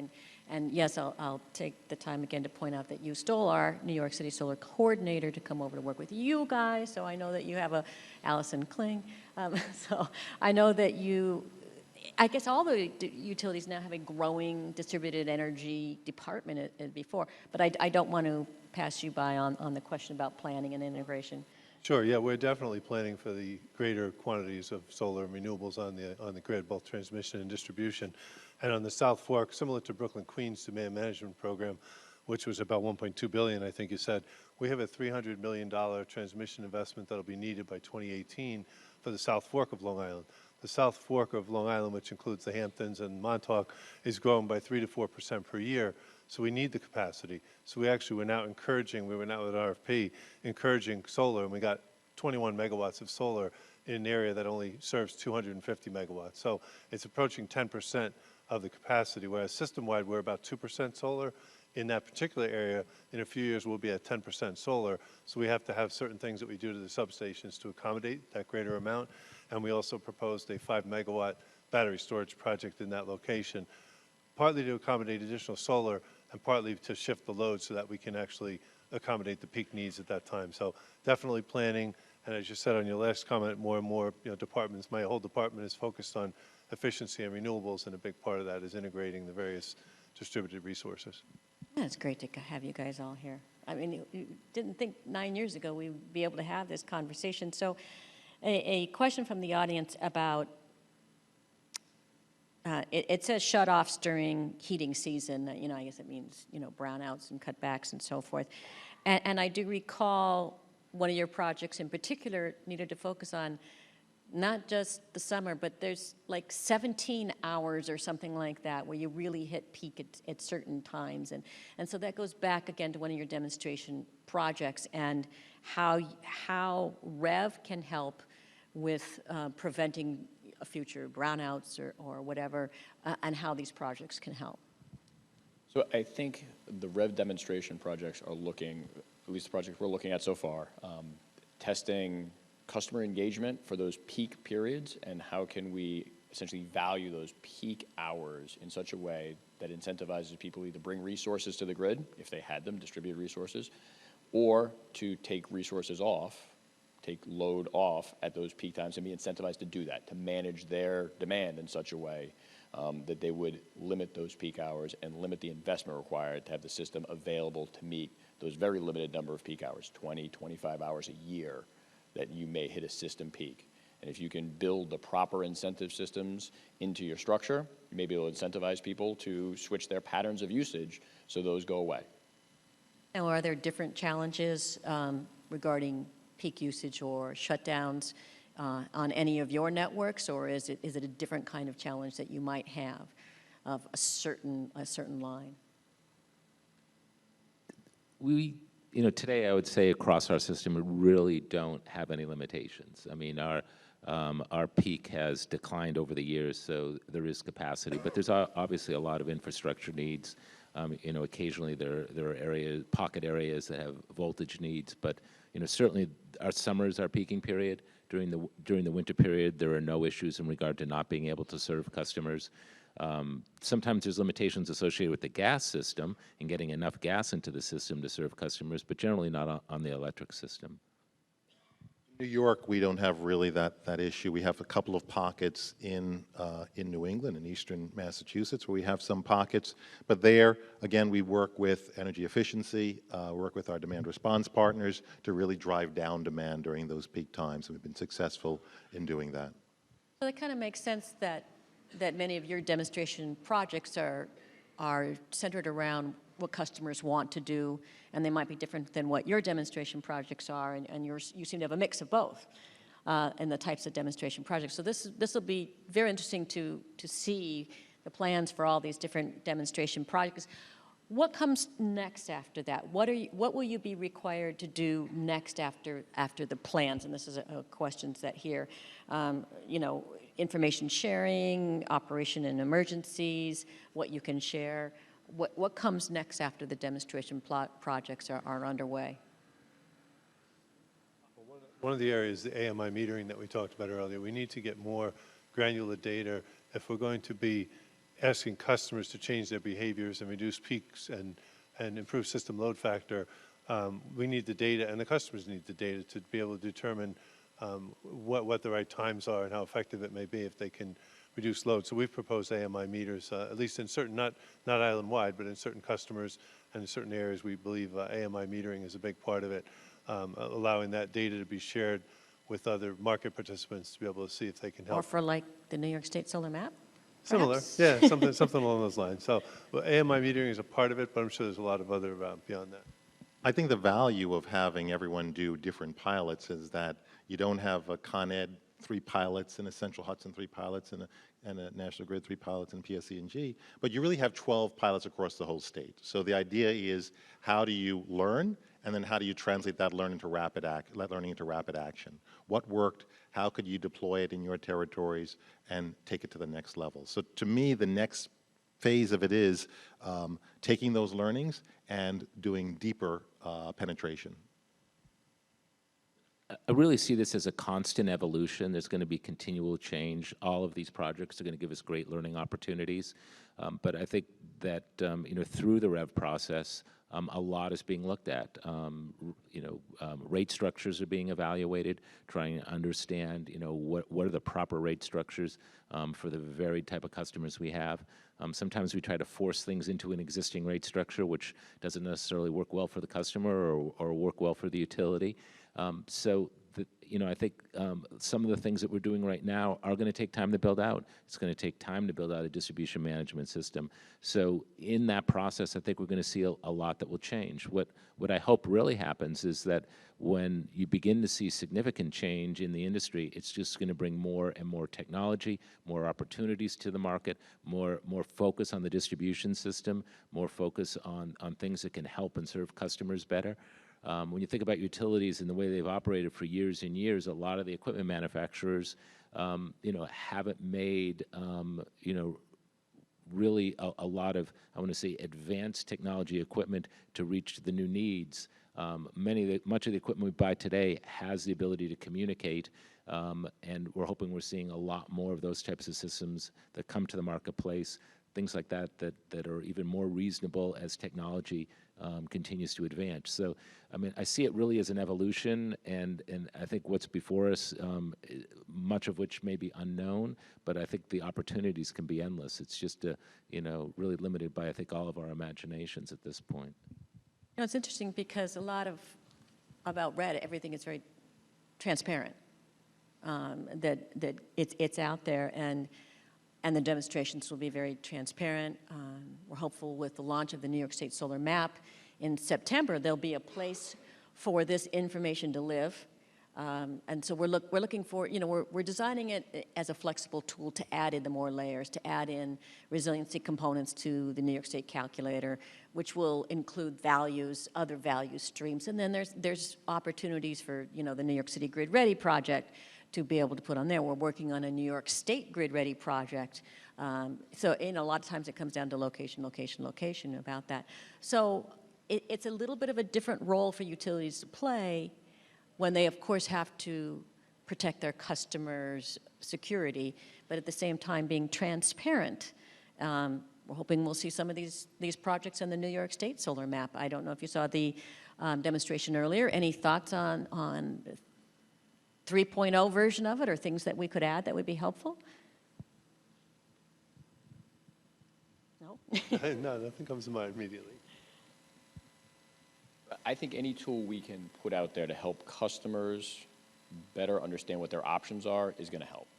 Information in this space is generally going to help facilitate better customer decisions and more educated customer decisions on what their options are. And then if we build the right kind of marketplace and value the different components of those and how the different components bring value back to the grid. So if it's solar, but solar coupled with battery array, and that has some ability to offset distribution or transmission investment, and that brings a certain value, and we can figure out the right way to value those things and make it easier for the customer to decide they want to participate in that space, then I think we've improved the process. A lot about more choices. I think it's early to say what 3.0 will look like, because I think we're all embarking on this journey, right? And we've all committed that we want the state and we want our organizations and our customers and our partners to be more innovative. Once you make that commitment, you're going to start asking very different questions. And I think we're all going to be asking ourselves very different questions. And at your Solar Summit 10 and 11, you're going to be asking very different questions that are going to open up new opportunities that I don't think we fully see today. I think one of the biggest challenges that we face to really kind of unleash the opportunities is the engagement of customers. And, I was pretty excited to see the New York Solar Map, only disappointed to find out it's not available till September. But we're working on it. Yeah. We're working on it. Looks pretty good. And I'm sure that will continue to evolve. But think of the challenge associated with customer engagement. Nest came out with the thermostat, and the whole concept behind the thermostat is that you won't be engaged as a customer, and you don't need to be engaged as a customer, because this thermostat is going to learn about you, and the thermostat then is going to make decisions based on choices that you made. And I have a Nest thermostat, and I have to admit, I never thought anybody would look at the thermostat on their iPhone, but it's kind of neat, so I do, I guess. It gives me information I didn't have, the humidity, although I think my dog running around the house messes it up.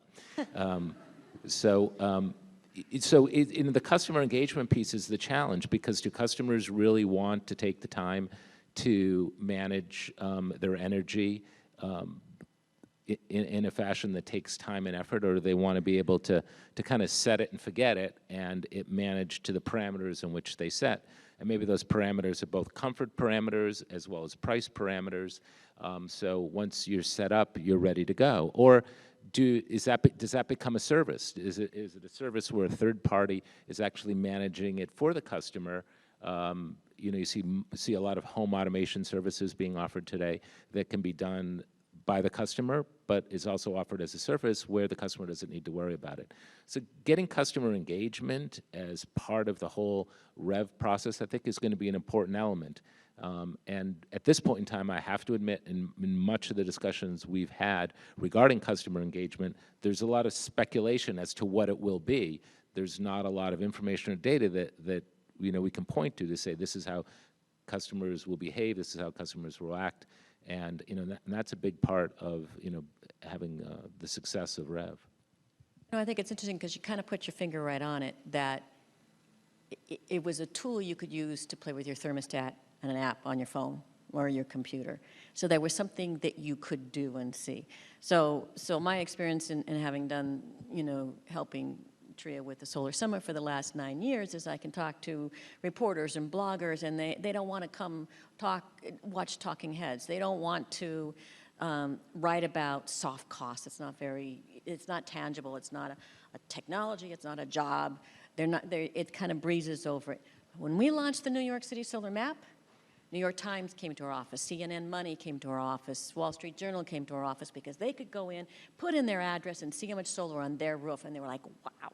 And they all wrote about it, and that gives the customer something to do.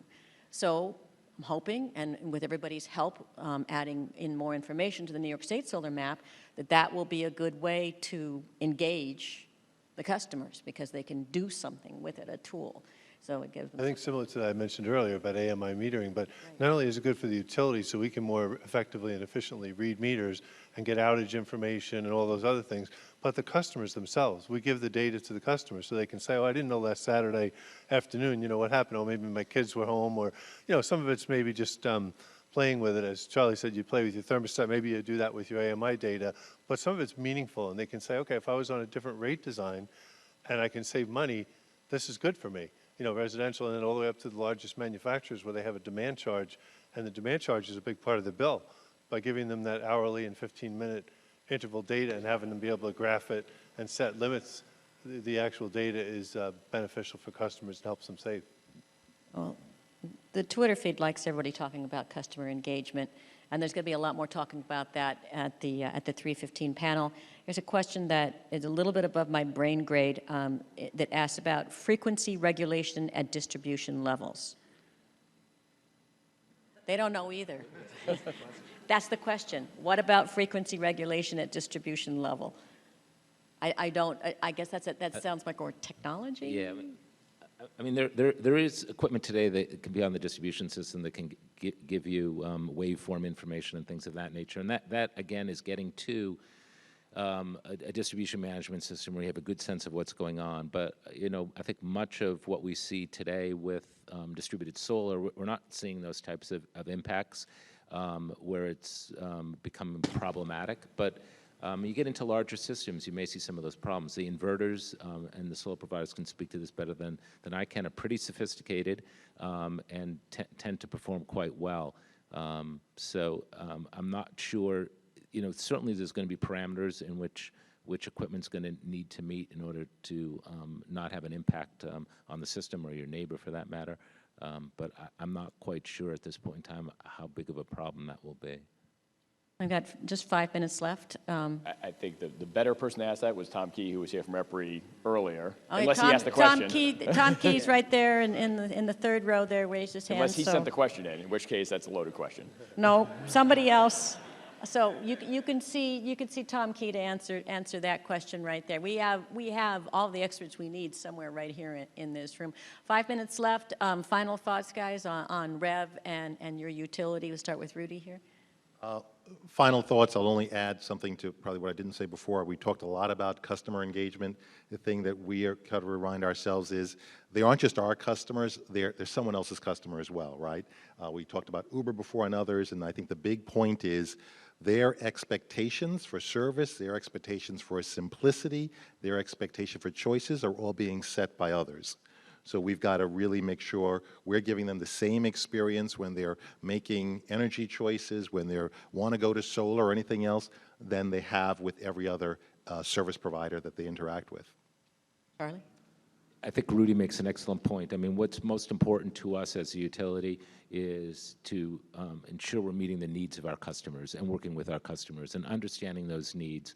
So as we move through REV, we can help shape REV to meet those needs. Absent getting that information and absent being able to speak for our customers, I get concerned that decisions we made on perceptions and beliefs that may not be accurate or may not be the same for all of our customers.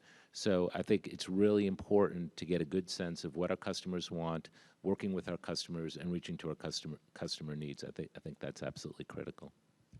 On the same theme with customers, PSEG Long Island has a 12-year contract to operate the electric system on Long Island.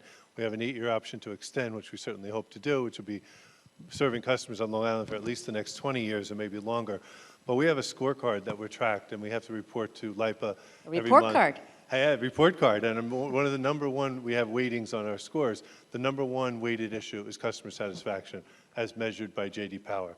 And as you can imagine, after Hurricane Sandy and LIPA and everything in the news, LIPA is not exactly the most well-liked utility company, and PSEG Long Island is doing everything we can to turn that around. So meeting customers' needs, if customers want solar or they want renewable, we certainly want to help them with that, and we've got to do it reliably and effectively and do it profitably, but most important is provide great customer service. Theme going here. So for my view, distributed resources, solar and other distributed resources are here to stay. And the New York State REV initiative is just an opportunity for us to look at our total business construct in a way to help facilitate that change, make sure that the grid that is extremely valuable at extracting all of the value to different constituents of those distributed resources is there, is healthy, is sustained, and is available and reinforced in a way that really unlocks all of the potential of the distributed resources, including solar. Thank you very much, gentlemen. I know that you've got a plane to catch. We have a set change. We'll take a quick picture here. And don't go anywhere, audience. We have a poll about this REV process.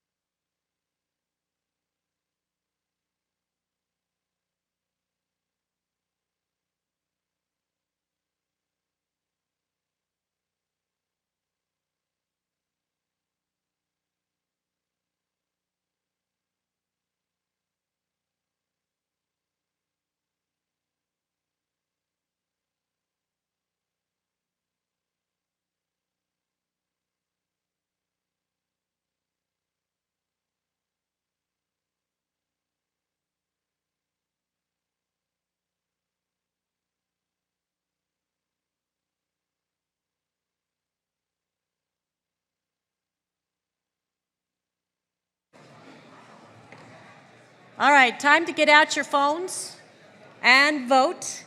Here is the poll about the transformative effects of REV. When do you think it'll take hold in the New York market?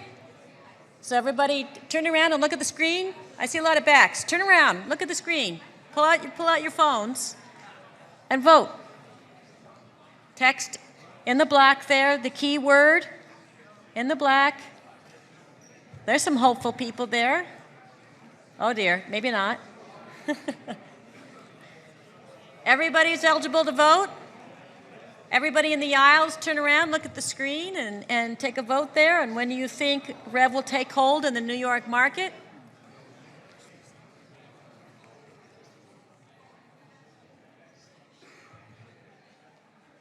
We'll keep this up while we're doing our set change, so we've got some time. You are only allowed one vote each, just so you know. We said it that way. I don't know. Technology, it has it figured out.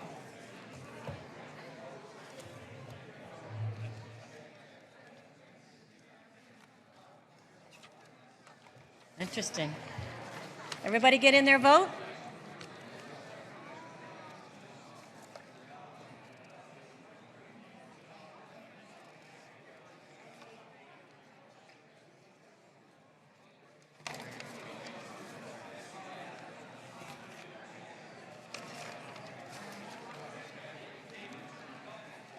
Thank you for all you guys help.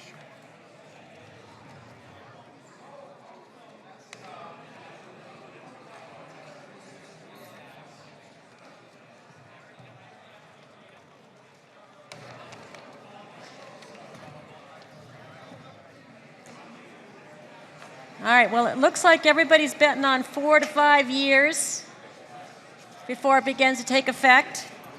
Then again, we only hoped for 8 megawatts of solar in New York City by 2015, and we beat that many times over.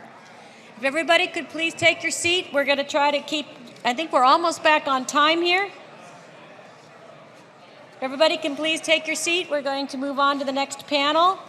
And I hope that everybody stays for the pitch session at the end of the day.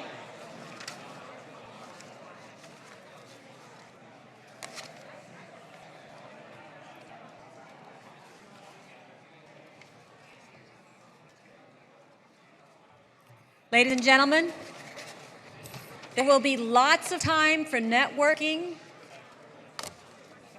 up on the Jaywalk Garden, right outside the cafeteria where we had lunch today. We'll be networking, beer and wine, raffle tickets for the solar lights, lots of great networking and exchanging of cards then. And I'm going to ask my panel to please take the stage. I'm going to read the bios as we go across. Well, Brendan Hayek? Yeah, Hayek. Brendan Hayek is an entrepreneur committed to the advancement of renewable energy. He founded InnoVisionary Consulting, drawing on diverse energy sector experiences from VP of Sales to Director of Innovation. Welcome, Brendan. We have Jeff Irvine on the far end there. He is our lead solar ombudsman, and he coordinates our work around solar initiatives and partnerships. His work focuses on reducing solar soft costs to make solar easier, faster, and cheaper for homeowners and businesses. And Max Joel, who is on our far right here, our first right here, is a program manager at the New York State Energy Research and Development Authority, NYSERDA, as we all know. He works to make solar power more accessible and affordable through community-driven initiatives, through Community Solar New York, a part of New York Sun Initiative, and previously, Max was the director of community solar initiatives at Solar One, a nonprofit organization in New York City. Welcome all to the 3 o'clock panel. And I believe, Max, you are up first.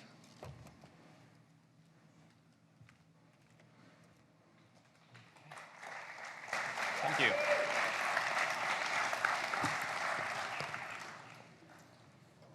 Hey, thank you very much, Lori. I'd like to start by thanking CUNY for putting together the Solar Summit for so many years and for having me here today. I think this is my 5th year as an attendee, but my first as a speaker. So if this is your first year, stay with it. Eventually you'll get up here. As the first speaker, I have the honor and the responsibility of sort of setting some themes, tying all of our presentations together. So Brendan and Jeff and I are going to be talking about reaching the masses. And the main theme we came up with when we discussed this beforehand is we're really all talking about interconnection, not the technical interconnection that ties PV to the grid, but the things that tie together communities, customers, that make installation businesses work more smoothly and makes all the government processes that we all have to work with and utility processes more smooth. So that's a mix of old things, social networks, person-to-person relationships, and new things like social media, some of the streamlined permitting processes, some of the things that Commissioner Chandler discussed about connecting from the person in the field back to the office. So those are all the things that we think are really going to help us scale solar and take it from doing just more of one at a time to a real scaled, self-sustaining market where solar really is normalized and an everyday occurrence. So I'm going to jump right into my presentation. I only have about 10 minutes, so I'm going to be pretty brief. I'm going to set a little bit of the context for some of the work we're doing with communities around solar, and spend most of the presentation just giving some updates and reporting out on the first year of Community Solar New York, which has mainly been about Solarize, which I know some of you have heard about or are involved in various capacities. And then I'll just take a look ahead to the future, and finally, as a thank you for paying attention, I have a couple of really fun photos at the end, and no more bullet points. So just by way of quick background, I really don't need to review any of these things, both because most of you are familiar, but John Rhodes and some of the other speakers did a great job of setting the context for NYSERDA's work with communities around solar. So the point here is, though I'll be talking about Community Solar New York and Solarize today, our engagement, not just on the part of NYSERDA, but on the part of CUNY and many other actors in the room goes well beyond just Solarize, of course. We're working with communities on many different levels to streamline processes, to engage and educate customers, and again, remove a lot of those barriers to more cost-effective solar, especially soft costs. I do want to, the last bullet point is K-Solar. I do want to recognize my colleagues from the New York Power Authority, because I see some of them in the audience. This has been a big one, and I'm sure you'll be hearing more about that from them soon. So just a little background on the Solarize model. Now, we've heard a little bit about this in past solar summits, so many of you are familiar. Just quick background for those of you who aren't, these are community-driven campaigns that typically last a limited time, 6 to 9 months, and take advantage of a town or a local volunteer group competitively selecting a solar installer who will offer clear pricing at a discount level to the market averages to participants in the program. So there's about 6 months where they plan it, where they get a lot of people to sign up, and they go ahead and install. It's a very well-established model. It's been done extensively around the country, especially in Connecticut and Massachusetts. And what we really liked about this model was both its track record and the fact that it left a lot of room for innovation, for expanding the model and trying new things. So Solarize has gone off to a good start in New York between 2011 and 2014. There were about 10 Solarize campaigns, local campaigns around the state. As we put together the Community Solar New York program, we did a little analysis of 3 recent campaigns and found that they worked. They did indeed reduce costs below the average and really boost the market uptake in the areas where we saw Solarize. So those were good signs. We were also able to rely on some much more rigorous and extensive research coming out of Yale and Duke around the Solarize Connecticut program that likewise found market expansion, soft cost reductions as a result of Solarize. So let's jump to the present day. Solarize in 2015. Governor Cuomo launched the Community Solar New York program early last year, and since then we've opened the Solarize model up to communities around New York State, both directly through Community Solar New York and some of our other programs, and we've had a fantastic response. John Rhodes earlier today mentioned the fantastic response to New York Prize and how that really demonstrates that communities want clean energy and they want to be involved. Well, in just the same way, we saw a tremendous amount of interest. We now have roughly 30 Solarize campaigns in motion around the state, with counting all of our partners, including some of the programs that CUNY is supporting. And we see more coming almost every day. New interest popping up, some of our regional partners putting together new campaigns, so all very encouraging. Before I go on, I noticed there were a lot of folks in the audience who were involved in some of these campaigns. Could anyone who's kind of working on Solarize or has been just kind of raise their hand? Or Whoa, all right, so more even than I thought. That's a pretty big crowd. Well, thank you very much for all your hard work, and thank you all to the NYSERDA staff, of course, and the staff at CUNY and everywhere else that have been helping to make these things happen. So there we go. So now to just sort of talk about what we're seeing. This is all very much in motion, so we don't have any hard numbers or analysis done yet, but we've seen a wide range of local and regional projects, from very small communities, completely volunteer-led, to regional efforts, coalitions of different communities working together with professional support from regional organizations. We've tried to take as much of a backseat as possible in the process, so we've seen a lot of creativity, a lot of local energy. We have provided some level of funding and technical assistance, but we've really tried to let the local communities sort of set the tone for their own campaigns.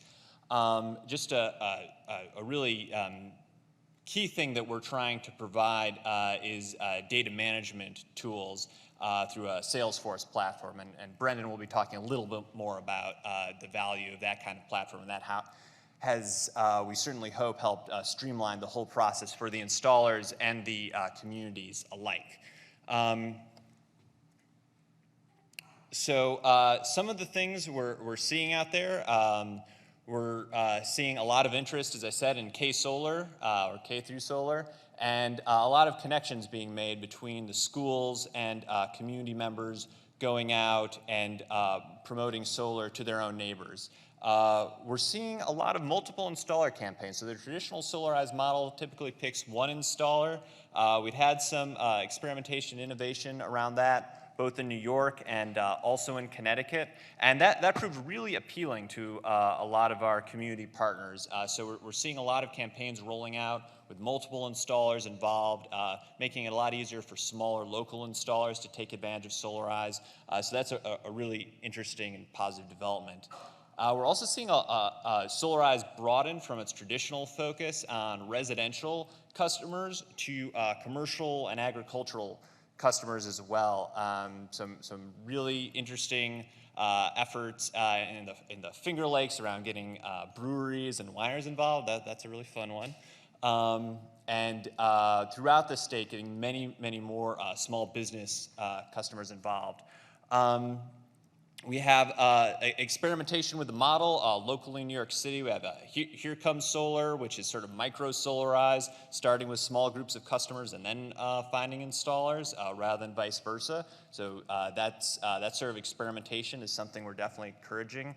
And something that I think is really, really important is the last point here. We're seeing some of the efforts, especially the regional groups like Solarize Westchester and others, really connect this sort of feel good, get out there and drum up support for solar with longer term changes to the local permitting process and also municipal purchasing campaigns. So the message there is, Solarize is a fun thing for the community. It's great PR for the mayor or local official. But you know what? If we want to have a sustainable solar market, you really have to make these changes at the local level in terms of permitting and other procedural issues to make this work. So that's been really encouraging, and I think demonstrates the power of the model as a catalyst. So some other, a big focus of all of our work, and Solarize as well, there's also been a challenge, is engaging more low and moderate income communities. So we do have some campaigns that are focusing on communities that are lower income. We're working with them to make sure they have the tools they need to reach those customers and really incorporate them. I should also say, as part of our broader efforts, we're supporting grid alternatives ramp up in the New York market, working with lower income customers, and we're seeing a lot of progress there, which is really exciting.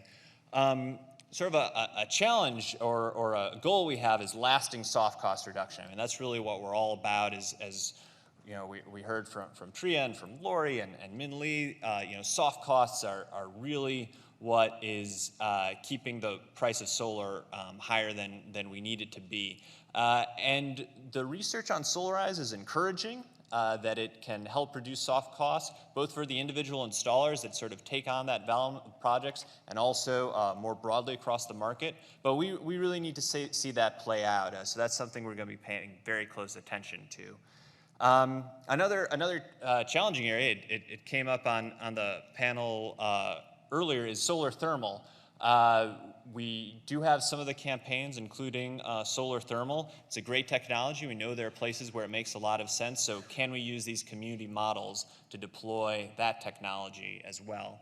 And then just finally, sort of the last thing I threw on here is a challenge, which certainly Jeff and Brendan will touch on as well, is just scale at every sense. Not necessarily that we're trying to make a Solarize campaign that encompasses huge parts of New York State, but all of these campaigns are generally for their communities, one of the biggest things that has happened in terms of solar. So how do you help installers that might be smaller local installers ramp up and handle that scale? How do you help community organizations handle more constituents and customers? And then just generally speaking, how do we make sure this is something that is accessible to communities around the state while still staying in that backseat role, so this doesn't become too much of a top-down, unleveraged effort. Oh, got there too fast. So just looking ahead a little bit, I've talked a lot about Solarize, great model. It's what we spend a lot of our time on, but it's certainly far from the only opportunity we have with communities and solar. Just looking a little ahead, and probably not, in some cases, looking really ahead at all, looking at the present. I'm sure many people in this room are very interested and excited about community shared solar. I certainly am.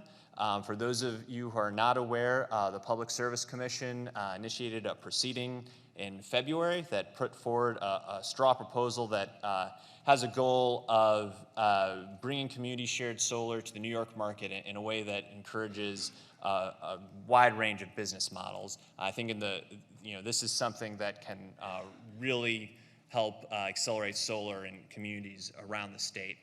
We also have, I'm not going to go through all these in detail, but community choice aggregation is being tried out. Of course, I have New York Prize and microgrids. These are all things where that community approach can really reduce costs and increase leverage for all of us. And then finally, we're just seeing so many changes and experimentation, innovation in the business models, and especially again in those IT tools, web-based tools. I've heard a lot about different ones today, and we'll hear about some more from Brendan. These, I think, will really keep the market driving forward. So now, before I turn it over to Brendan, I did promise you a couple cool photos. Let me go back to this one. So one of the nice things about Solarize is even when it's taking place on a small scale, it just yields some really fun photos and fun events. So I like this one. This is from Solarize Kingston, I believe. I just love the costumes and and then this is from the, what I'll leave you with is the Canton Dairy Parade that took place on Saturday. This is the Solarize Canton Float, and the sign says, milk for a healthy life, solar for a healthy life. So that's our goal here, to make solar as accepted and normal as milk.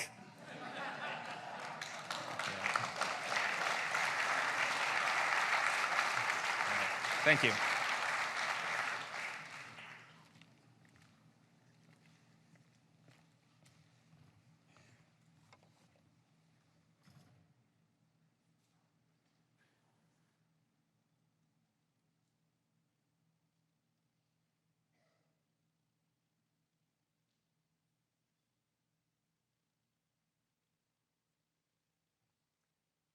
Hello, I'm Brendan Hike, founder of Innovisionary Consulting. I'm here to talk to you about how we can, as an industry, just say yes. There are two components of this, just saying yes. The first is external. The solar industry want customers to just say yes, continuing our rapid industry growth and moving towards reaching the masses. The second is internal, reminding us in this room that when we are asked, is this really possible? Can we reach the masses, and can we overcome the challenges that face solar today? To use the following approach that I'll outline, and just say yes.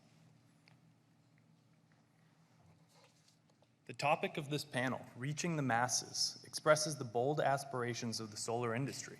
What used to be questions of solar viability have shifted to questions of solar scale. Industry leaders are asking, how do we increase adoption for entire markets? Things like the Solarize campaign. And how do we acquire these new customers while reducing associated acquisition costs? Something that they were alluding to frequently at the end of the last panel. These questions are being answered with the lean startup methodology. And this methodology focuses on tapping into newly available data for insight, engineering new processes based on the revelations, and using these scalable systems to increase customer adoption and lower customer acquisition costs. The lean startup methodology is a particularly beneficial tool for the solar industry. We all know that this industry constantly undergoes change at a frequent pace, and this tool for evaluating processes based on data insight is made to keep up with such rapidly changing environments. The lean startup methodology produces increased effectiveness and builds dynamic teams, divisions, or organizations. So let's look at some examples of the data, insight, and process cycle from that solar standpoint. It starts with data. In this case, a recognizable piece of data that to acquire a customer in the United States, it costs 49 cents per watt. When compared to Germany, the same piece of data is that it takes less than 7 cents per watt to acquire a customer in Germany. So what is this piece of data giving us? What insight can we glean from it? There are a number of different reasons why there's different customer acquisition costs between the countries, but it illustrates that there's significant room for decreased customer acquisition prices here in the United States. And now it's time for action. Using this insight to drive process improvement. A few years back, people took the standard solar model and flipped it on its side. They said instead of going out and targeting individual solar customers, we're going to target municipalities and regions. By spreading the cost of acquisition across a larger population, they drove down those costs and increased adoption. What we have today is a very successful Solarize model.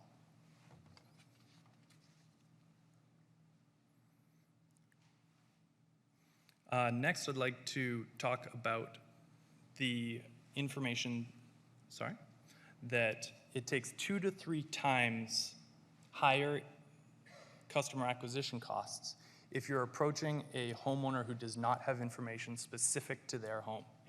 So what you're able to do is, by providing this insight, specific locations for a homeowner, you can, a little technical difficulties on the Excel, but what you can do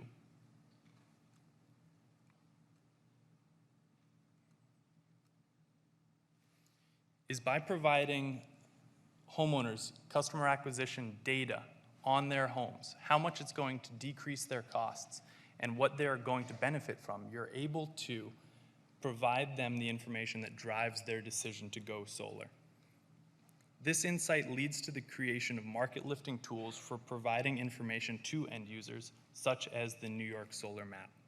These last 2 examples, besides borrowing from the celebrity of those joining me on this panel, illustrate programmatic successes from the mental exercises central to lean methodology. My next 2 examples are specific to the beginning of the sales process, and they're just the tip of the spear, but they're exemplary of data, insights, and processes that are being advanced throughout solar every day by looking at the data and building based off of it. They're simple enough to bring back to your organizations so that since we've talked about a lot of high-level information, these are where the rubber hits the road. The beginning of the sales process, your end users can use this information to improve their end result. If you're already doing these, great job. Use the thought process and lean methodology to decide what to measure, learn, and build next.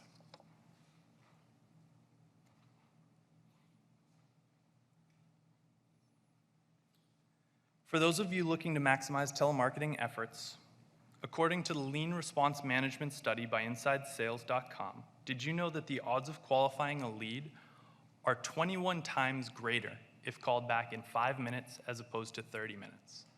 Huge difference from a small piece of data when you take that insight and apply it to your internal processes. Our insight shows that the response time makes a drastic difference in reaching a potential customer. This is something that Solarize has built into their data management platform by providing CRM tools to all of their individual Solarize campaigns.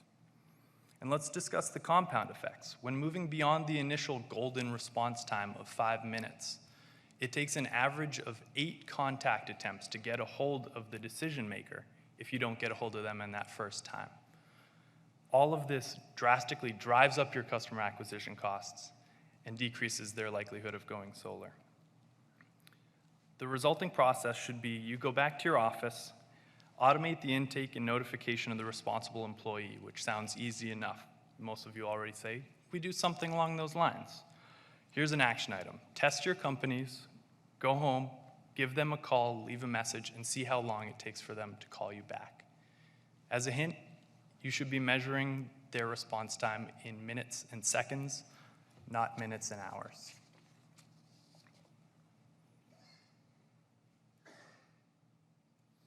Next, lots of money is being spent on social media and online marketing.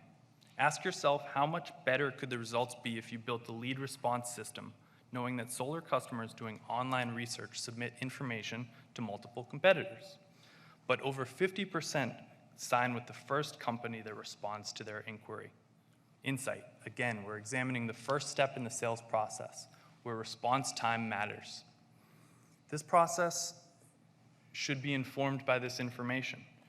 You should use the tools that you have available to you, whether Salesforce, another CRM, or just automated email response. This branded email can be simple or sophisticated, but based on your immediate response, you're going to contact that customer at the time they're doing research on solar and begin the sales conversation at the exact time that they want to have the conversation. Don't stop advancing the sale here. As an added bonus, 1 in 4 web-generated leads will respond to a branded auto-response email with their utility information, a significant hurdle in qualifying solar customers and continuing to advance them through the sales funnel.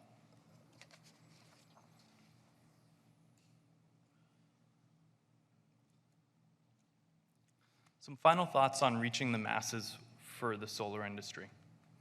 1, you do not need to be big to harness big data. I work with small companies who break through to incredible innovation by deciding what data they want to measure and building off of what they see. On the other end of the spectrum, I see large organizations, and I'd like to highlight NYSERDA as a great example. Large organizations that are dynamic enough to adapt and influence such a rapidly changing industry. Secondly, industry-wide collaboration is mutually beneficial, whether it's connecting systems for a lead provider, to a sales company, to their financing partners. Build and demand communication amongst your systems. Being interconnected increases the reach of data possibilities and benefits all involved. Finally, solar is an exciting industry. It's fueled by visionary plans being advanced with small steps and large bounds. Continue fearless innovation. Thank you very much.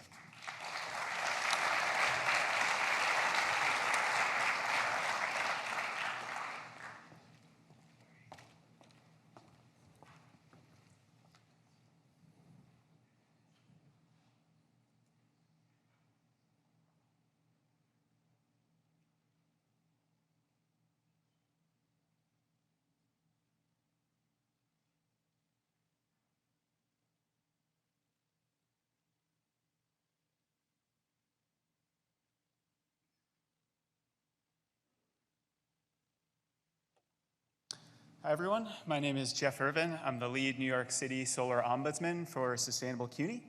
And I'm going to give you an overview of some of the programs that we're working on right now to reach the masses and help spread solar far and wide across New York State. So I think you're all very familiar with our solar programs, but I wanted to first take a step back and give a sense of everything that Sustainable CUNY does. We take a 3-pillared approach to sustainability. starting with Sustainable CUNY Conserves, which is our campus sustainability program.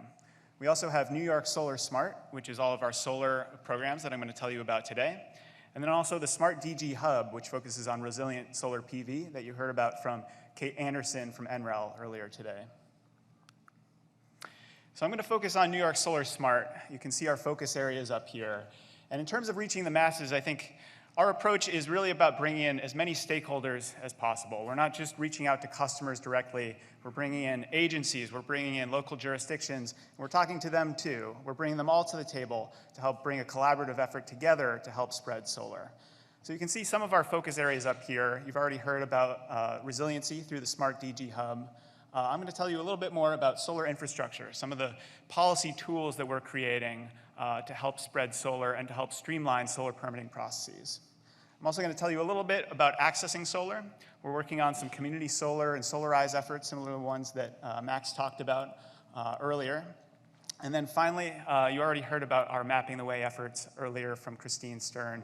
And we hope you all have a chance to try out the New York Solar Map today at our booth outside. So as I mentioned, it's really all about reaching partners for us. We've partnered with 16 partner jurisdictions on New York Solar Smart across the state, who are really our vanguard jurisdictions in implementing policy and leading the way on implementing new programs to help reach the masses and spread solar far and wide. But we couldn't do it without all of these other partners as well. We're working with numerous companies, agencies, utilities, all of the stakeholders together are part of our New York Solar Smart program to help spread solar across the state. Now, you've heard a lot about soft costs today. Min Lee talked about it, and that's really what the Sunshot initiative that funds New York Solar Smart is all about. The goal of the Sunshot is to make solar energy cost competitive with traditional fossil fuels by 2020, and we're already 60% of the way there. But as you've heard, soft costs are now the majority of the cost of a solar installation. So that's where we're focusing our work to help continue the cost reductions that we've seen over the last 9 years that are really going to help make solar accessible to everyone across New York State. Now, our approach to change in the solar market is project change management. We bring together stakeholders and we implement projects that can then serve as a model for spreading new policies and programs across the state. We've done this through New York Solar Smart through a series of working groups, and you can see all of the partners on these working groups up here. 4 of the working groups are focused on New York State and 2 are focused on New York City. And I'm going to give you the highlights of some of the work that they've been doing over the last year and what's upcoming in the next year of New York Solar Smart. We'll start with the New York State Permitting and Interconnection Working Group. Now, many of you are probably familiar with the Unified Solar Permit. What you may not know is that now 80 jurisdictions have adopted the permit across New York State, but we're not stopping there. We've been working with NYSERDA, with edge contractors and local contacts, and we now have 30 additional jurisdictions who are in the process of adopting, and we're looking to have many more adopt in the coming months. What this working group is going to work on moving forward is now a standard commercial permit. We're in talks with NYPA and working to develop recommendations for a standard permit that we'll be developing over the next year. On the New York City side, you heard much of what DOB has in store from Commissioner Chandler during the keynote at lunch. We've been working with DOB for many years and through the working group process have offered many recommendations on how to streamline the solar permitting process. This working group has also focused on transparency for the market. So you can see up there is the standard unified filing checklist, which includes all of the forms needed to file through DOB, as well as through NYSERDA, Con Edison, and the fire department if you require a variance. We're now working with DOB to implement the online interactive guide for solar permitting that Christine mentioned in the New York Solar Map presentation earlier this morning. Our New York State Permitting and Interconnection Working Group that should read New York State Net Metering and Interconnection Working Group, consists of all the utilities across the state. Now, many of the discussions of this working group have focused on the REV proceeding, but I want to highlight one of the pieces of policy work that they produced in the last year, which has been really helpful. That is the Net Metering and Capacity Tracker, which measures how close each utility is to the required cap for net metering in their service area. Now, these were previously set at 3%, but after this working group produced this tracker, which made all of the information public and easily accessible, there was a PSC proceeding that ended up raising those caps to 6% to keep the market growth of solar continuing to grow in the coming years. The New York State Planning and Zoning Working Group has been hard at work on model solar zoning language and creating model language for a model law that can be used by jurisdictions across the state. This is a big need that we've seen through our training and interaction with the local jurisdictions. And it's a good example of how national standards can be brought together with local concerns through our working group structure. So we've taken national standards. This working group is led by the Ombudsman, Adam Schnell, and they've taken input from our 16 partner jurisdictions to create this model language, and it's now being reviewed for final publishing in the coming months. Now, the next two working groups are focused on financing options. I'm not going to go into too much detail on these because you've already heard about some of the Solarize efforts that NYSERDA is funding. And we are working on two Solarize programs. One of them is in Huntington on Long Island. That Huntington program is the first Solarize program on Long Island, and it launched last month. They've already had over 100 signups in just a few weeks, and we're looking to have that program be a huge success. This working group also developed a list of financing options, which provides transparency to market participants from businesses to nonprofits and regular homeowners about what financing options there are across the state. On the New York City side, we have a Solarize program in Brooklyn Community Board 6. That consists of the neighborhoods around Carroll Gardens, Red Hook, down into Park Slope and up into Cobble Hill. This program is a work of the New York City Solar Partnership, which consists of the Mayor's Office of Sustainability, New York City Economic Development Corporation, and CUNY, working in partnership with the local community board to help get the word out and to spread solar.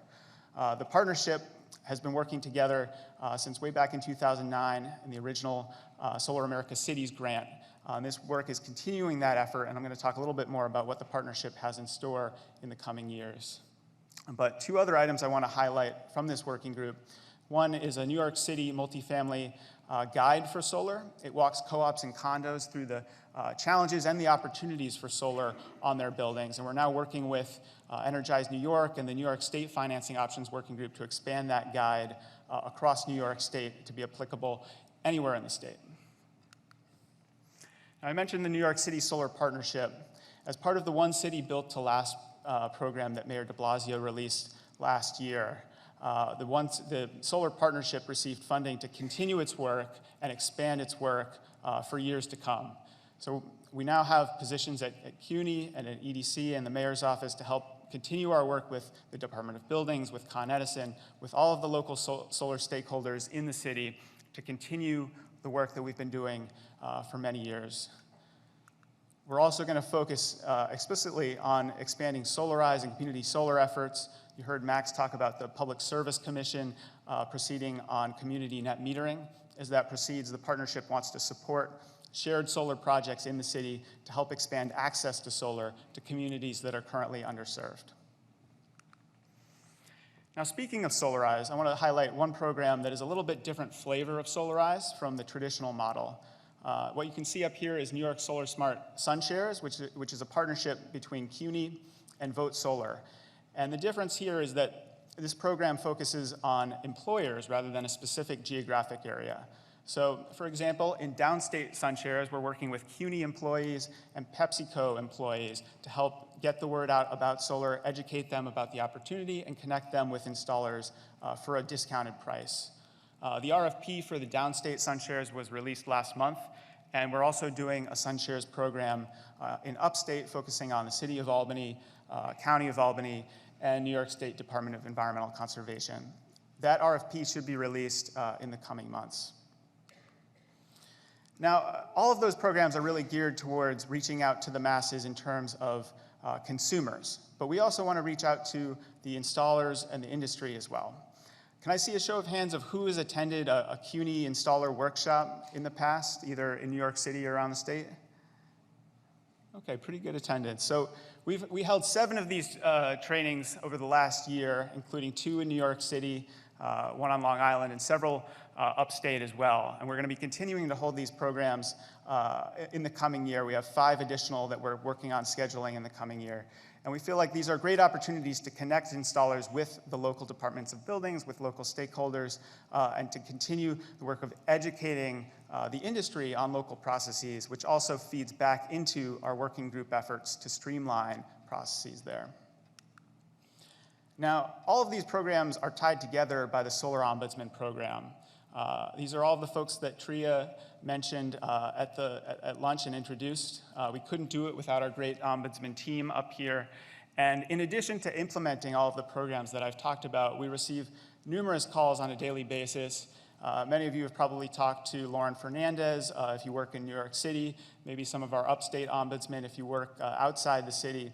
And we take calls on a daily basis to help resolve issues so that we're working on a project-by-project basis as well as systemically through all of our partners. And so I just wanted to highlight some of the work that these ombudsmen do, which is really helping to keep things flowing in the marketplace. So an example from New York City is that a couple of months back, there was a change in the zoning laws that required backyard space would not allow solar if it extended into the required yard space in a backyard. And so this was a problem. There were a lot of solar installations that were going into place and were filing with DOB and ended up having their plans rejected. Now, we started getting calls about this, and Lauren Fernandez took it to the installer roundtable. We have a roundtable of solar installers in the city and the state to get feedback on how many projects were being affected. And we found that there were quite a lot that were getting rejected because their panels on the roof were extending back into the required zoning space.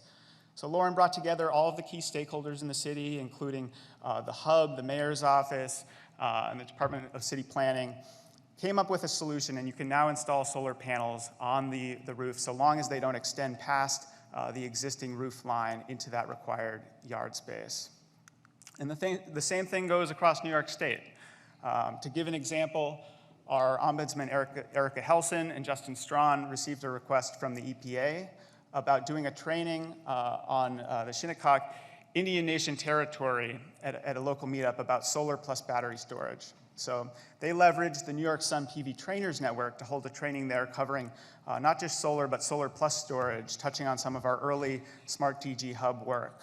And that was a really huge success. It was not something that we had done before, but it was a one-off thing that we felt like we could leverage our partners to put on and to help move the marketplace in a place where there really wasn't a market at that time. Now, speaking of the New York Sun PV Trainers Network, I know Max already mentioned some of the great work that they're doing. I just want to close by highlighting what an impact this program is having. You can see up on the map there all of the trainings that they've done across the state. It's 94 in total. CUNY's been working with a great group of partners led by Meister Consultants Group to put all of these trainings on. And these are really about not reaching the masses, but reaching the people who control the processes that allow you to reach the masses. So that includes everyone from local responders to local government officials to the plan examiners who are examining every plan that goes through the Department of Buildings. And together they've put on trainings that have helped to educate over 2,900 people covering a range of topics. You can see them all up here, everything from planning and zoning to permitting to Solar 101. And they're going to be continuing to develop this program and put on these trainings in the coming years. And we hope that you'll take a look at their website if you're interested in attending one of those trainings. So thank you so much. I really appreciate everybody's time.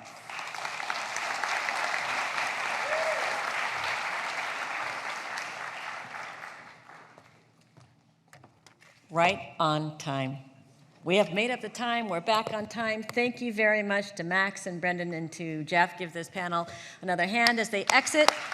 And we do another, wait, don't go away. We're going to ask another poll question. So we're doing a set change and getting ready for our pitch.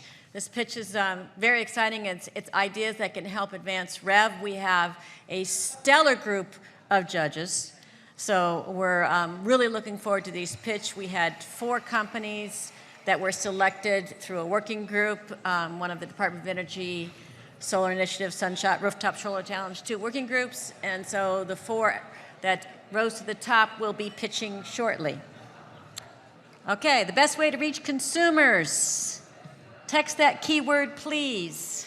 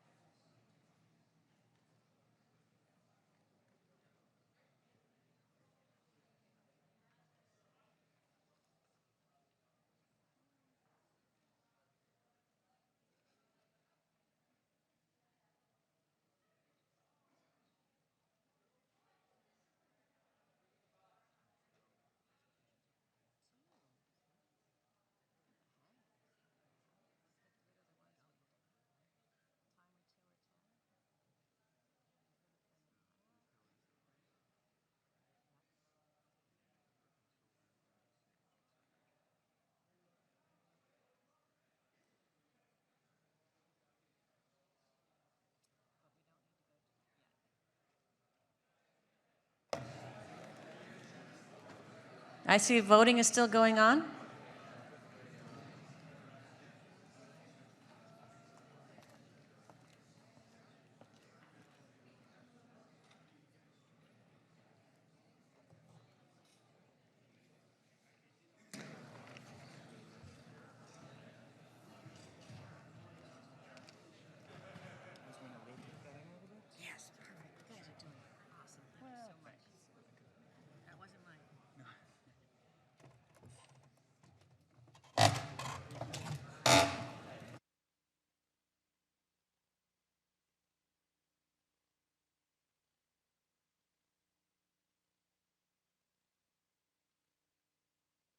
The vote's all in? Everybody voted? Oh, still working on it there. Solarize campaigns, Solarize and community programs. You like my little bit of humor in there? Do you know why Mark Ruffalo's in there? Do you know? Because he has solar on his townhouse or whatever it is in New York City. I guess that means, like, you know, solar celebrities in general getting out there. I was going to make another joke about the Doors, but I figured this crowd was too young for that one.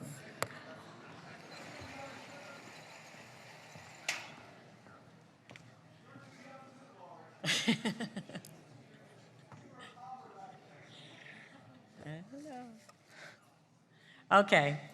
All right. It is time to invite our moderator, John Musey, to the stage.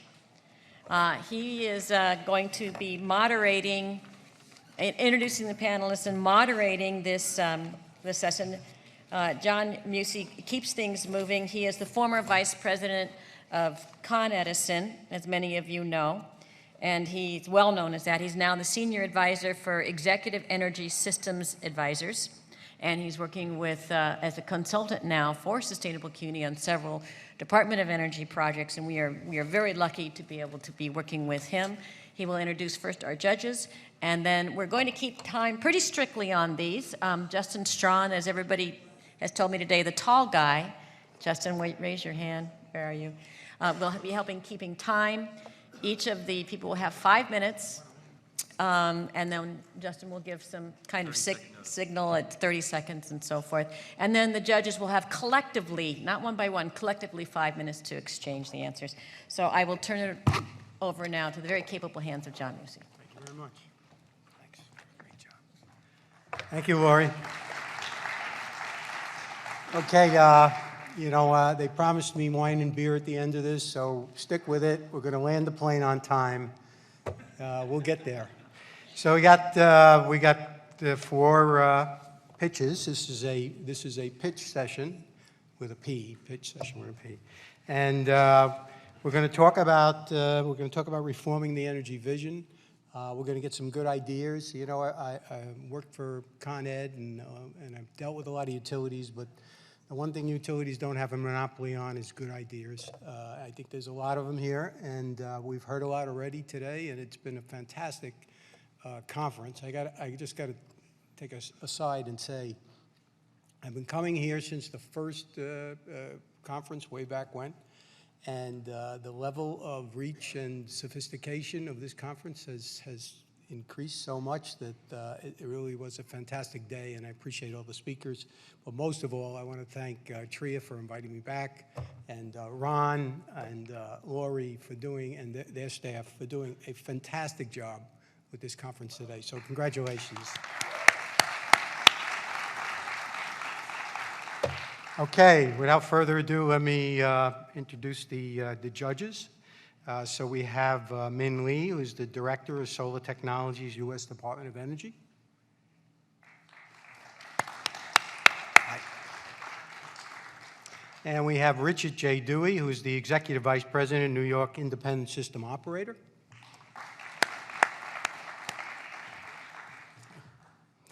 And David Guilford, who's the Vice President of New York City EDC and the Director of the Center of Economic Transformation. And last but not least, we have Tria Case, University Director of Sustainability at the City University of New York.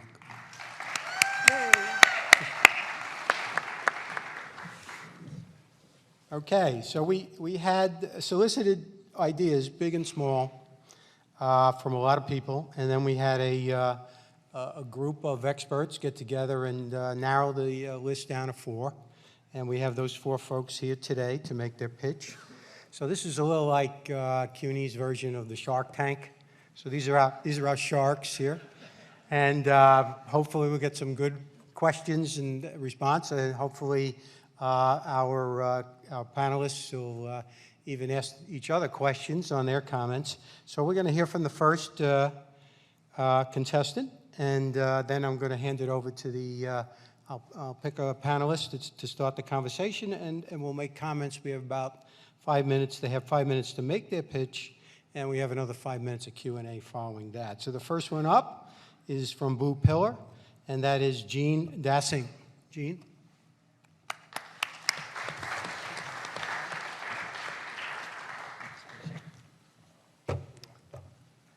Hi, I'm with Blue Pillar. I'm actually Dave Schwartz. Jean's here in the front row.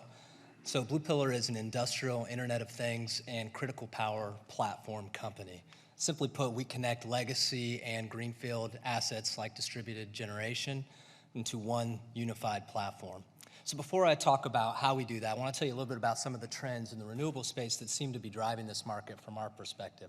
We've certainly seen the cost of solar go down significantly in the last 20 years, largely driven by what some people call the Swanson effect, which simply states that the cost of solar decreases by 20% for every doubling of volume shipped. That has materialized in solar, and that economy of scale principle seems to now be happening with storage. We saw that at the Tesla event recently when they announced that the cost of a 7 to 10 kilowatt hour system would be around $3,000. The sound in the audience, the gasp was palpable. Following up, besides these economies of scale, what we're also seeing is something along the lines of just network effects. Metcalfe's law says that the value of a network grows by the doubling of the size of the network. Where we've seen that materialize is with connected things. That has driven down the cost of what we deploy from a sensor and telemetry perspective exponentially. 8 years ago, 2.5 billion connected devices. Today, around 11 billion, going to 50 billion in the next 10 years. So aside economies of scale, there's also those network effects that bring more value. They also bring challenge. How do you scale these networks? How do you secure these networks? And what do you do with that vast amount of data? This is what Blue Pillar does. We connect assets. Let's see if I can go to the next page here. Facility energy things. So we do that by coming in and putting in retrofits. We're particularly strong in those retrofits as well as any new assets. And we do that through an automated engineering survey that allows us to collect all the material metadata and asset data from that site. And that rolls up and auto-generates all of our engineering from one-line specifications, bill of materials, diagrams, pricing. It even dumps that information into a configuration file to deploy the network. We can leave the site the next day and deploy a virtual instance of that network and show you what that looks like. And that would come up to our middleware layer of Aurora. Once we have that data and once we've put the gateways in or connected to your gateways through a secure IoT infrastructure, now it's what we do with it. So we do some special things to make sure we pull only the statistically relevant information from that asset. Therefore, we don't overwhelm the IT infrastructure with terabytes of information. We historize it and we present it in a way you can do stuff with. We present it to both our own applications and third-party applications. Big data machine learning, so you can identify optimization, fault detection, and things of that nature, as well as our core applications. It's tough to see here, but in the upper left, Avise Insight is our core application for critical facilities. This would be like a hospital or a military base, and we've done about 200 of those. And then Avise Foresight is where we would control a fleet of distributed assets. So this would be distributed generation across a large footprint. And we have a couple hundred megawatts of that we've recently deployed. So we look forward to not only learning about how our infrastructure and our networks and control systems can help your facility, but also those technology companies, both on the hardware side as well as the software and analytics side, can partner with our platform to bring more value to our customers on those networks.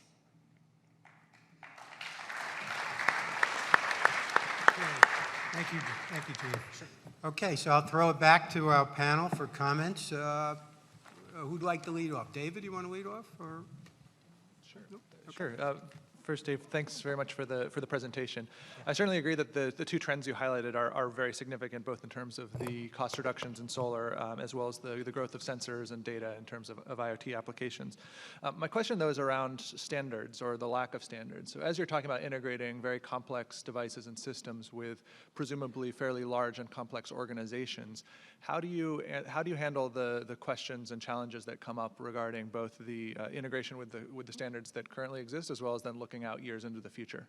That's a great question. Listen, there's no secret sauce on how you connect to existing assets, especially if it's through a building management system or a SCADA. The bottom line is we all wish everybody was using standardized mapping like Project Haystack, but they're not. So sometimes you got to go in and do the ugly point mapping to get that data information out, period. Our goal, whether or not it's through Modbus, DMP3 for utilities, ICCP for control centers doing frequency reg, et cetera, is that once we have that data, that we put it into a gateway. We don't make the gateways, but we do flash our own cybersecure firmware on those gateways. Is now we want to push it out to an industry accepted standard like OPC-UA to get it up to us. Now, once we have the data, we also want to turn that data schema into something that we can share with people. So DOE has a lot of standards. There's Energy Star, Green Button, CBIDs, things like that, so that people can recognize it and do something with it. So we'll work with them on existing open standards, as well as understanding how a particular third-party partner likes to consume that information so they can do their secret sauce. There's no shortcut there. Let's assume that you can implement, or you are implementing what you're talking about. What's your business model, revenue model, and how are you different from established players like Internoc? So Internoc is, principally Internoc started out as an aggregator where they were doing cost share splits, and we're not an aggregator, simply put. Now, I will tell you that most of the big aggregators have come to us so they can execute more complex load strategies and add more megawatts. I'll tell you, you're simply not going to do demand response on a university research lab or a hospital operating room. So these aggregators would come to these customers and say, I want to enroll you in DR, and they were limited to what they could get out of it. So we would put in control structure and sequence of operations that would allow them to triage, get the information and the understanding of that network and triage which assets are enrolled and when and how, so they could add more megawatts to the grid. This will be the principal challenge in anything that we do with REV as well. Our principal business model has been, primarily it's been capital deployment projects when we put in the infrastructure, and then we will move to a SaaS for maintaining and owning that infrastructure, and then third-party opportunity sharing. I'll tell you, Converge, JCI, NRG, most of the big players have worked with us to be their execution engine for demand response. So when we look at down the road, one of the things there, one of the goals of REV is to realize some of those efficiencies through competition at the distribution or retail level that we've realized at the wholesale level through competitive markets and getting the efficiency of the generation fleet. So, and one of the things we also learned this morning was relative, some of these DERs, specifically solar, have value all the time, but they have more value at different times of the day or under different operating conditions. So does your software factor in those real-time price signals or any other control signals relative to system conditions, loading on a feeder, that sort of thing? Is it able to interpret that, and then how does that factor that into your scheduling algorithm? That's perfect. Putting together, so this is doing dispatch stack at the site. I remember the first time I walked into an ISO and I was looking at their LMP price, I saw one that had a 0 on it, and it showed purple. And I said, what does that mean? They said, that's a negative LMP. So you're telling me if I receive that signal as a consumer, I should turn on my assets, I'd get paid for that? They're like, yeah, but you don't get that signal. So no one could do anything with it. And so getting that market data, both a real LMP from a market signal or a frequency response like from PJM, that's about sharing it locally. But once you transport that to the site, there's more you can do internally with the load as a resource. You can optimize which assets are going when, so you have your own dispatch, and we absolutely can execute that through our engine. Some of those generators do get that signal, right? So that's the signal to get off the line. And as we push that down to the distribution level and the retail level, the thought process is some of these generators will need to react to that overgen situation, which could be dangerous to the network or to the grid, right? So that's the kind of responsiveness, elasticity that we're going to need to see to get these kind of efficiencies out of it. And, you know, does your system contemplate that, and you plan to be able to deliver that kind of signal to your customers, and are you building that into your business model? Sure, I mean, it does, in short, and we understand that challenge. We grew up started as an emergency power management system focused on compliance for local assets. They have to test these assets. They have to meet certain requirements. And so we would automate that and then become their Joint Commission, EPA, National Fire Protection Association compliance requirement. So through that, you have to both understand the asset characteristics, understand the outcome, and then program that into the logic for whatever activity you're doing. Obviously, we have to work with the utility. If we're talking Con Ed, you guys have certain zones that aren't set up for synchronous generation right now. Until that happens, we can't do anything with it. We hope that we will have the opportunity to suggest certain on-site execution schemes where we would put in backfeed protection, where we wouldn't, that would work in concert with the information that hopefully the regulatory structure would be sending. Seconds. Okay, we have time for one more question. What's the next major milestone for your business? It's a very good question. So we recently signed up our first utility, and that has driven us more into a distributed energy resource market. And this is why we're looking forward to seeing what happens in specific localities like New York. We think you're on the cutting edge from a regulatory perspective. Hawaii, some of the other challenges. We'd like to be a part of the process and hopefully be brought in as a neutral Switzerland from a technology perspective to figure out how we could be a part of that effort. Thanks very much, Dean. Great job. Thank you. Okay, make some notes because I'm going to ask you to vote at the end of this, right? And the audience gets to vote too, so keep that in mind as you listen to these presentations. So the next one up is from Brooklyn Solar Works, and that's T.R. Ludwig.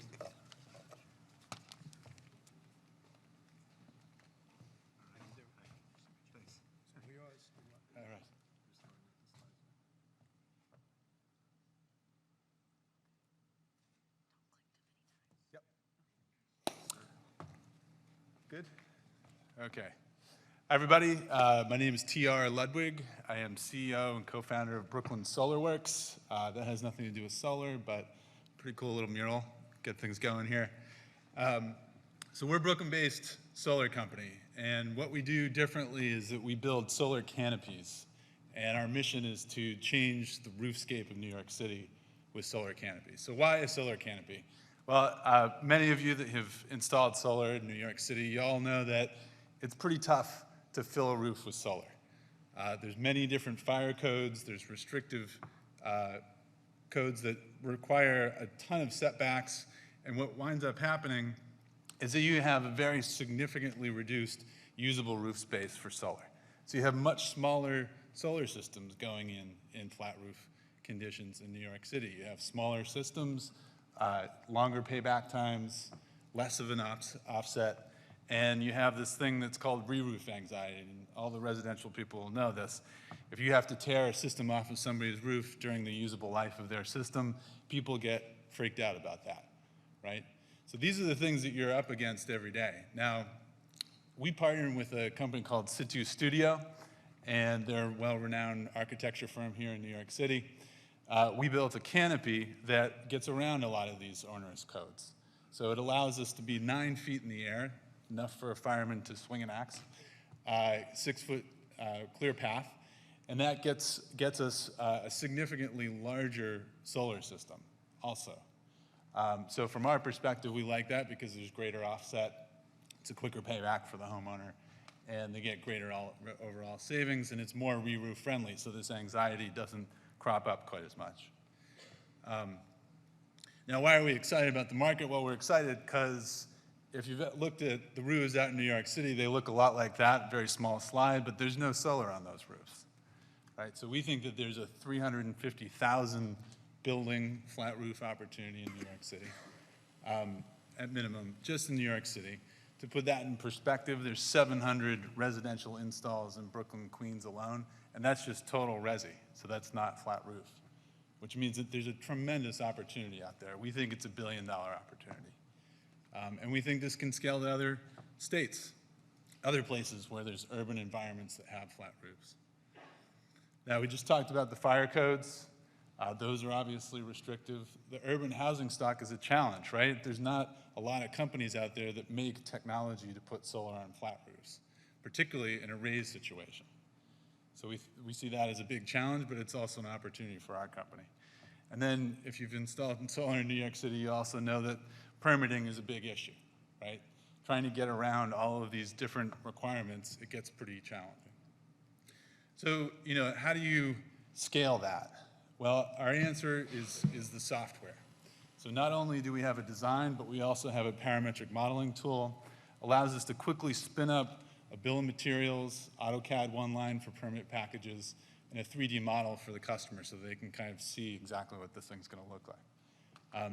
We think that that's an advantage. It's going to allow us to move quickly on this.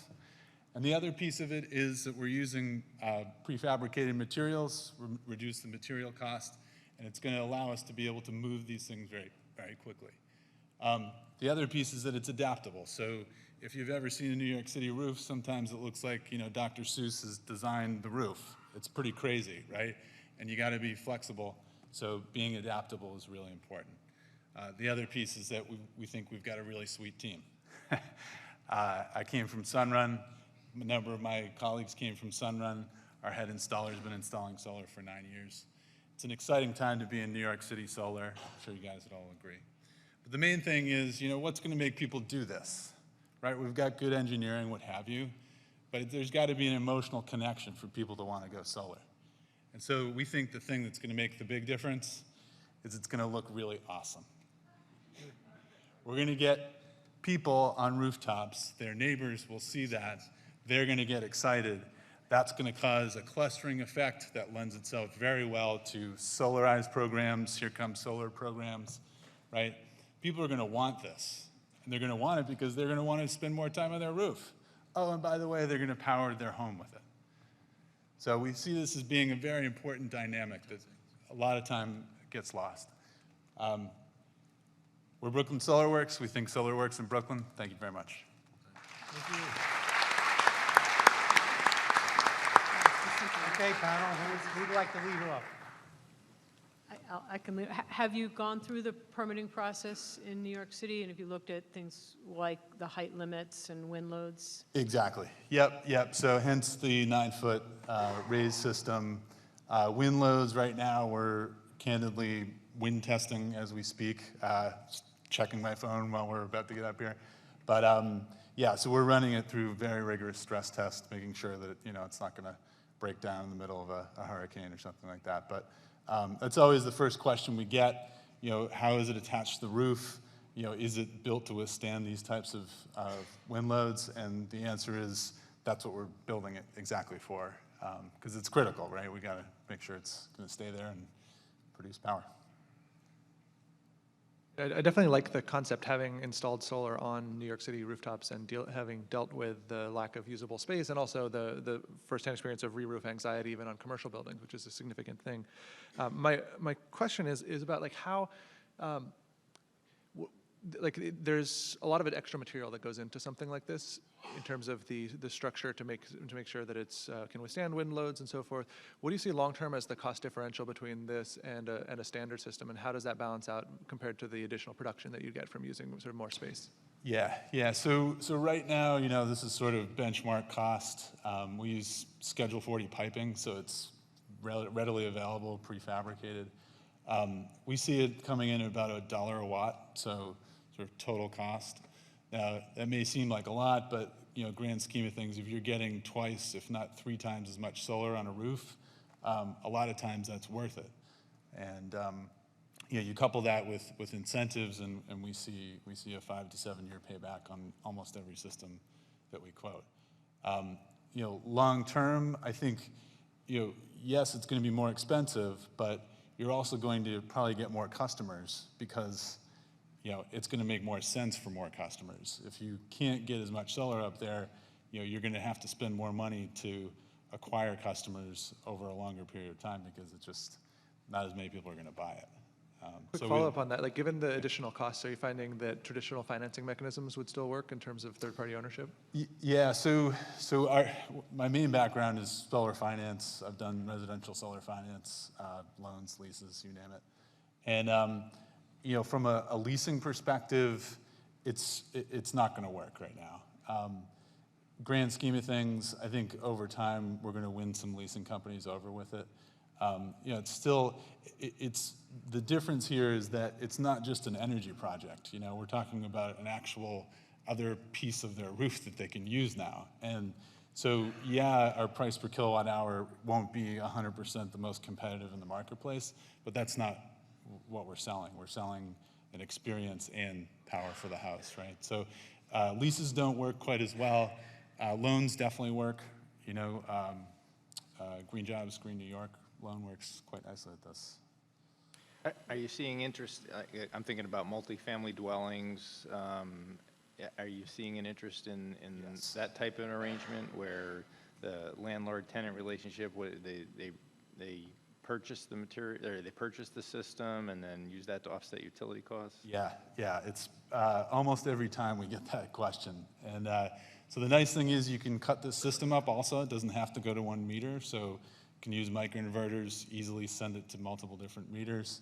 You know, a lot of landlords see it as a value add, right? They can raise their rent a little bit, give their customers clean electricity, and if there's, you know, if they can use the roof, then they can go up there and frolic underneath it and feel really good about it.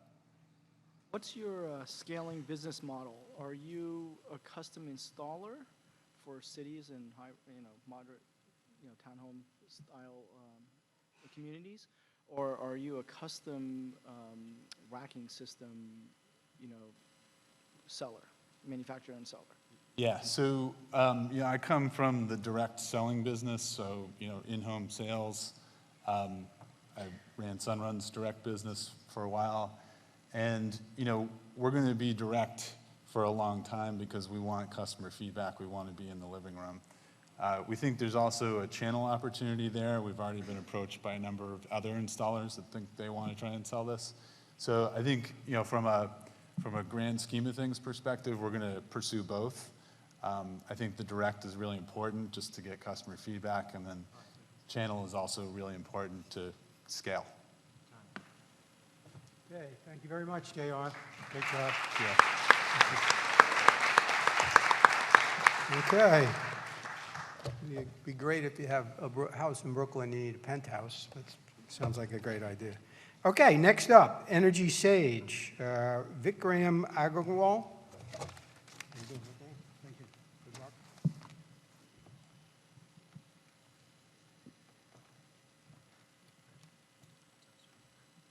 Hello, everyone. I'm Vikram Agarwal. I'm the founder and chief executive of Energy Sage. Energy Sage is bringing solar to the mass market. We are focused on developing solutions for two key issues in the marketplace. Number one, we are looking to provide comprehensive, objective information to the solar consumers. And number two, helping make the buying and selling process for solar more efficient. As you know, most solar consumers today, most people who are considering buying solar are new to the industry. This is the first time they are looking to buy solar. So they have a lot of questions. For most part, the only way the consumers have been able to get answers to these questions is by engaging with a solar salesperson. And as you can imagine, a lot of consumers are very reluctant to engage with a solar salesperson at this early stage of their research process. So as a result, a lot of them end up standing on the sidelines and not actively shop for solar. And secondly, those consumers who are now starting to actively shop for solar find the shopping process very complex, time-consuming, and confusing. Because it is a big-ticket item, most consumers want to see quotes from 2, 3, 4, or more solar installers. And when they get these quotes from these solar installers, they find comparing these quotes very difficult because installers are offering different equipment packages, different financing options, using different assumptions and metrics to provide the quote. So as a result, what we see is consumers either delay their decision, or some of them even just give up on the solar decision process. And that is the reason why we see notoriously low conversion rates in the solar industry. So keeping these challenges in mind, we have developed the EnergySage Solar Marketplace. We have been called as the Expedia or the Kayak of solar by industry journalists. And just like Expedia and Kayak, EnergySage makes it very easy for consumers to research and comparison shop for solar PV systems online. This platform is supported by a comprehensive set of informational resources that consumers can use to research solar and get their key questions answered. EnergySage is not tied with any particular solar manufacturer, financing company, or solar installer. So we have the luxury of offering consumers truly comprehensive and objective information about all the options that they have when they are considering solar, whether it's about equipment or financing options. We are able to tell them the pros and cons of these options and also help guide their decision and help them understand under what circumstances one option may be better than the other. So how does the process work? Consumers usually start by getting an instant estimate. This instant estimate answers one of the biggest questions consumers ask, which is solar a good financial decision for me? What this tool does is in a quick couple of minutes,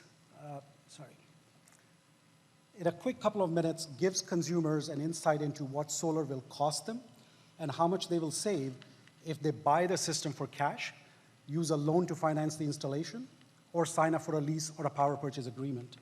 This is a pretty unique capability. These estimates are based on real-time market prices that their neighbors are paying. And for about 40 million consumers, homeowners around the country, we are even able to tell how many solar panels will fit on their roof.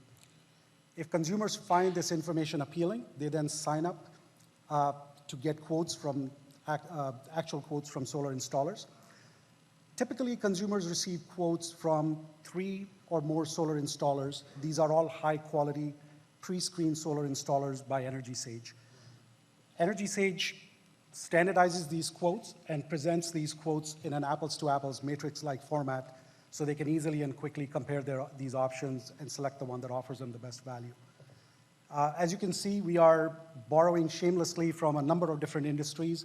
We have seen a number of industries transformed through online comparison shopping and transparency, and we believe the marketplace will be a key force in helping make the solar market more efficient and reduce the cost for all the key stakeholders involved. Thank you.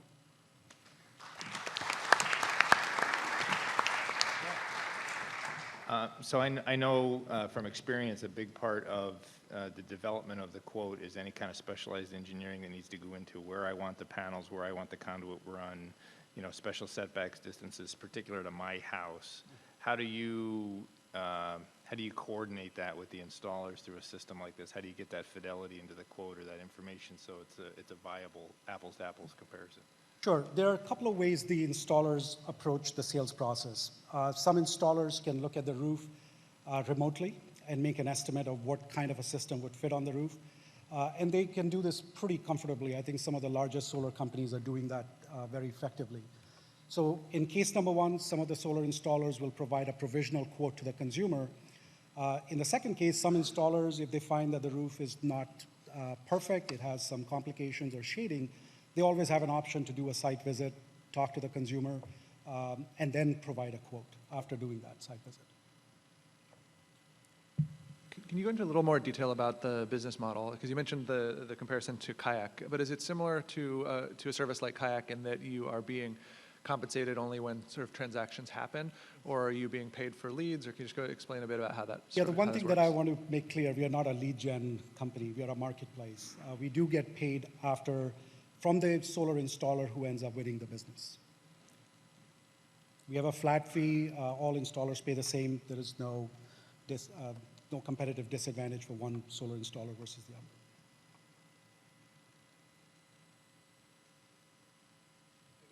Following up a little bit on that, I think the other challenge compared to, say, Kayak, where everyone knows you're going from point A to point B, and you may have airline preferences, but you don't care too much. Solar still isn't at that stage, especially from the consumer's perspective, where they that sort of see it as just a commodity. So how do you, when you're boiling things down to just a few simple quotes, how do you convey some of the other things in terms of the installer's experience in a particular market, reputation, warranties, and so forth? Yeah, this is a great question. So we definitely, my presentation focused quite a bit on the numbers, but we present to the consumer a value argument. So obviously there is cost and benefits of a solar PV system, but then quickly the discussion goes to the quality of the equipment that is being offered and the quality of the solar installer themselves. Energy Sage has actually taken the first step in classifying some of the largest solar panel manufacturers and inverter manufacturers into economy, standard, and premium to give the consumers an insight into, is this a good equipment or even better equipment? On the installer side, we look at, we have rating and reviews of solar installers, not only from our own website, but also we take into consideration some of the other reputation that they have in the marketplace in general. We look at their warranties. We help consumer understand, is this a local installer or a large national installer? How many installations they have done, what kind of experience they have, certifications, licenses, and the duration of warranties they provide.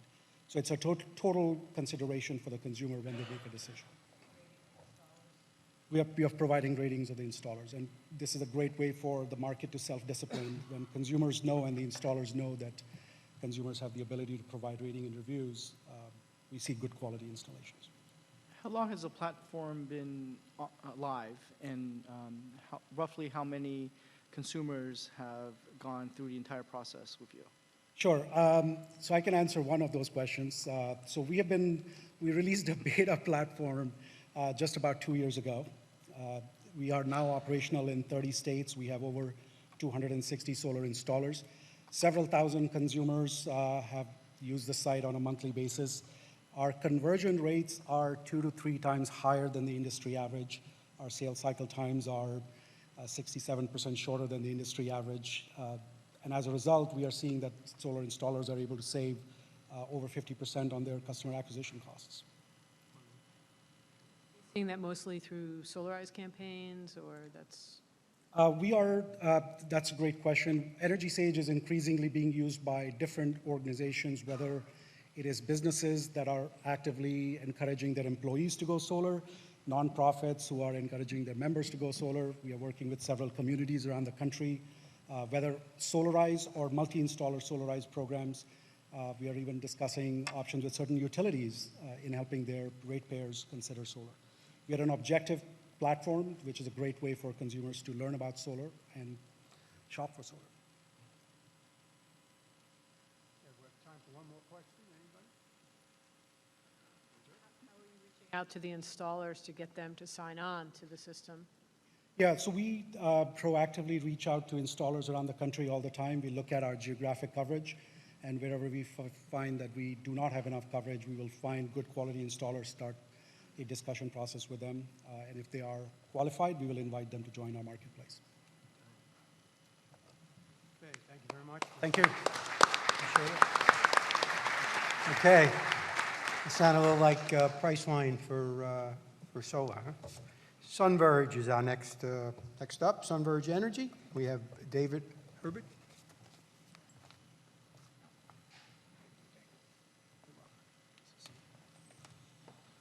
Good afternoon, I'm Dave Hebert with SunVerge Energy. At risk at someone accusing me of being in the wrong room, we do not do solar. What we do is a solar integration system. This allows us to leverage solar in the marketplace. It allows us to enable solar to come into different marketplaces. It's a system that essentially integrates solar with battery energy storage and the command and control devices necessary to manipulate how that solar energy is dispatched. It works and functions by essentially building a virtual power plant with 2 components. One is really software applications that allow it to work on-site in an ongoing fashion. So this is really for consumer benefit. So this is the ability for the system to island and serve load under emergency conditions if the grid goes out. This is the ability to manipulate how you consume power against time of use rates. This is the ability to essentially manage home energy devices as well. It integrates in with home energy management devices. It actively views what's going on for load, what's going on with the home energy management devices, what's available for storage, what's available from the PV system. Even has the ability to monitor parallel PV systems if you have a much larger system or it's integrated in a different fashion.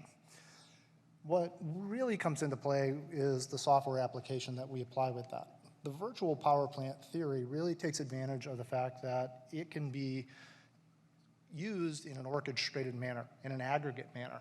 And this essentially allows you to hand the joystick over to the utility or to an IPP that may be aggregating these under different types of programs and unlocking value for grid benefit. So this is where you are orchestrating demand response, not just in reduction, but in the ability to dispatch power. The ability to take large aggregate blocks of this, so let's say you had 350 homes in the New York area, you now have enough capacity to be able to bid into the ISO market for frequency regulation or capacity markets.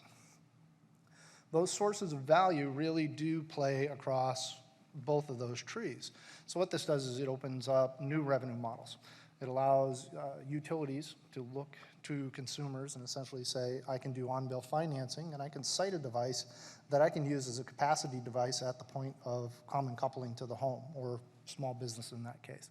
As well as I mentioned, third-party entities to come in, bring in private capital, and leverage the known structure for PV in concert with the structure for energy storage and playing in commodity markets to bring benefit to consumers as well as deliver those benefits to the grid.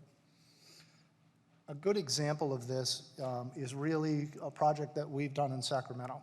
So this project has been operating year and a half or so. It was an interesting model in that it was done on high-density homes within a microgrid, so very similar to some of the neighborhoods that you see in New York.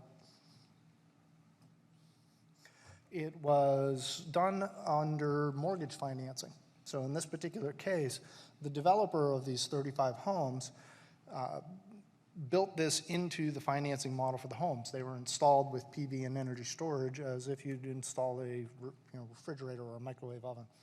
And the plan that they were placed on from Sacramento was such that it implemented a time of use rate that was optimized for the effect of a net zero energy home. If you have a home with energy storage, you have a home with generation, you have a home with advanced controls over what's inside that house, you have the ability to have absolutely no impact on the grid whatsoever. And in addition to that, there's additional savings or revenue streams for the homeowner through demand response. So about 8 times a year, the Sacramento Municipal Utility District will actually call on these devices to curtail demand through the load devices, through the thermostats, and actually dispatch all of the storage onto the grid. Okay, panelists, questions?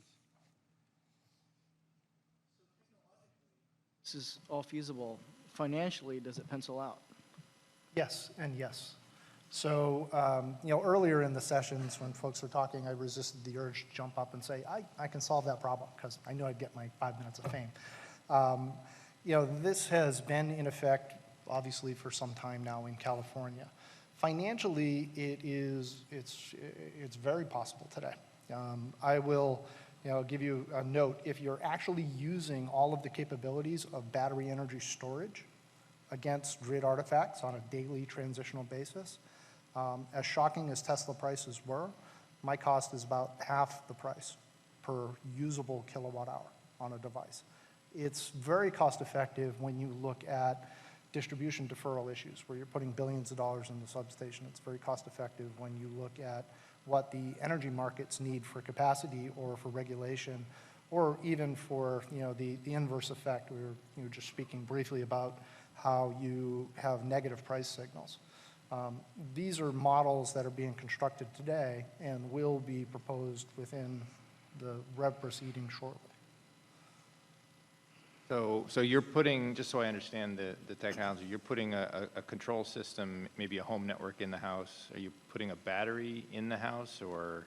Yep. So a battery in the house, a control network in the house, and then you're managing those assets remotely in aggregation in some sense, is that?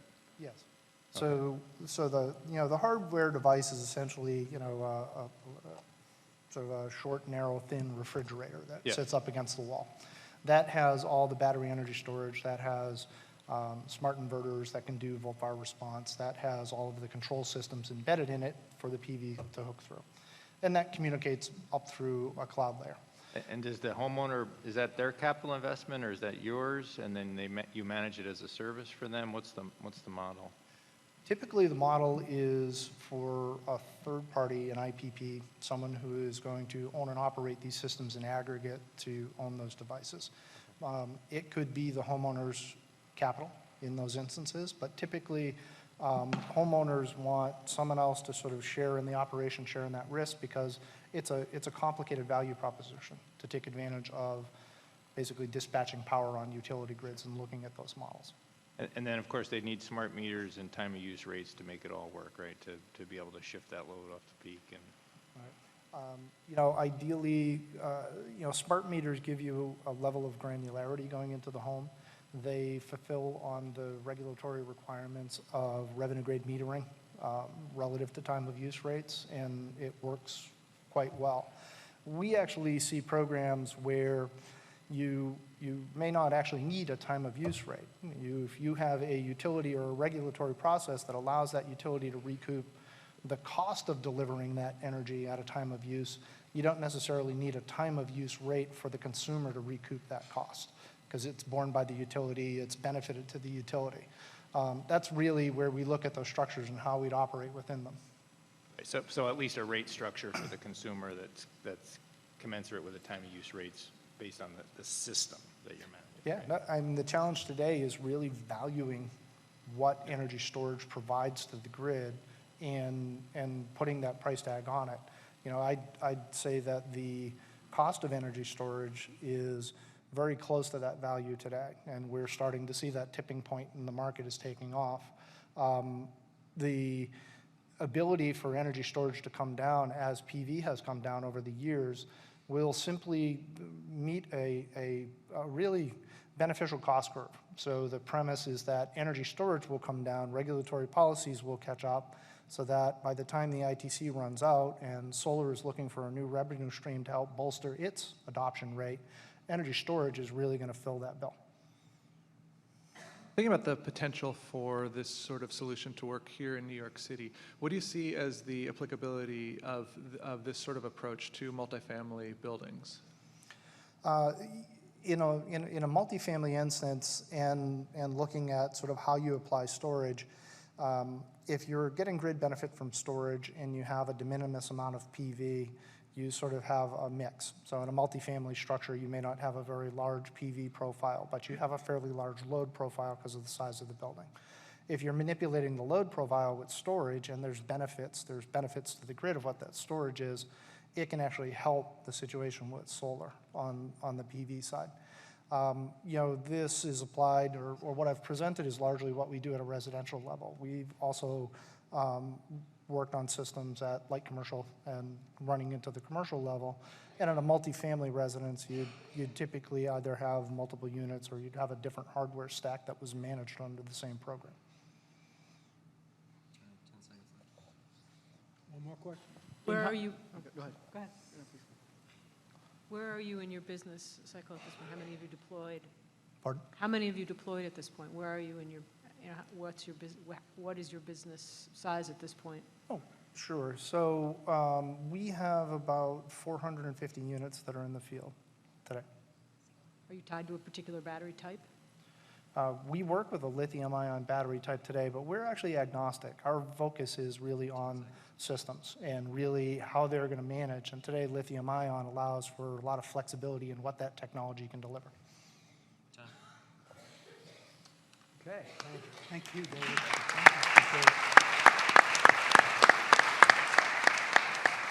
Great timing down here. Okay, so that's it. Now, the way the voting works is that the audience votes and they get one vote. Your vote, the votes will be up on the screen. And the judges, our panelists, will vote. They get one individual vote apiece. And they're going to hand it to me, and I guess Tria's going to open the envelope, and then we're going to see who won. they get $500 as a reward, and they get a photo op with the panelists. So that's our prize.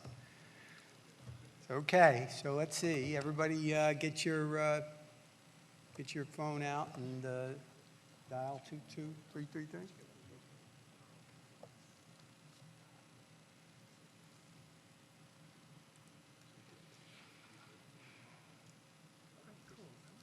Yeah?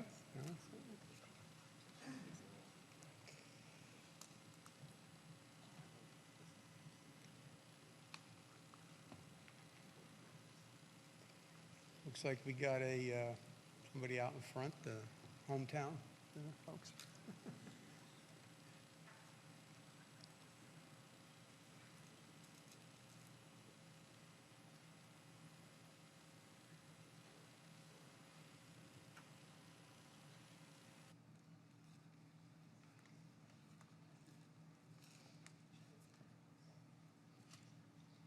We have some collusion.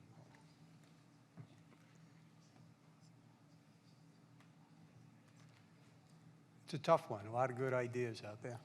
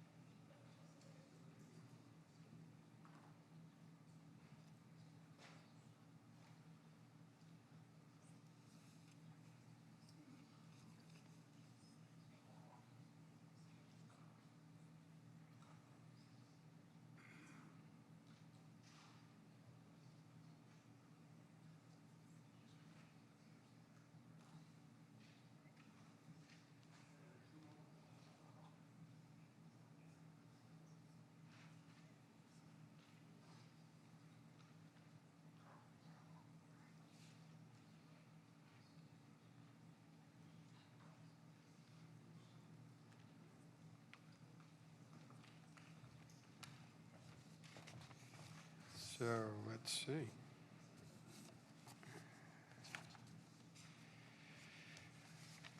Okay, the audience is gonna. Yeah, but I got a tie.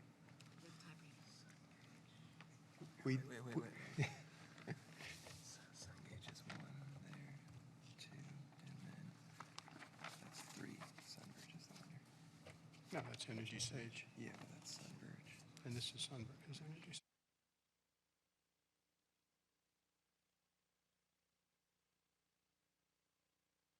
It was somebody changed their vote. Now I understand it. Okay, Tree, you want to come up and help me congratulate the winner?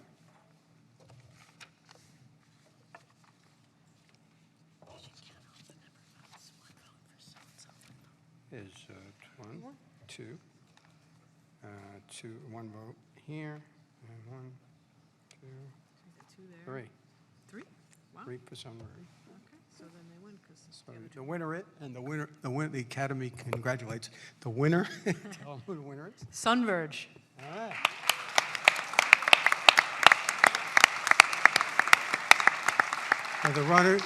So the runners-up was Brooklyn Solar Works and Energy Sage.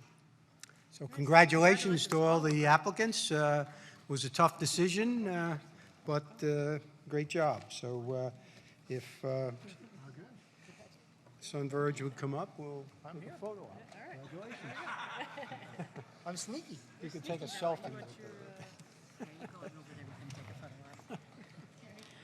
All right, so we are wrapping up our day 5 minutes early. We hope that you will all join us for a networking up on the Jaywalk roof. That's the name of it, right? The Jaywalk.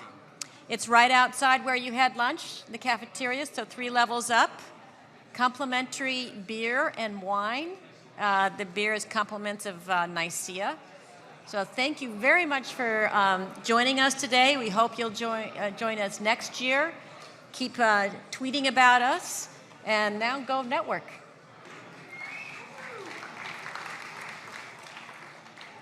Thanks. Thank you. Thank you very much. You fooled me. You put all your stuff on 2 slides. Yeah, yeah. You Yeah. fooled me. Next time I'll do a better slide. Thank you so much. You know what?